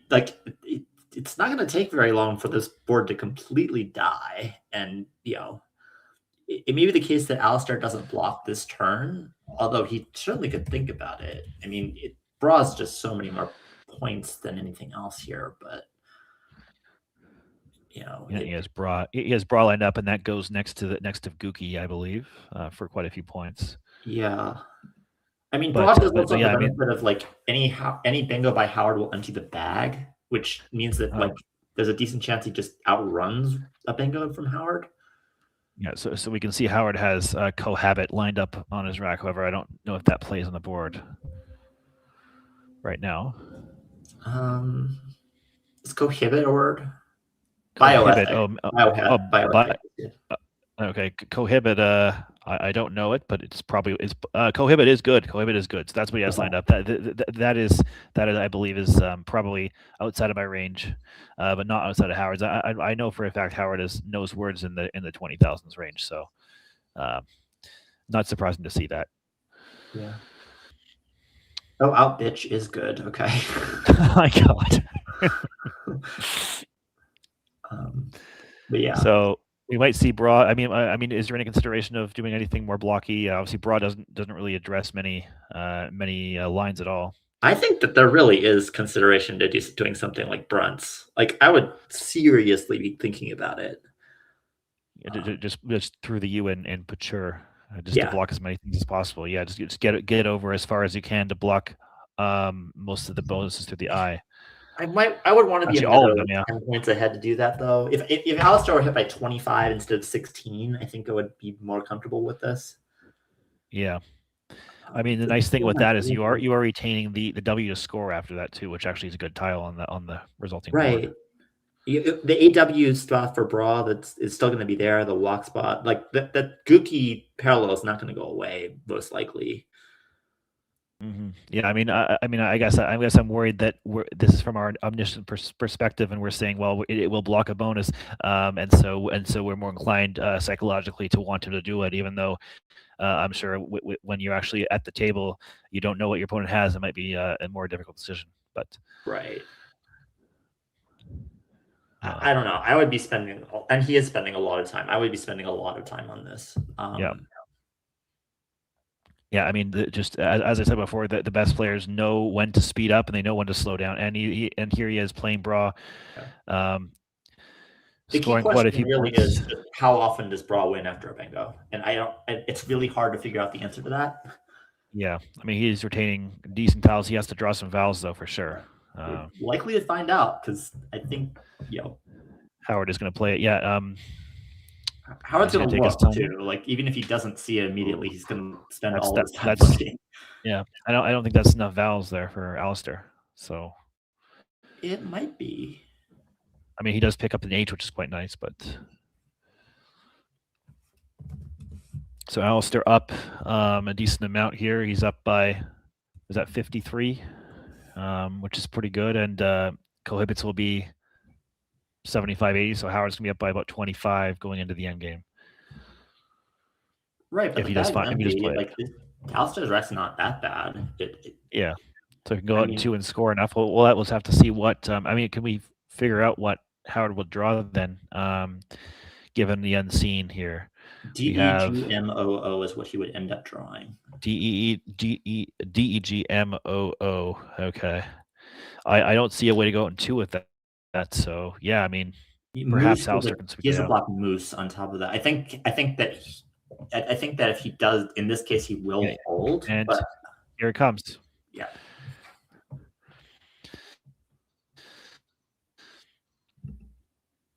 Alastair just looking pensively. Cool customer there, not reacting to this too much.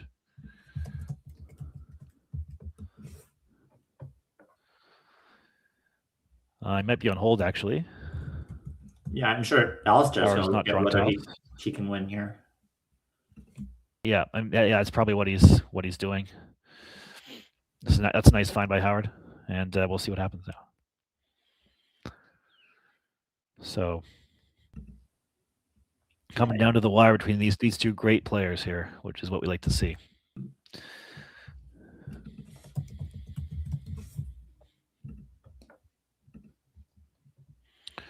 Yeah, I think that's exactly what Alastair's doing. I think he's tracking exactly what Howard has, and he's going to iterate through.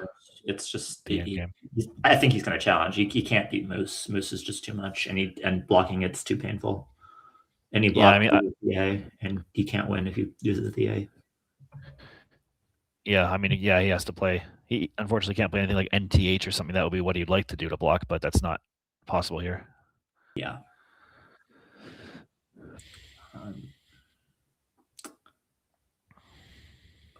Yeah, he did. Yeah, I mean, if he plays HAN and he keeps PTSN, yeah, I don't see. Yeah, this looks hopeless. I think he's going to challenge. I don't even see like an attempt to like steal the game. Like I think you just. Yeah, I mean, just even like something like I don't know, Meg on the left side. If you block is just, and then just any out in two like GEGMOO. It has a ton of out in twos. Yeah, I mean, he's looking at nth right now somewhere. He's looking out twos himself, of course, but nth probably a long bra. I'm guessing. It's not going to be enough. Yeah, with 2 and neg there for 25, but yeah, I'm looking at where span would go, but he drew an E who would have Fanage, which would have been fun and probably would have won. Mm-hmm. Just as terms of like fun, different things that you can find on the board. Yeah. But it's a lot of like almosts that Alastair almost has, but yeah, I think he's just done. So given that, if Alastair does lose, we're looking potentially at another rematch for the finals here. Yeah. Which I think people would be too unhappy to see these two players go at it again. So looking forward perhaps to that, but we'll have to see. We'll have to see the final tiles play out here to make sure, because you never know with this game. Now that I look a little bit further, he could have just played Brunt because there's actually not enough room for the bingos to the I to fit after Brunt. So the only thing that has to fade is through the E and redrives, which is something, but that's a lot of things that Brunt would block. Yeah. I mean, I do quite like that. It is a hard play to pull the trigger on when you're only up by 16, as you mentioned. You could get hit with a massive play like Chow or something where he played Bra, but still then that would still be an even game and he'd still have chances to win even then. Yeah. I don't know. It's close and it's interesting. I'm not sure what the best play is, to be honest. I'm really not sure. Yeah. He's taking all of his time still, making Howard sweat. But because of course Howard doesn't know what Alastair has, so Howard could still be thinking he's not going to win. So, although I guess taking this long, maybe he can deduce that Alastair is not finding a win. Otherwise, he'd release it and just win the game. Yeah. So, I think it's one of those words you kind of know is good. Like there's cohabits too, but I'm sure Alastair's not going to be surprised. Good. He knows. Yeah, I mean, cohabits is the one that I thought was being played, and then cohabits is one I didn't actually know. So it's not the highest probability word in the world, but of course these players. Yeah. And Alastair knows that Howard knows because Howard just stopped looking. So the fact that Howard stopped looking when there's other things, potentially there's like bioethic and he knows that Howard knows, and he knows himself too. So I think there's. He's 99% sure this is a word. Yeah. He almost has a word like naphtha with like that weird like 2 H's, but not quite. Yeah, that'd be a cool one. Staff lined up now. I mean, that scores, but it never wins. Where is he playing staff, Kenji? Edix. Edix, yeah. Leaves NN, which would go out with Lin and some other things, but yeah, Moose. I mean, I guess you can always hope that he somehow misses it, but he's not missing it. He has 13 minutes on his clock, so. I think even if he does miss it, I think he still wins. Yeah. Like he just plays like boom or something like that. I actually think even that's good enough. And there's a challenge. Yeah. That's I think we all understand what's going on here. This is not Alastair not knowing this word. It's just his only chance to win. So. Yeah. And we can see them. Well, we don't see them, I guess. We see a shot of the other players in the room there. We have 66 competitors this year. So anyway, coming back good. Extra 5 points for Howard, and Nth coming down. I'm trying to think of even like what are the tries to win this game. Like PHT is there's plays that look like they're promising, but they just don't end up anywhere. Like PHT, for example, leaves N and S, which it looks like a lead that could go out and like score some points, but it's not on this board. There's just nothing with that at all. N and S is completely useless on this board. There's like not even a 15-point play with it. There's no like AS for 15 even on this board, which is shocking, really. Yeah. Yeah. So Howard's looking like he's going to win. We'll see. We'll completely leave it up to them in terms of. I'm sure they probably might not want to talk to us going into a final game, which is fully understandable. We'll have to see what he wants to do. Either way, though, a lot of entertainment. Very interesting game between these two great players, and we're excited to see them again, most likely.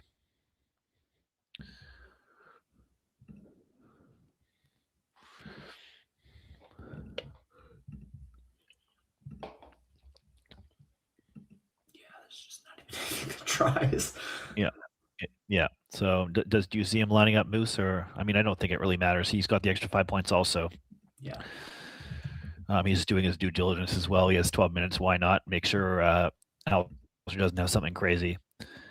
So we might have a little delay. And while we do have this delay, I'll just go over kind of what's going on in the other grades while we maybe wait for him for a couple minutes.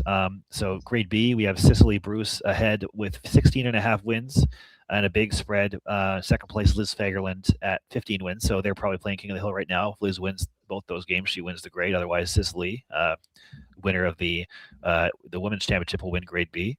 So congratulations to either one of those strong women players that will win that one. Grade C. We have Ann Goldstein at 16 wins. Ben Tuitahi, who we saw win on stream, with 14.5 wins. So that tie coming into play, as if he wins both his games, King of the Hill, he will be the champion. Otherwise, it'll be Ann. So let's hope for the best for both those players. Grade D, we have an exciting matchup between Lev Rock and Cooper Ashley, the two young kids who we saw on stream earlier. Lev with 15 wins and a spread of exactly 1,000, and Cooper with 14 wins and a spread of 597. Cooper to win 2 games to win the tournament. Otherwise, Lev is going to win. So either way, a kid is going to win grade B, which is or grade D which is fantastic. Yeah. And in grade E, we have Colleen Link, who I believe her husband is doing the scoring, so shout out to that, at 18.5 wins, sorry. And Marion Ross at 18 wins. Simon Casey and Maheu, who we saw earlier, 16 and 15 in third and fourth place respectively. So that's what it's looking like in all the grades. And as we continue to wait to make sure that Howard makes 100% sure that he is winning this game, which might take a while, just to let you know.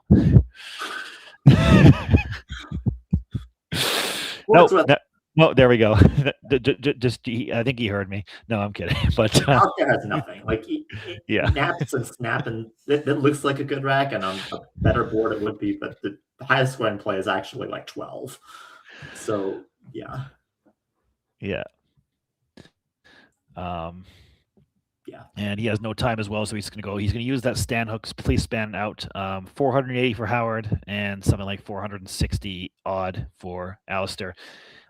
Great game, and Howard pulled it out in the end. And yeah, some interesting plays from both players. I mean, that Naira play was very interesting for Howard there at the beginning. That was a tough, like what I appreciate with Howard is that was a gut check turn where you get bonused on immediately. You have a unplayable bonus, and you still yes, Jake, we are showing them again because anyway, so we're going to show them again. But what was I going to say? Just that was a gut check turn because you have an unplayable bonus with Rainier with a bunch of 1-pointers. You have to score 10 points to go behind right away, and he found his way back into the game. That Omnifies play as well, really interesting. Probably a choice in terms of not playing the F there, perhaps not to put the S right next to the double lane. That's my best guess as to why he did that. And then playing Zoiel instead of Zooey, maybe keeping the Y for MY, although that worked out for him, I guess. Interesting choice he there. scored 10, and then his next scores were 74, 78, 42, 51, and 47.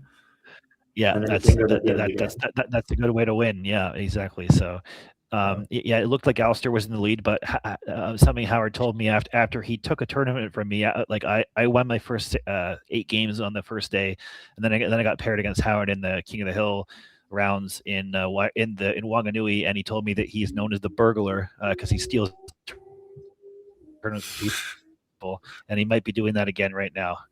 So, we'll see. He's actually done that to me in several tournaments.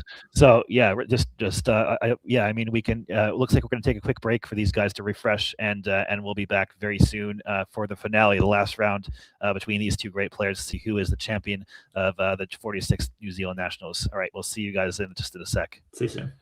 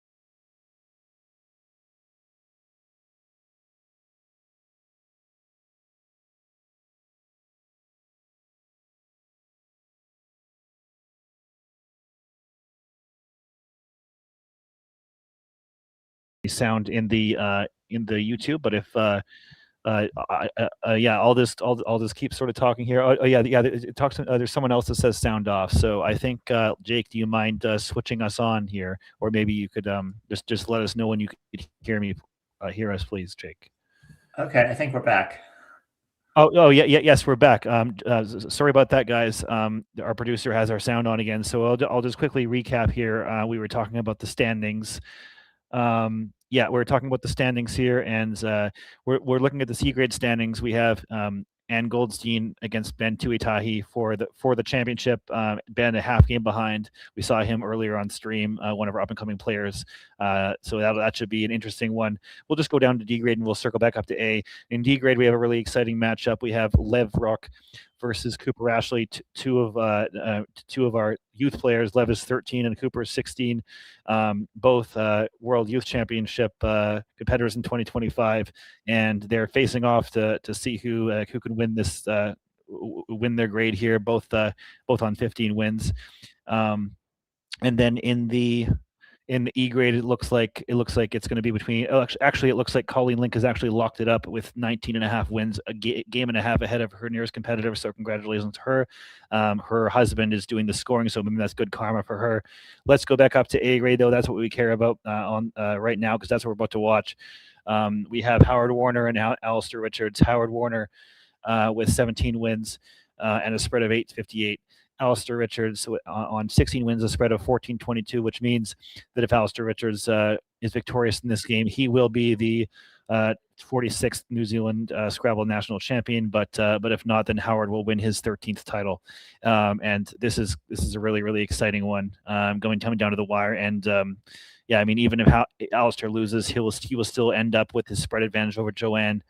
Craig in third place. He'll still end up in second, but I'm sure he doesn't want that. He wants first place. And yeah, really looking forward to this. What do you have to say about this matchup, Kenji? Yeah, I mean, we saw it before. I mean, these were the two people that we wanted to see at the start of the tournament, I think, and that's what we're seeing. So yeah, obviously there's other great players as well, but I mean, pretty much when you look at the standings, I mean, this is more or less, with a few exceptions, like this is more or less if you had to pick the top, 5, 7, 8, whatever, these are the people who you would have thought were going to do well, and sure enough, they did. Yeah, I mean, I think in terms of the outliers in the A grade, I think Stanley is doing quite well. He was near the bottom in terms of rankings coming into it. 14 wins with one round to go is very good. And if you want to look at people who may have had disappointing tournament, Peter Sinton, who has come second at least 3 times at the Nationals, not having the best tournament, but I'm sure that he'll rebound next time. Yeah, I just being at the venue, I was able to actually talk to these players in the breaks a little bit. We mentioned a few of the plays that we talked about with them, but I try to keep it minimal to try not to influence their moods or anything else. We want this to be as pure as possible going into this final match. And I also want to note that I did give Howard Warner a Coke Zero to kind of pep him up. He was feeling a little bit he was flagging after that game. He actually played Alastair as we see QI kind of. He actually played Alastair in the round 22 as well. So playing the best player in the field 3 times in a row has got to be tough. But we don't see Howard's rack, so we'll figure that out soon. But he's played QI, and Alastair now has a rack full of vowels here. What are you thinking about for Alastair, Kenji? Interesting decision here immediately off the bat. He can play Toke or he can exchange. Those are really the only 2 options that he has. Well, as a Canadian, I'm going to just make sure that you get the pronunciation right. That's Took, and yeah, we'll move on from there. That's actually something that the Lewis Hawkins, when I met him for the first time, he pronounced it Toke, and then he tried to hook a D onto it, and I was like, no, I'm pretty sure that's a noun meaning a woolly hat that you use for a winter, Canadian winter. So there you go. So he's looking at that option now. I would expect Alastair to play through this. But it's pretty close. I don't think it's a big deal one way or the other. I personally don't like EO as a leave, and Toke opens a lot. He does actually exchange, which actually surprises me a bit. And he does exchange. Well, I mean, I guess what's nice is that QI doesn't really open much, and so Howard's average score is not going to be too high on this board, even though you're scoring 0 here. Howard with the J. Once he shows us what he has, I know he has. Yeah, he has CIDIUJT and a very nice draw from the exchange from Alastair. He draws only 8s, so that's going to be coming down pretty soon, I think. Yeah. Howard with a few different choices. Pretty much all of them make QI. He can play Quit. He can play Douchey. He can play Do It. He can play Tid. Just play ID. He can play Sid. It looks like he has Sid lined up a little bit. Yeah. Mm-hmm. He has Sid lined really up. Really just what he wants. And, it's mostly personal preference between all those. Which letters do you like? Which letters do you not like? Obviously Sid would create a hook that he doesn't have, but that's not too much bigger. Well, actually, in this case, it would maybe, wouldn't give a double. But yeah, which of those would you actually prefer, though, Kenji, if you had to pick? I don't know. I think, maybe Sit. Sit. This is also reasonable. Maybe I think I'm really not sure. I think he would just kind of like flip a coin. Maybe Quit, CUIT. If I had to choose off the top of my head, that's probably what I would go with. But I think that it doesn't really matter. Yeah, I think he was eschewing the A hook on Sid, was why he took the sacrifice there. And there comes only 8s as we expected, giving a quick early lead to Alastair. And we will get the scores up as soon as possible. I see those aren't quite ready yet, but I'm sure they will be soon. And Howard will. So yeah, he has PDIUJOA. So can he get the J and onto the triple in any productive way? I mean, looking here, can you Jiao? Oh yes, Jiao. There we go. Yeah, with IO. So that's looking strong for him. He also play Podia to the right side if he wants to block all those lines and parallel all the way and play some more tiles off. Yeah, that looks pretty strong too. And Alastair's drawn the J right now. Or sorry, the Z. So that's looking good for him. This is a pretty close board, regardless of whether it's Jiao or Podia. Like both of these, I consider both of these to be pretty open board players, but this is not an open board. The C, playing off the C is going to be pretty difficult, at least until the H comes out. Jiao is going to kill almost all the lines, or Podia. They're both going to kill almost all the lines. Not exactly. It's going to be one of those more technical games. It's not going to be one of those shootouts. I don't think we're going to see a 450 to 450 game. And here comes JO. So maybe he's either missing Jiao or eschewing it to him. He is setting up OOP there. That's something. Maybe he wants to avoid that sort of like more closed dynamic that's inevitable, I think, if he plays longer. We'll see. Right. He picks up ML, which is not a bad pickup. And looking at Zarf here for Alastair keeping Vans. And he's pivoting to something else, perhaps. But Zarf looking pretty good. I mean, obviously keeping the V, but I don't think you can get rid of everything at once here. Yeah. Scores 32. Don't think he has really anything else worth noting. I'm looking at like fan and oof, but I think that's too gross with 4 consonants.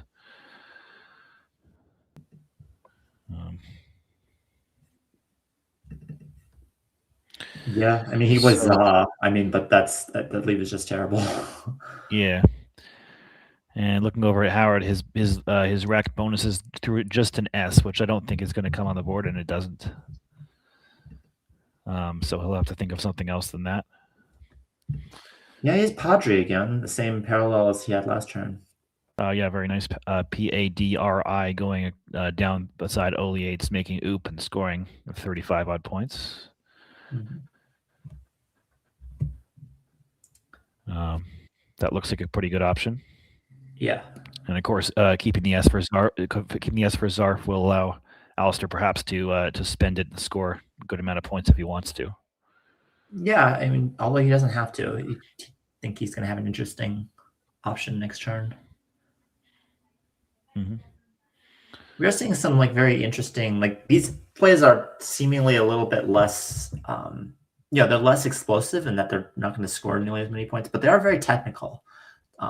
Being able to figure out the differences between these sorts of plays do matter quite a bit, both in terms of points for yourself, but also shaping the board in the way that you want to shape the board. Mm-hmm. So for an extra 3 for 3 or 4 points sacrifice, you can completely, in a lot of these sorts of moves, you're going to be able to change the entire next few moves for both players. Well, I think we already saw that with sit instead of Sid, keeping the left side of the board shut with no hooks there. So Howard thinking this one over, and he's playing up. I think he valued getting rid of that U over scoring more points with Padre. That's not a bad leave there. We'll see what happens. So there is the option of playing Nav if he wants to. If he wants to, instead of this, that would change the board entirely. It would create an S hook for himself. Yeah. That is very strong. But he doesn't know that Howard doesn't have the S. I think if he did, he would probably be playing Nav. But he's playing Venus. I think that was part of the reason he played Zarf in the first place, to set up that spot. And now he's in a spot where he is ahead by about a 2/3 of a bonus maybe. And in a situation with the board not conducive to scoring spots, that's a good situation to be in. Yeah. And his redraw is looking pretty good for scoring also. Meanwhile, Howard has a zillion choices that all score like 20 to 25 points, and none of them really stand out. Play to the V. He could play alongside Vina. He could play. So I'm looking at something like Vild to the V would be an option. Is what's he doing here? And he's playing that. Yep. So that scores 24. Keeping a decent leave, especially for scoring next turn with that M. And Alastair has Pony, which can be spelled in a few different ways. Not that is going to be play here. That's with an EY or just a Y, but we'll see what he actually is going to do. For a fun play, he could play Yet here instead of his P, which is actually pretty reasonable. You can just play the P right now if he wants to as well. But so what Kenji's talking about is Yet under the Z, making ZE, and then potentially setting up the P on the triple word score, or just playing it straight up, which would score something like 25. Yeah. He's going to not want to create new lines, so plays that he might otherwise want to play, I think, are kind of out. Like Wheat, I don't think is going to happen here, even though that is like a good points and lead play. Of course, leaves. Yeah.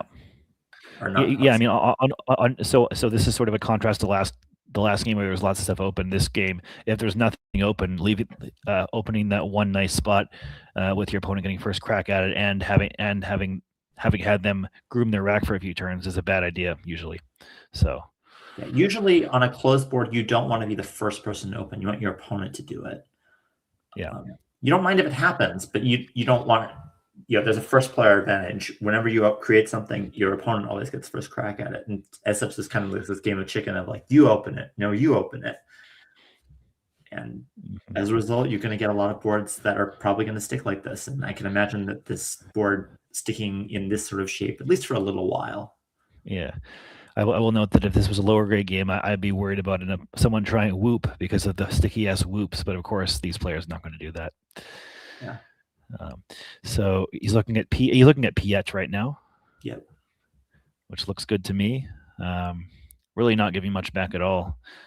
It's going to put him ahead by 50 points and or even a little more than that. So it's worth noting this board will open eventually, in all likelihood. Like Sit is a pretty bad spot, but eventually an H will come out. Eventually Cheen will happen. And when those things happen, you can't put the genie back in the bottle. The board will just explode most likely after that. Yeah, especially because if play with QIN going with ITA is going to fork the board and create an S lane for QINS and also open the right side simultaneously. So and the lines that are open on the right side, albeit they're not easy to hit, when both blanks are out, they will get hit eventually. That L and that D and that F on the right side, like those are good enough bingo lines that if somebody grooms their rack and has a blank, they're going to hit eventually. Yeah, it looks like Howard's actually going to give us 5, which is as I said, it's completely understandable. If you have any doubt, it would be really nice to get a free turn here. So, but of course, Alastair, well known for his word and knowledge, would be surprising to see a phony being played in this game. Yeah. And as opposed to Alastair, when he had the S, he like I was suggesting nav as an option. Howard is not going to be doing NAM here because he doesn't have the S yet. Yeah. It's okay to do something like that when you have it, but when Howard doesn't have it, so he can't really do that yet. Yeah, and I think that's actually a constructive situation because you might think, oh, Howard's behind, he wants to open the board, but you have to open it in the right way. And when you have the tiles to strike, and this is not the time, especially because Alastair has had several turns to groom his rack, and he's also burned an S. He could have another one. You just don't want to play with that fire. And actually, Alastair has a bonus that seems to go nowhere right now. Yeah, but he does have the H that is very useful on this board. It still doesn't play. Anyway, hopefully people got that. But yeah, he does have the H. Now he has 2 spots to play the H with CH.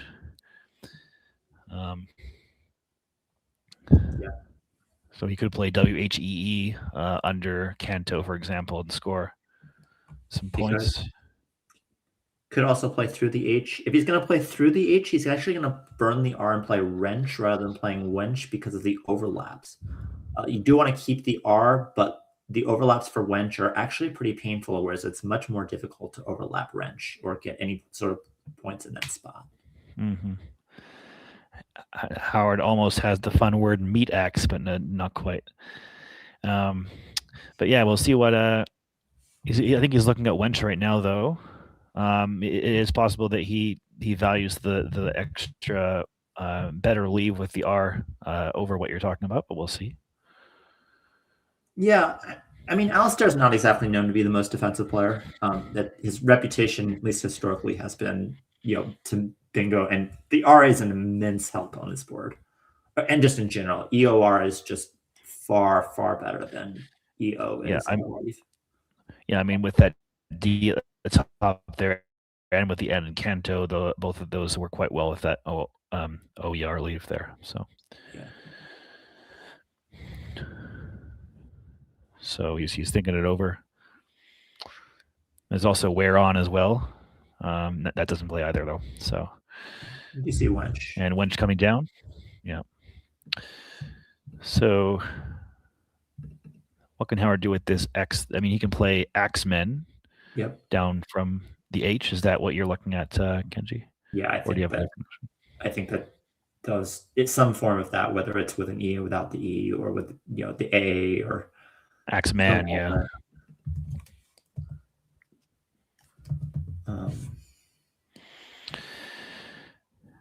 And Alastair would love to have a D in space, not at the edge of the board though.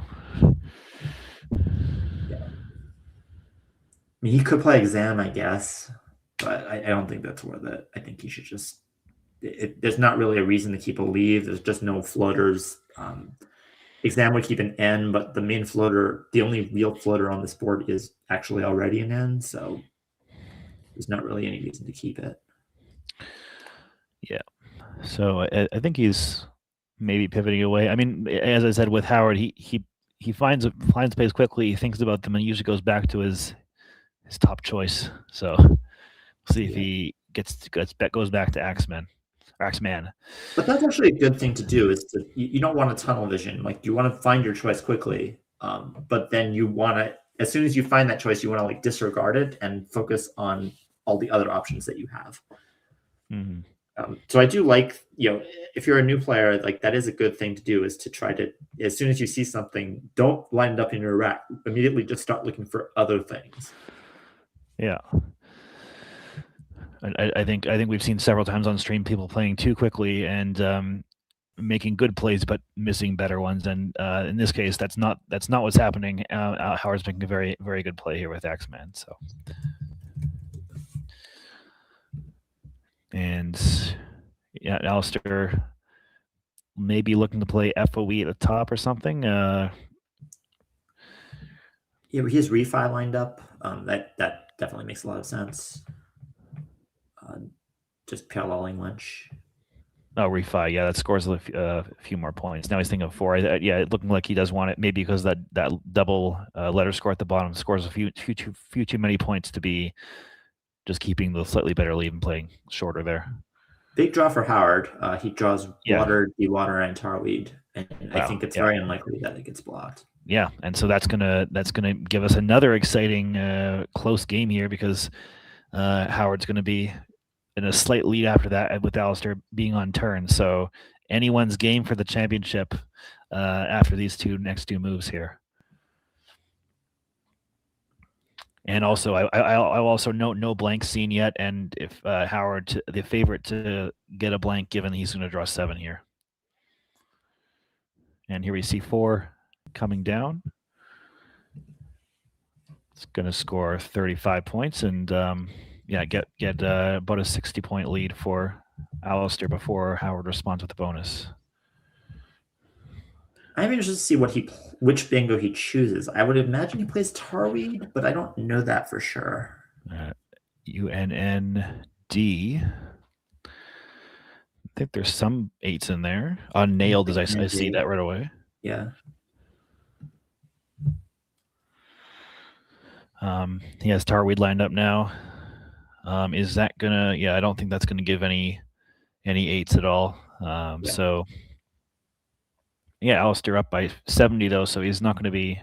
It's still a pretty even game. Yeah.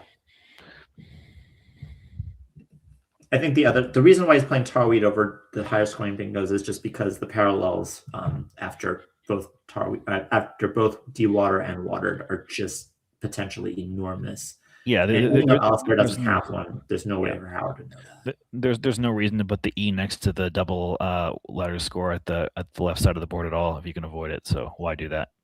Yeah.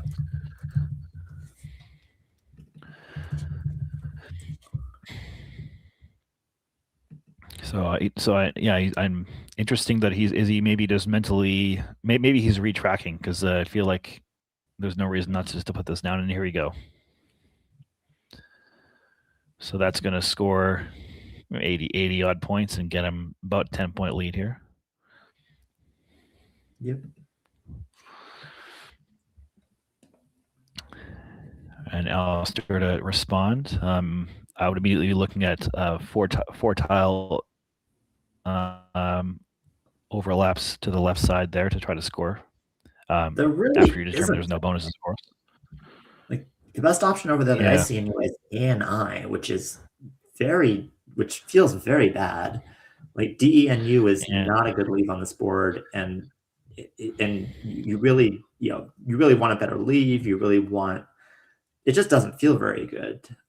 There aren't really any great options this turn anyway. There's stuff like the best area is actually the top left with plays like Inui. Mm-hmm. You can play Need if you want to. You can play Uni, forming OWN and REI. Yeah, so just for our viewers, Need would go with ENNEAD, and that would play at the top with Own, Ren, and E. Oh, wait, where would Need play? Sorry, Kenji. Yeah, ENNEAD forming over Kanto, so forming NA. Oh, that way. Yeah, with DOP. Yeah, that way. Yeah. I was looking at the vertical option. It didn't work. But yeah, I'll note that Howard has not drawn the blanks. Both blanks still unseen, although he has drawn a decent rack though. So he'll be looking to score at the H and then bonus next turn. I don't think there are any bonuses on his rack now. I mean, he's pretty close to a lot. But he's pretty close to a lot. Yeah, he has 3 possible 8s. None of them are on the board. So he might end up going back to Ani. I mean, DENU is just so painful. But the other play is it is a sacrifice to keep the U here when he doesn't have to and he's not scoring that much. But he doesn't really want to give that spot to Howard either. Yeah. Oh, it's a tough turn. Yeah, and both players, I think, about half the game played, and they both have still decent amounts of time. But of course, you want to leave yourself, at least 5 minutes, probably more like 10, when you're potentially going into an end game to determine the championship. So hopefully, it doesn't spend too long. I can even see Alastair selecting something like Undine here. Like normally you want to do something like AEND or DEIN, but this board is just really bad for those leaves. Like you actually do want to play the extra tiles off if they score anything. Yeah, I mean, obviously with both blanks unseen, the more tiles that you play and the less tiles are remaining in the bag, the better it is to actually play for turnover. Despite that not being an overall good strategy, it may turn into a good strategy when the pool becomes good enough and there be less tiles in the bag. So he's having a good long think about this one, and he's playing. Yeah. I mean, I think that may be a lot of the reason why he's playing this, playing 6 tiles off, scoring a few points, going for those blanks. Let's see if he gets one.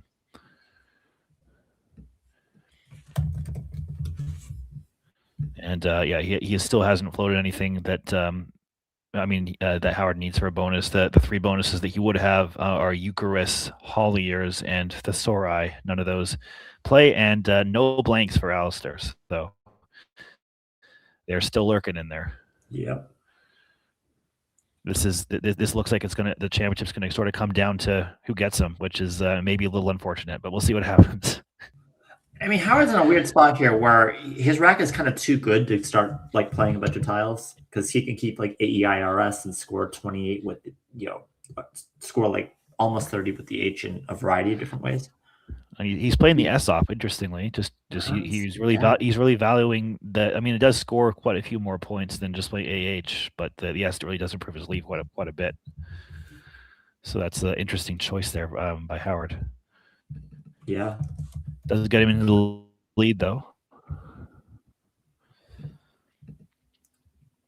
I think if he pulls the blank on the third pull, he'll be feeling happy that he did that. Alastair again with the option of just playing YO off, or he could play off a bunch of tiles and play bayonets to the end and you lead. That would be thematically what it's a continuation of his strategy, and also sort of a calling card of him playing long in general. Yeah. Or you can play bayonet to the end in Kanto. Like that's also fine. Yeah. There's also other plays like Adobe. Play OYE underneath AHS. Lots of different options here. But Boney. So Howard, that actually did score 41 points. So it was quite a hefty score, and Howard is ahead 304 to 269 right now, 35 points. And so whatever Alastair does is only going to get him level, but if he gets those blanks, he's going to be in a big advantage, or at least one. Yeah. He's looking for sure. He has YO lined up. I'm sure he wants to keep the E. He probably wants to keep the T and the A as well. Those are big tiles, and there's not too many in the pool. Interesting that he may pivot away from his previous strategy and play YO. I assume next to the ED of Tarweed there. Yeah. Yeah, I mean, there's only 1 T left, so keeping the T is pretty good. Yeah, because if he thinks that will bonus enough, maybe he doesn't need to hunt for the blanks. I do think if he sees bayonet, he's probably like. If I were to guess, I wonder if he sees bayonet. I really do, because I think that does fit more with his theme. Well, I'm writing down notes to ask after the game in case he does win, and we can interview whichever champion this ends up being. That's a question that we will ask if he doesn't play it. Looks like he's still pivoting around and really taking his time. I think he as I said in the last game, he has a sense of which turns are important, and this one's definitely one of them. Yeah. Howard having Gunkier on his rack, I think that if that stays open, I think Howard's almost committed to that at this point. Basically, he will stop shuffling. Yeah, I mean, obviously picking up those two U's sort of limits his options, which in a way might help him on the clock because he has a less hard turn from a iterative perspective than Alastair does right now. I mean, he actually does have a lot of different options. He doesn't have to play gunkier. Like he could play And kid. here we go. Example. OYE, sort of a mid-ground option, scoring decently, getting rid of 3 tiles, keeping bait on his rack. There's only one A, one T, so this is a decent option. That L is nice. E is nice. O is, I think, nice. Does he have something? I don't know, Lobolate. I don't think that's good. No.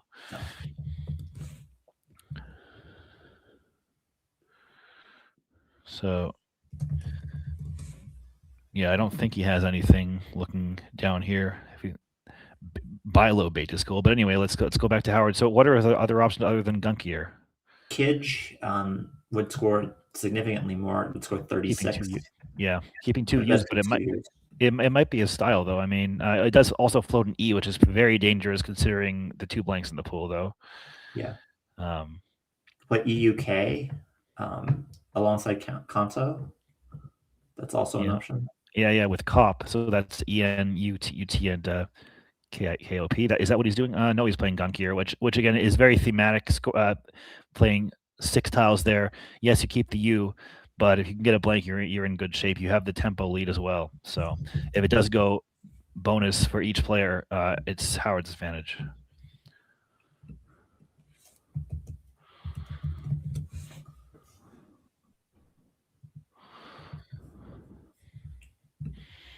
So Alastair can play this game, and you can play something like Boletti if you wanted to, if he wants to go through this. Race to the blank egg. You play Boletti on top of and on weed, which I believe is the plural of boletus, I think. So I don't think that takes an S. Yeah, you can also play short. You can just put BO off. You can go in between and play something like Adobe again. Yeah, so BO next to Tarweed if you want to keep ATILE, which might bonus without the blanks, of course. So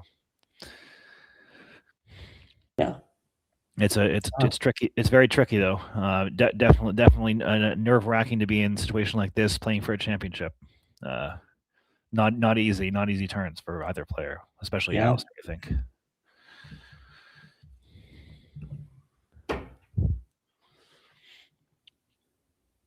From his perspective, there is a bit of a of a vowel shortage. So Boletti, I mean, it's not too bad. Like, you could still definitely play Boletti, and it would make sense.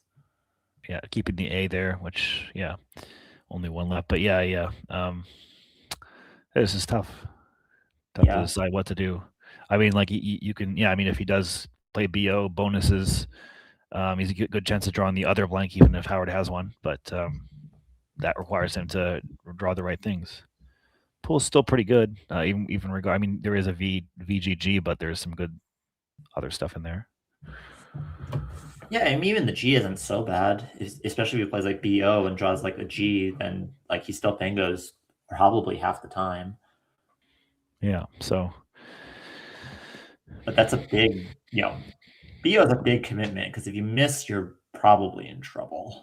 Yeah, and I will note that that Howard has not drawn a blank, so Howard has 2 bonuses. The funny thing is there are 3 Ds on the board in sort of open space. Howard has bonuses through the D and 2 different ones, and none of them play. So that's a little unfortunate. The more I look at this, I think the more I'm actually playing Boletti. He has it sort of lined up. I'm trying to look at how many tiles are left. I think something like 12 or 13. 13 in the bag, 13 left, So Boletti would leave the 7. Yeah. Which would mean it would potentially be a bonus out situation, which would probably win him the game, I'd imagine. So that may be part of the reasoning, but of course that could mean a bonus, and then you can't fish for your own bonus. But he plays Bodal, which plays 4 tiles and no blank. Wow. At this point, both players have to think the other person has it.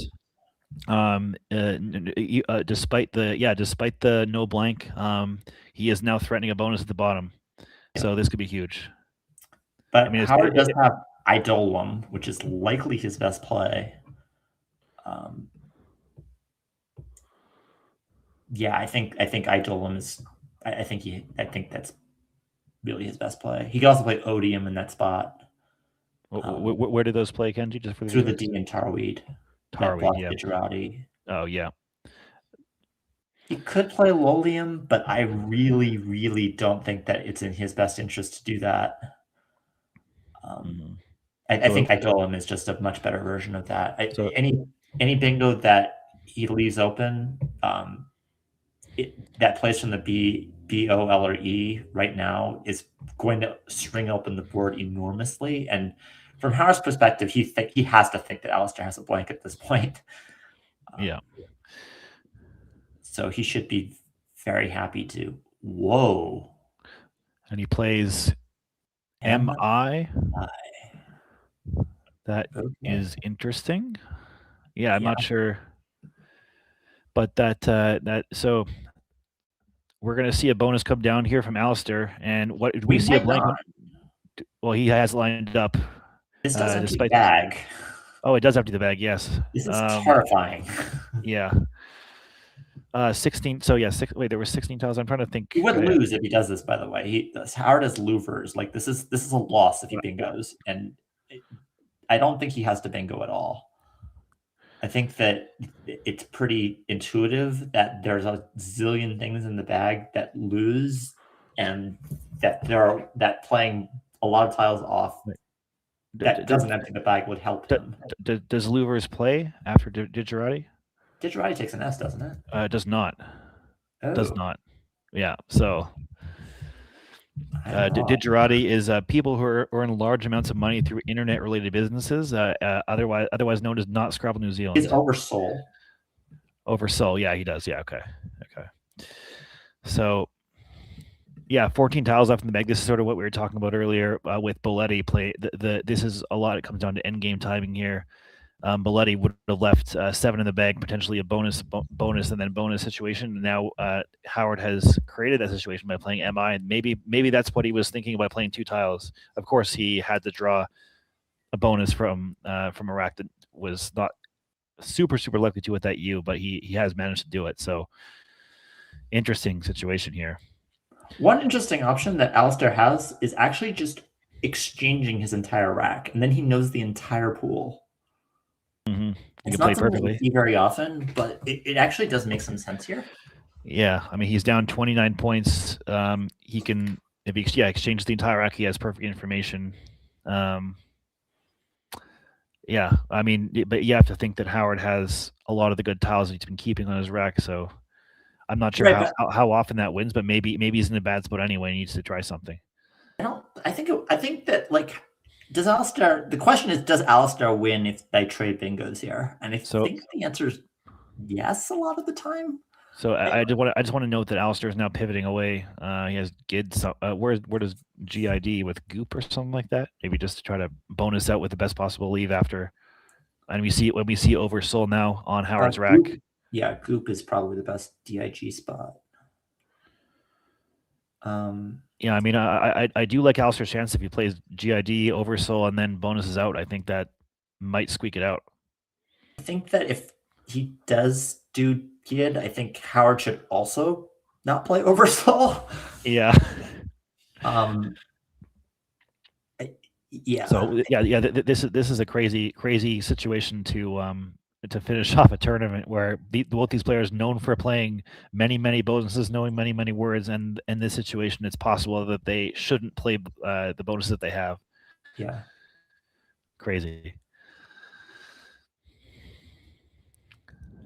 And I want to say credit to Alastair, of course, for recognizing that and not slapping Digerati down immediately. I actually think that exchanging like as much as like exchanging 7 is just a weird line. I actually think it's good here. Like I legitimately think it's good here. I don't think it's going to happen, but yeah. The more I think about it, the more I like this. Yeah. I mean, this. I feel like this position is going to be analyzed by many players, depending on what happens. Of course, not even depending what happens. This is a fascinating Scrabble position, and I think there'll be many minds working on this going forward. From Alastair's position too, he just saw his opponent play MI. He knows that MI is not duplicated in the pool. How often does Howard have blanks here from Alastair's perspective? It can't be very often. Like, if he has a blank, the last turn when there's 9 tiles in the bag, there's all the incentive in the world for Howard to bingo if he has one. I don't think that from Alastair's perspective, Howard will pass up a bingo. And Howard has 10 minutes and 41 seconds. If he has a blank in any like halfway decent rack, he's gonna at least look for a bingo, and he should play it. So and he played pretty quickly, right? So that's pretty good inference there. But I mean, from that perspective, maybe he just talk himself to Girardi, because in that case, well, then Howard doesn't have a bingo that often. Yeah, and we have lost Ratcam. We do know that Alastair has the GIDRATI. Hopefully, it's back. It was just him blocking it off. Now he has Digirati back again on his rack. If he plays this out, he doesn't like it. He's doing it, and I think that's good game. He's hit the clock, and Howard Warner is going to bonus out, and you're looking at your 2026 national champion. Congratulations to Howard. Well, and there's you don't know yet. I thought Digirati took an S, so. Now that I think about it, I think I would have figured it out, but you never know yet. I think you want to. Yeah. I'll pump the brakes on it until we see the word on the board.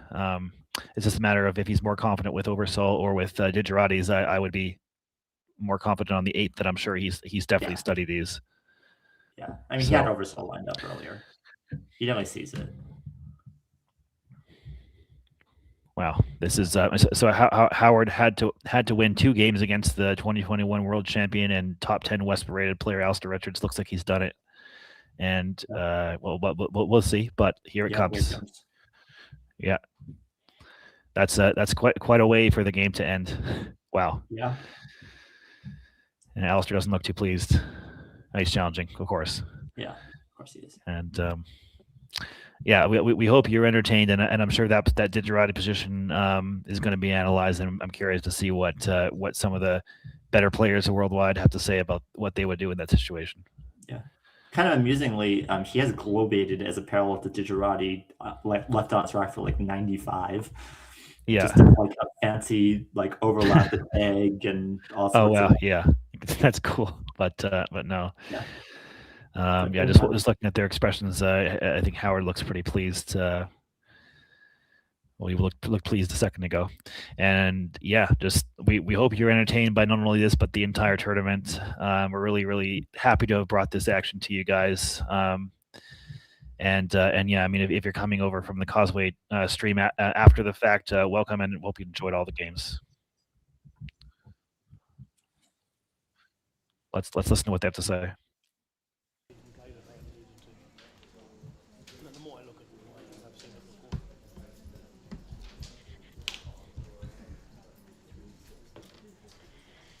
Not a lot. No.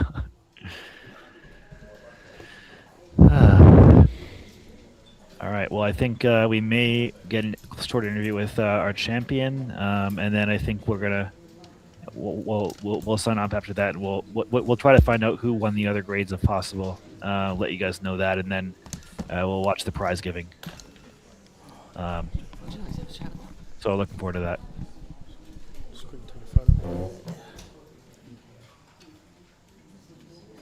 Picture the board here.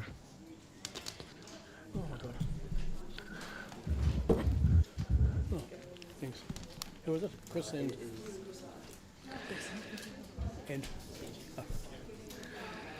hi guys. Congratulations, Howard. Thank you.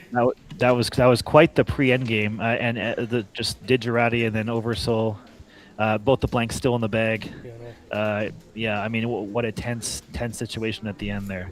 In a way, I was probably lucky that the Digirati was probably lucky for me because it cleared the bag.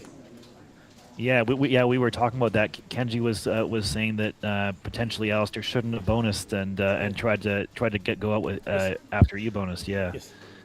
Kenji, do you have any thoughts about any Howard's plays? think that a lot of them made. I think that almost all of those plays, not almost all of those plays, made sense. I think there were a lot of very interesting positions where both you and Alastair could have gone in different directions. Yeah. With a lot of plays that weren't really clear on both sides.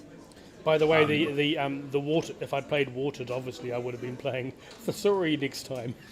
Yeah, Tarweed is. I think we both thought that Tarweed was very clear. Yeah, yeah. I mean, I don't think you can leave the E next to the double letter score there. Yeah. That was actually one of the only positions that was not interesting, at least from our perspective. That was Yeah, not. so- that was not what. Sorry. I think that was one of the only positions that I thought was actually not interesting. I think that Tarweed was very clear. Yeah, it was. Yeah. What were you thinking about on that MI turn? We thought that was an interesting choice. It's quite a good leave. I was trying to keep clear of all the channels. That was all really. Yeah. Well, it sort of left a situation where there were 7 in the bag, and then you had that tense situation where if he bonused, then you were going to bonus out. So we thought maybe that was what you were going for, but It wasn't. That was in my mind as well. Yes, the timing of it. Yeah, very very nice thinking about that. What was your thought with J.O.? Sorry? What was your thought with J.O.? What else did I have at the time? I can't remember. Well, I think Jiao is possible, but maybe you were trying to keep it a little bit of a better leave and set up your P with OOP, perhaps. What we were thinking. Very bad of me. I didn't see Jiao there. Oh no, that's okay. Okay. Yeah, but despite that, a bunch of great plays, and you were in a situation where you had to win twice in a row against Alastair, and you did in order to win. Yeah. Which, especially since you played him in round 22 as well, 3 games against him, that's got to be tiring. And he absolutely monstered me in round 22. Yeah, so just big congratulations from the team here, and of course from Scrabble New Zealand and all that for your 13th, I believe, national championship. It is. Yes. You're only three behind Jeff Grant, so I think you're going to have to keep going until you. No, I'm kidding. But congratulations. I can call it third time lucky. Yeah. 13. Sorry, 13. Yeah. Yeah. 13th Yeah, unlucky, lucky whatever you want 13, to that's say. what Yeah. All right. If there's nothing else, then congratulations. We'll let you enjoy it. Thanks, guys. Yeah. Cheers. Thanks. Thanks. All right, that was Howard Warner, your champion for 2026, the 46th New Zealand Scrabble National Championship, coming to you from Christchurch, New Zealand. This is Chris Tallman, and here's this Kenji Matsumoto. Kenji, do you want to sign off before? Thank you so much for your fantastic commentary and insights today, and the last 3 days. Thanks so much for having me. I hope that. Thank you for tolerating me, and it was a blast, and I had a lot of fun both commentating and watching these games. Yeah, we'll have you back any time, and I'm sure all of our viewers will agree. So, thanks, guys. Congratulations, Howard.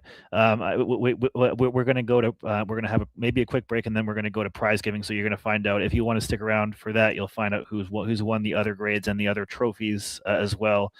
So we'll just have a room mic up at some soon, and other than that, we just want to mention once again, if you do want to support us, you can go to Buy Me Coffee at New Zealand Scrabble.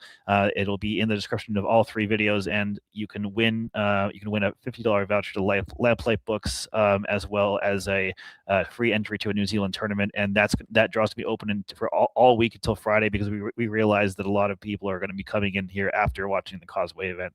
So please, if you want to, you please donate. Other than that, like and subscribe and all that. And thank you so much, everyone. Bye for now, guys.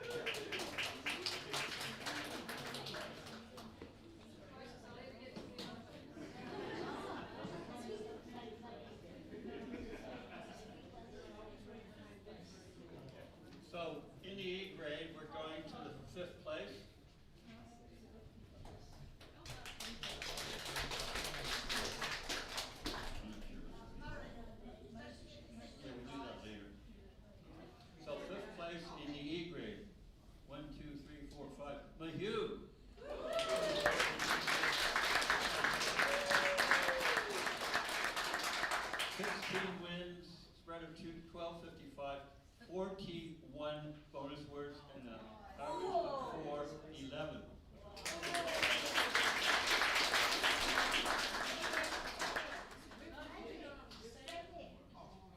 Yeah, we'll do it. In fourth place, on 17 wins, 1104 spread, 31 bonus words, 391 average, Simon Casey.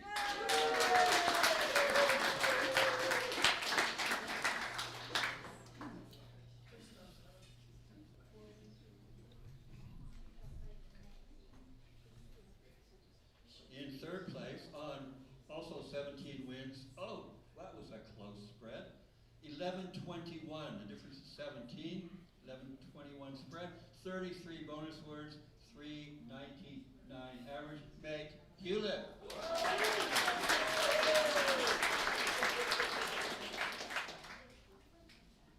In second place, 19 wins, 1106 spread, 27 bonus words, average of 385, Marion Ross.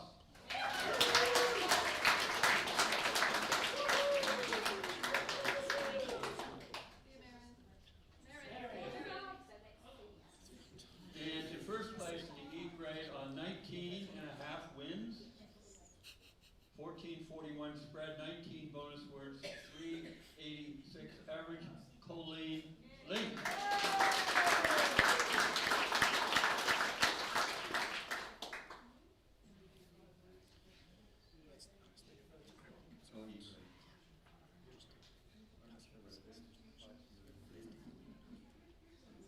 Oh, right.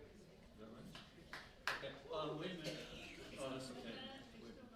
And high score for the E grade, Marilyn Sinclair, this individual game, Marilyn Sinclair, 532.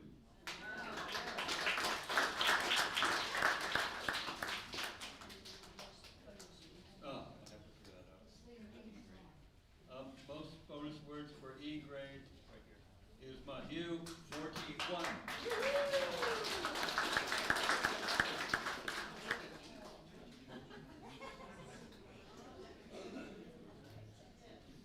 Okay. If you can tell me never mind. Okay, we're going to the D grade. So we're going to third place. Third place in the D grade. I think I know this person. 15 wins, 300 spread, 30 bonus words, 383 average, Jenny Litchfield.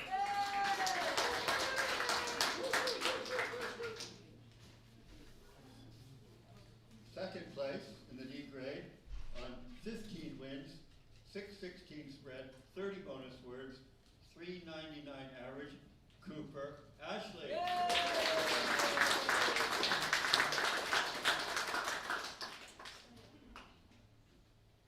And on first place, 16 wins, 981 spread, 44 bonus words, a 409 average, Lev Roach.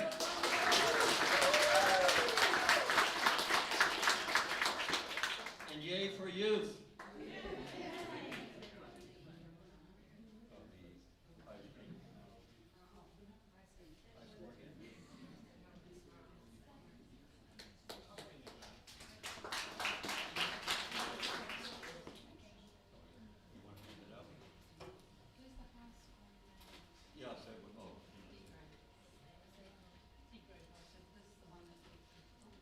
Okay, high scoring game in the D grade, Lev Roach, 526.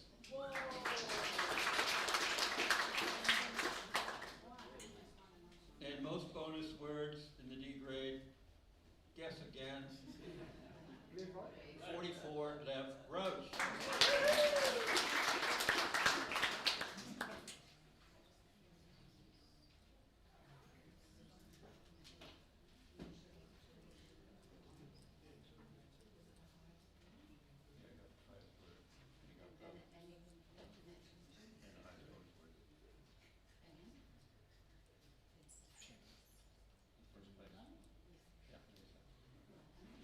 Oh, no, I did.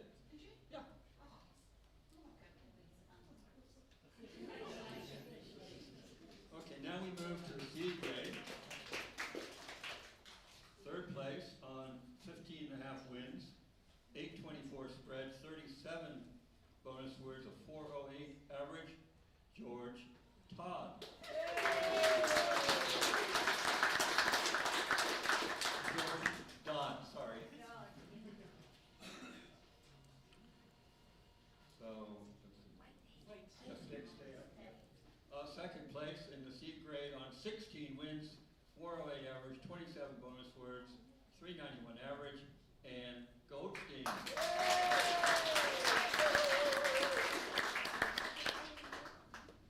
And A grade, sorry, C grade, first place, it's late.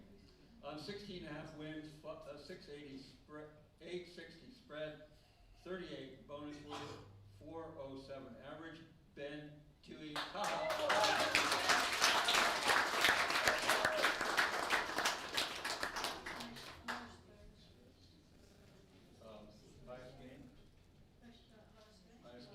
Highest game in the C grade, George Dodd,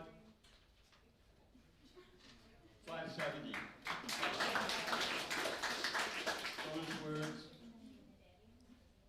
Ben Tui Tahi, 38.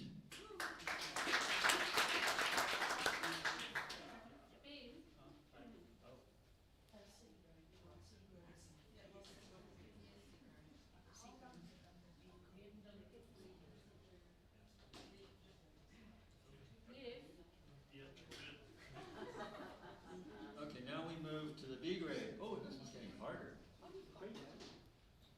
On 15 wins, 547 spread, 22, only 22 bonus words, 397, it's myself.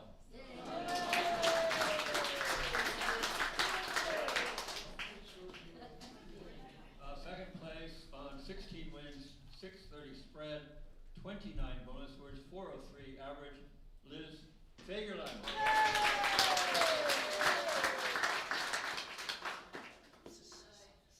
And first place on 17.5 wins, 1255 spread, 45 bonus words, average of 421, Cicely Bruce.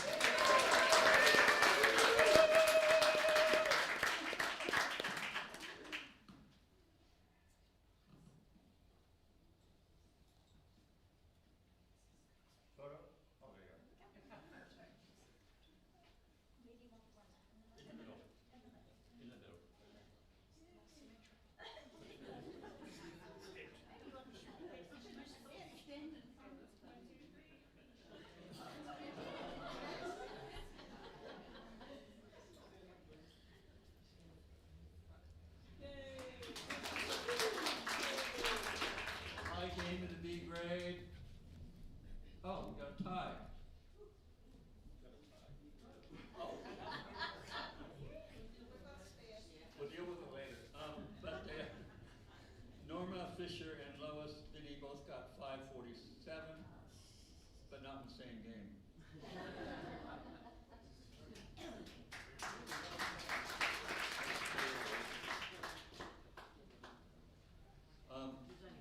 Most bonus words in the B grade, Cicely, 45. Okay, now we move to the A grade. Third place, on 15 wins, 927 spread, 47 bonus words, 438 average, Joanne Craig.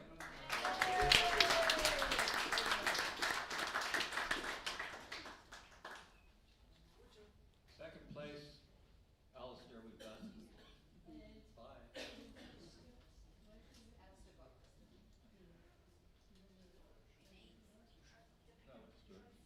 Okay, and in first place, surprise, surprise, 18 wins, 921 spread, 48 bonus words, 443 average, Howard Warner.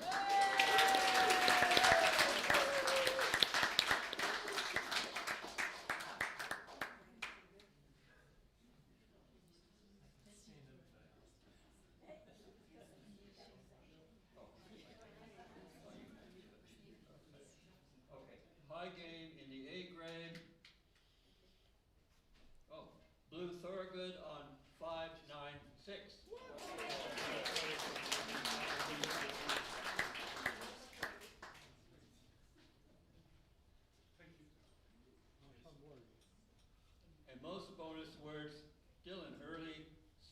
60 bonus words.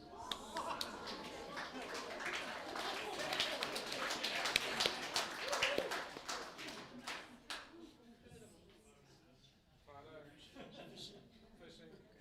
It's not healthy.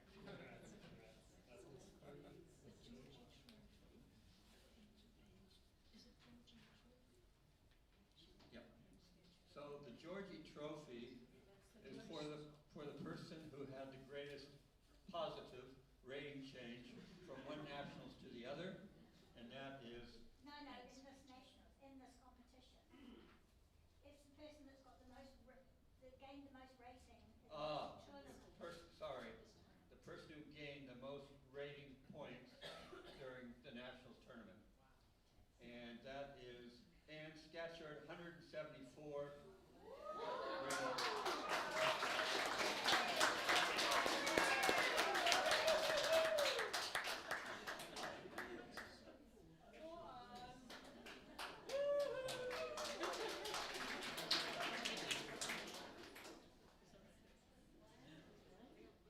Take it north. And the next trophy.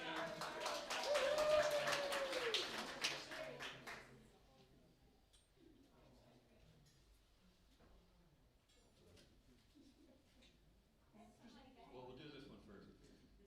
The Eileen McLean Trophy for the person who's played the most games since the last national, is that correct?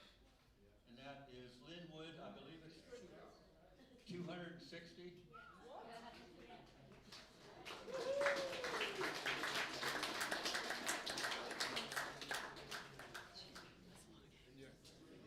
This look familiar?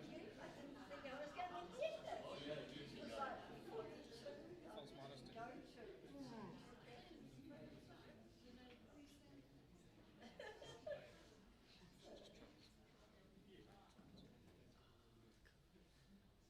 We're on the way to 7,000, by the way.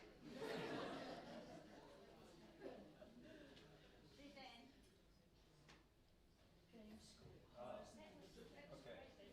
So we've got a trophy for the highest individual game score, which again is Blue Thorogood.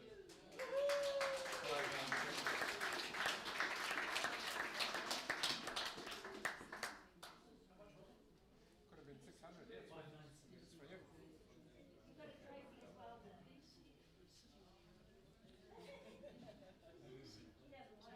Should have been 600. Yeah.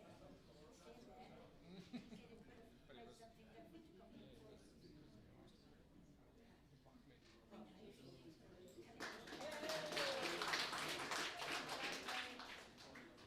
Just think how nice 600 would be. Just think how nice 600 would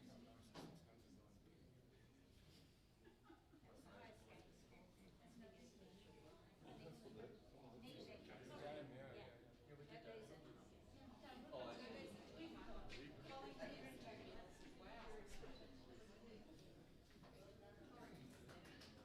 Okay, I think, is that it? Is that it? Okay, if we could have some help putting the tables and chairs back, and they go into a couple rooms back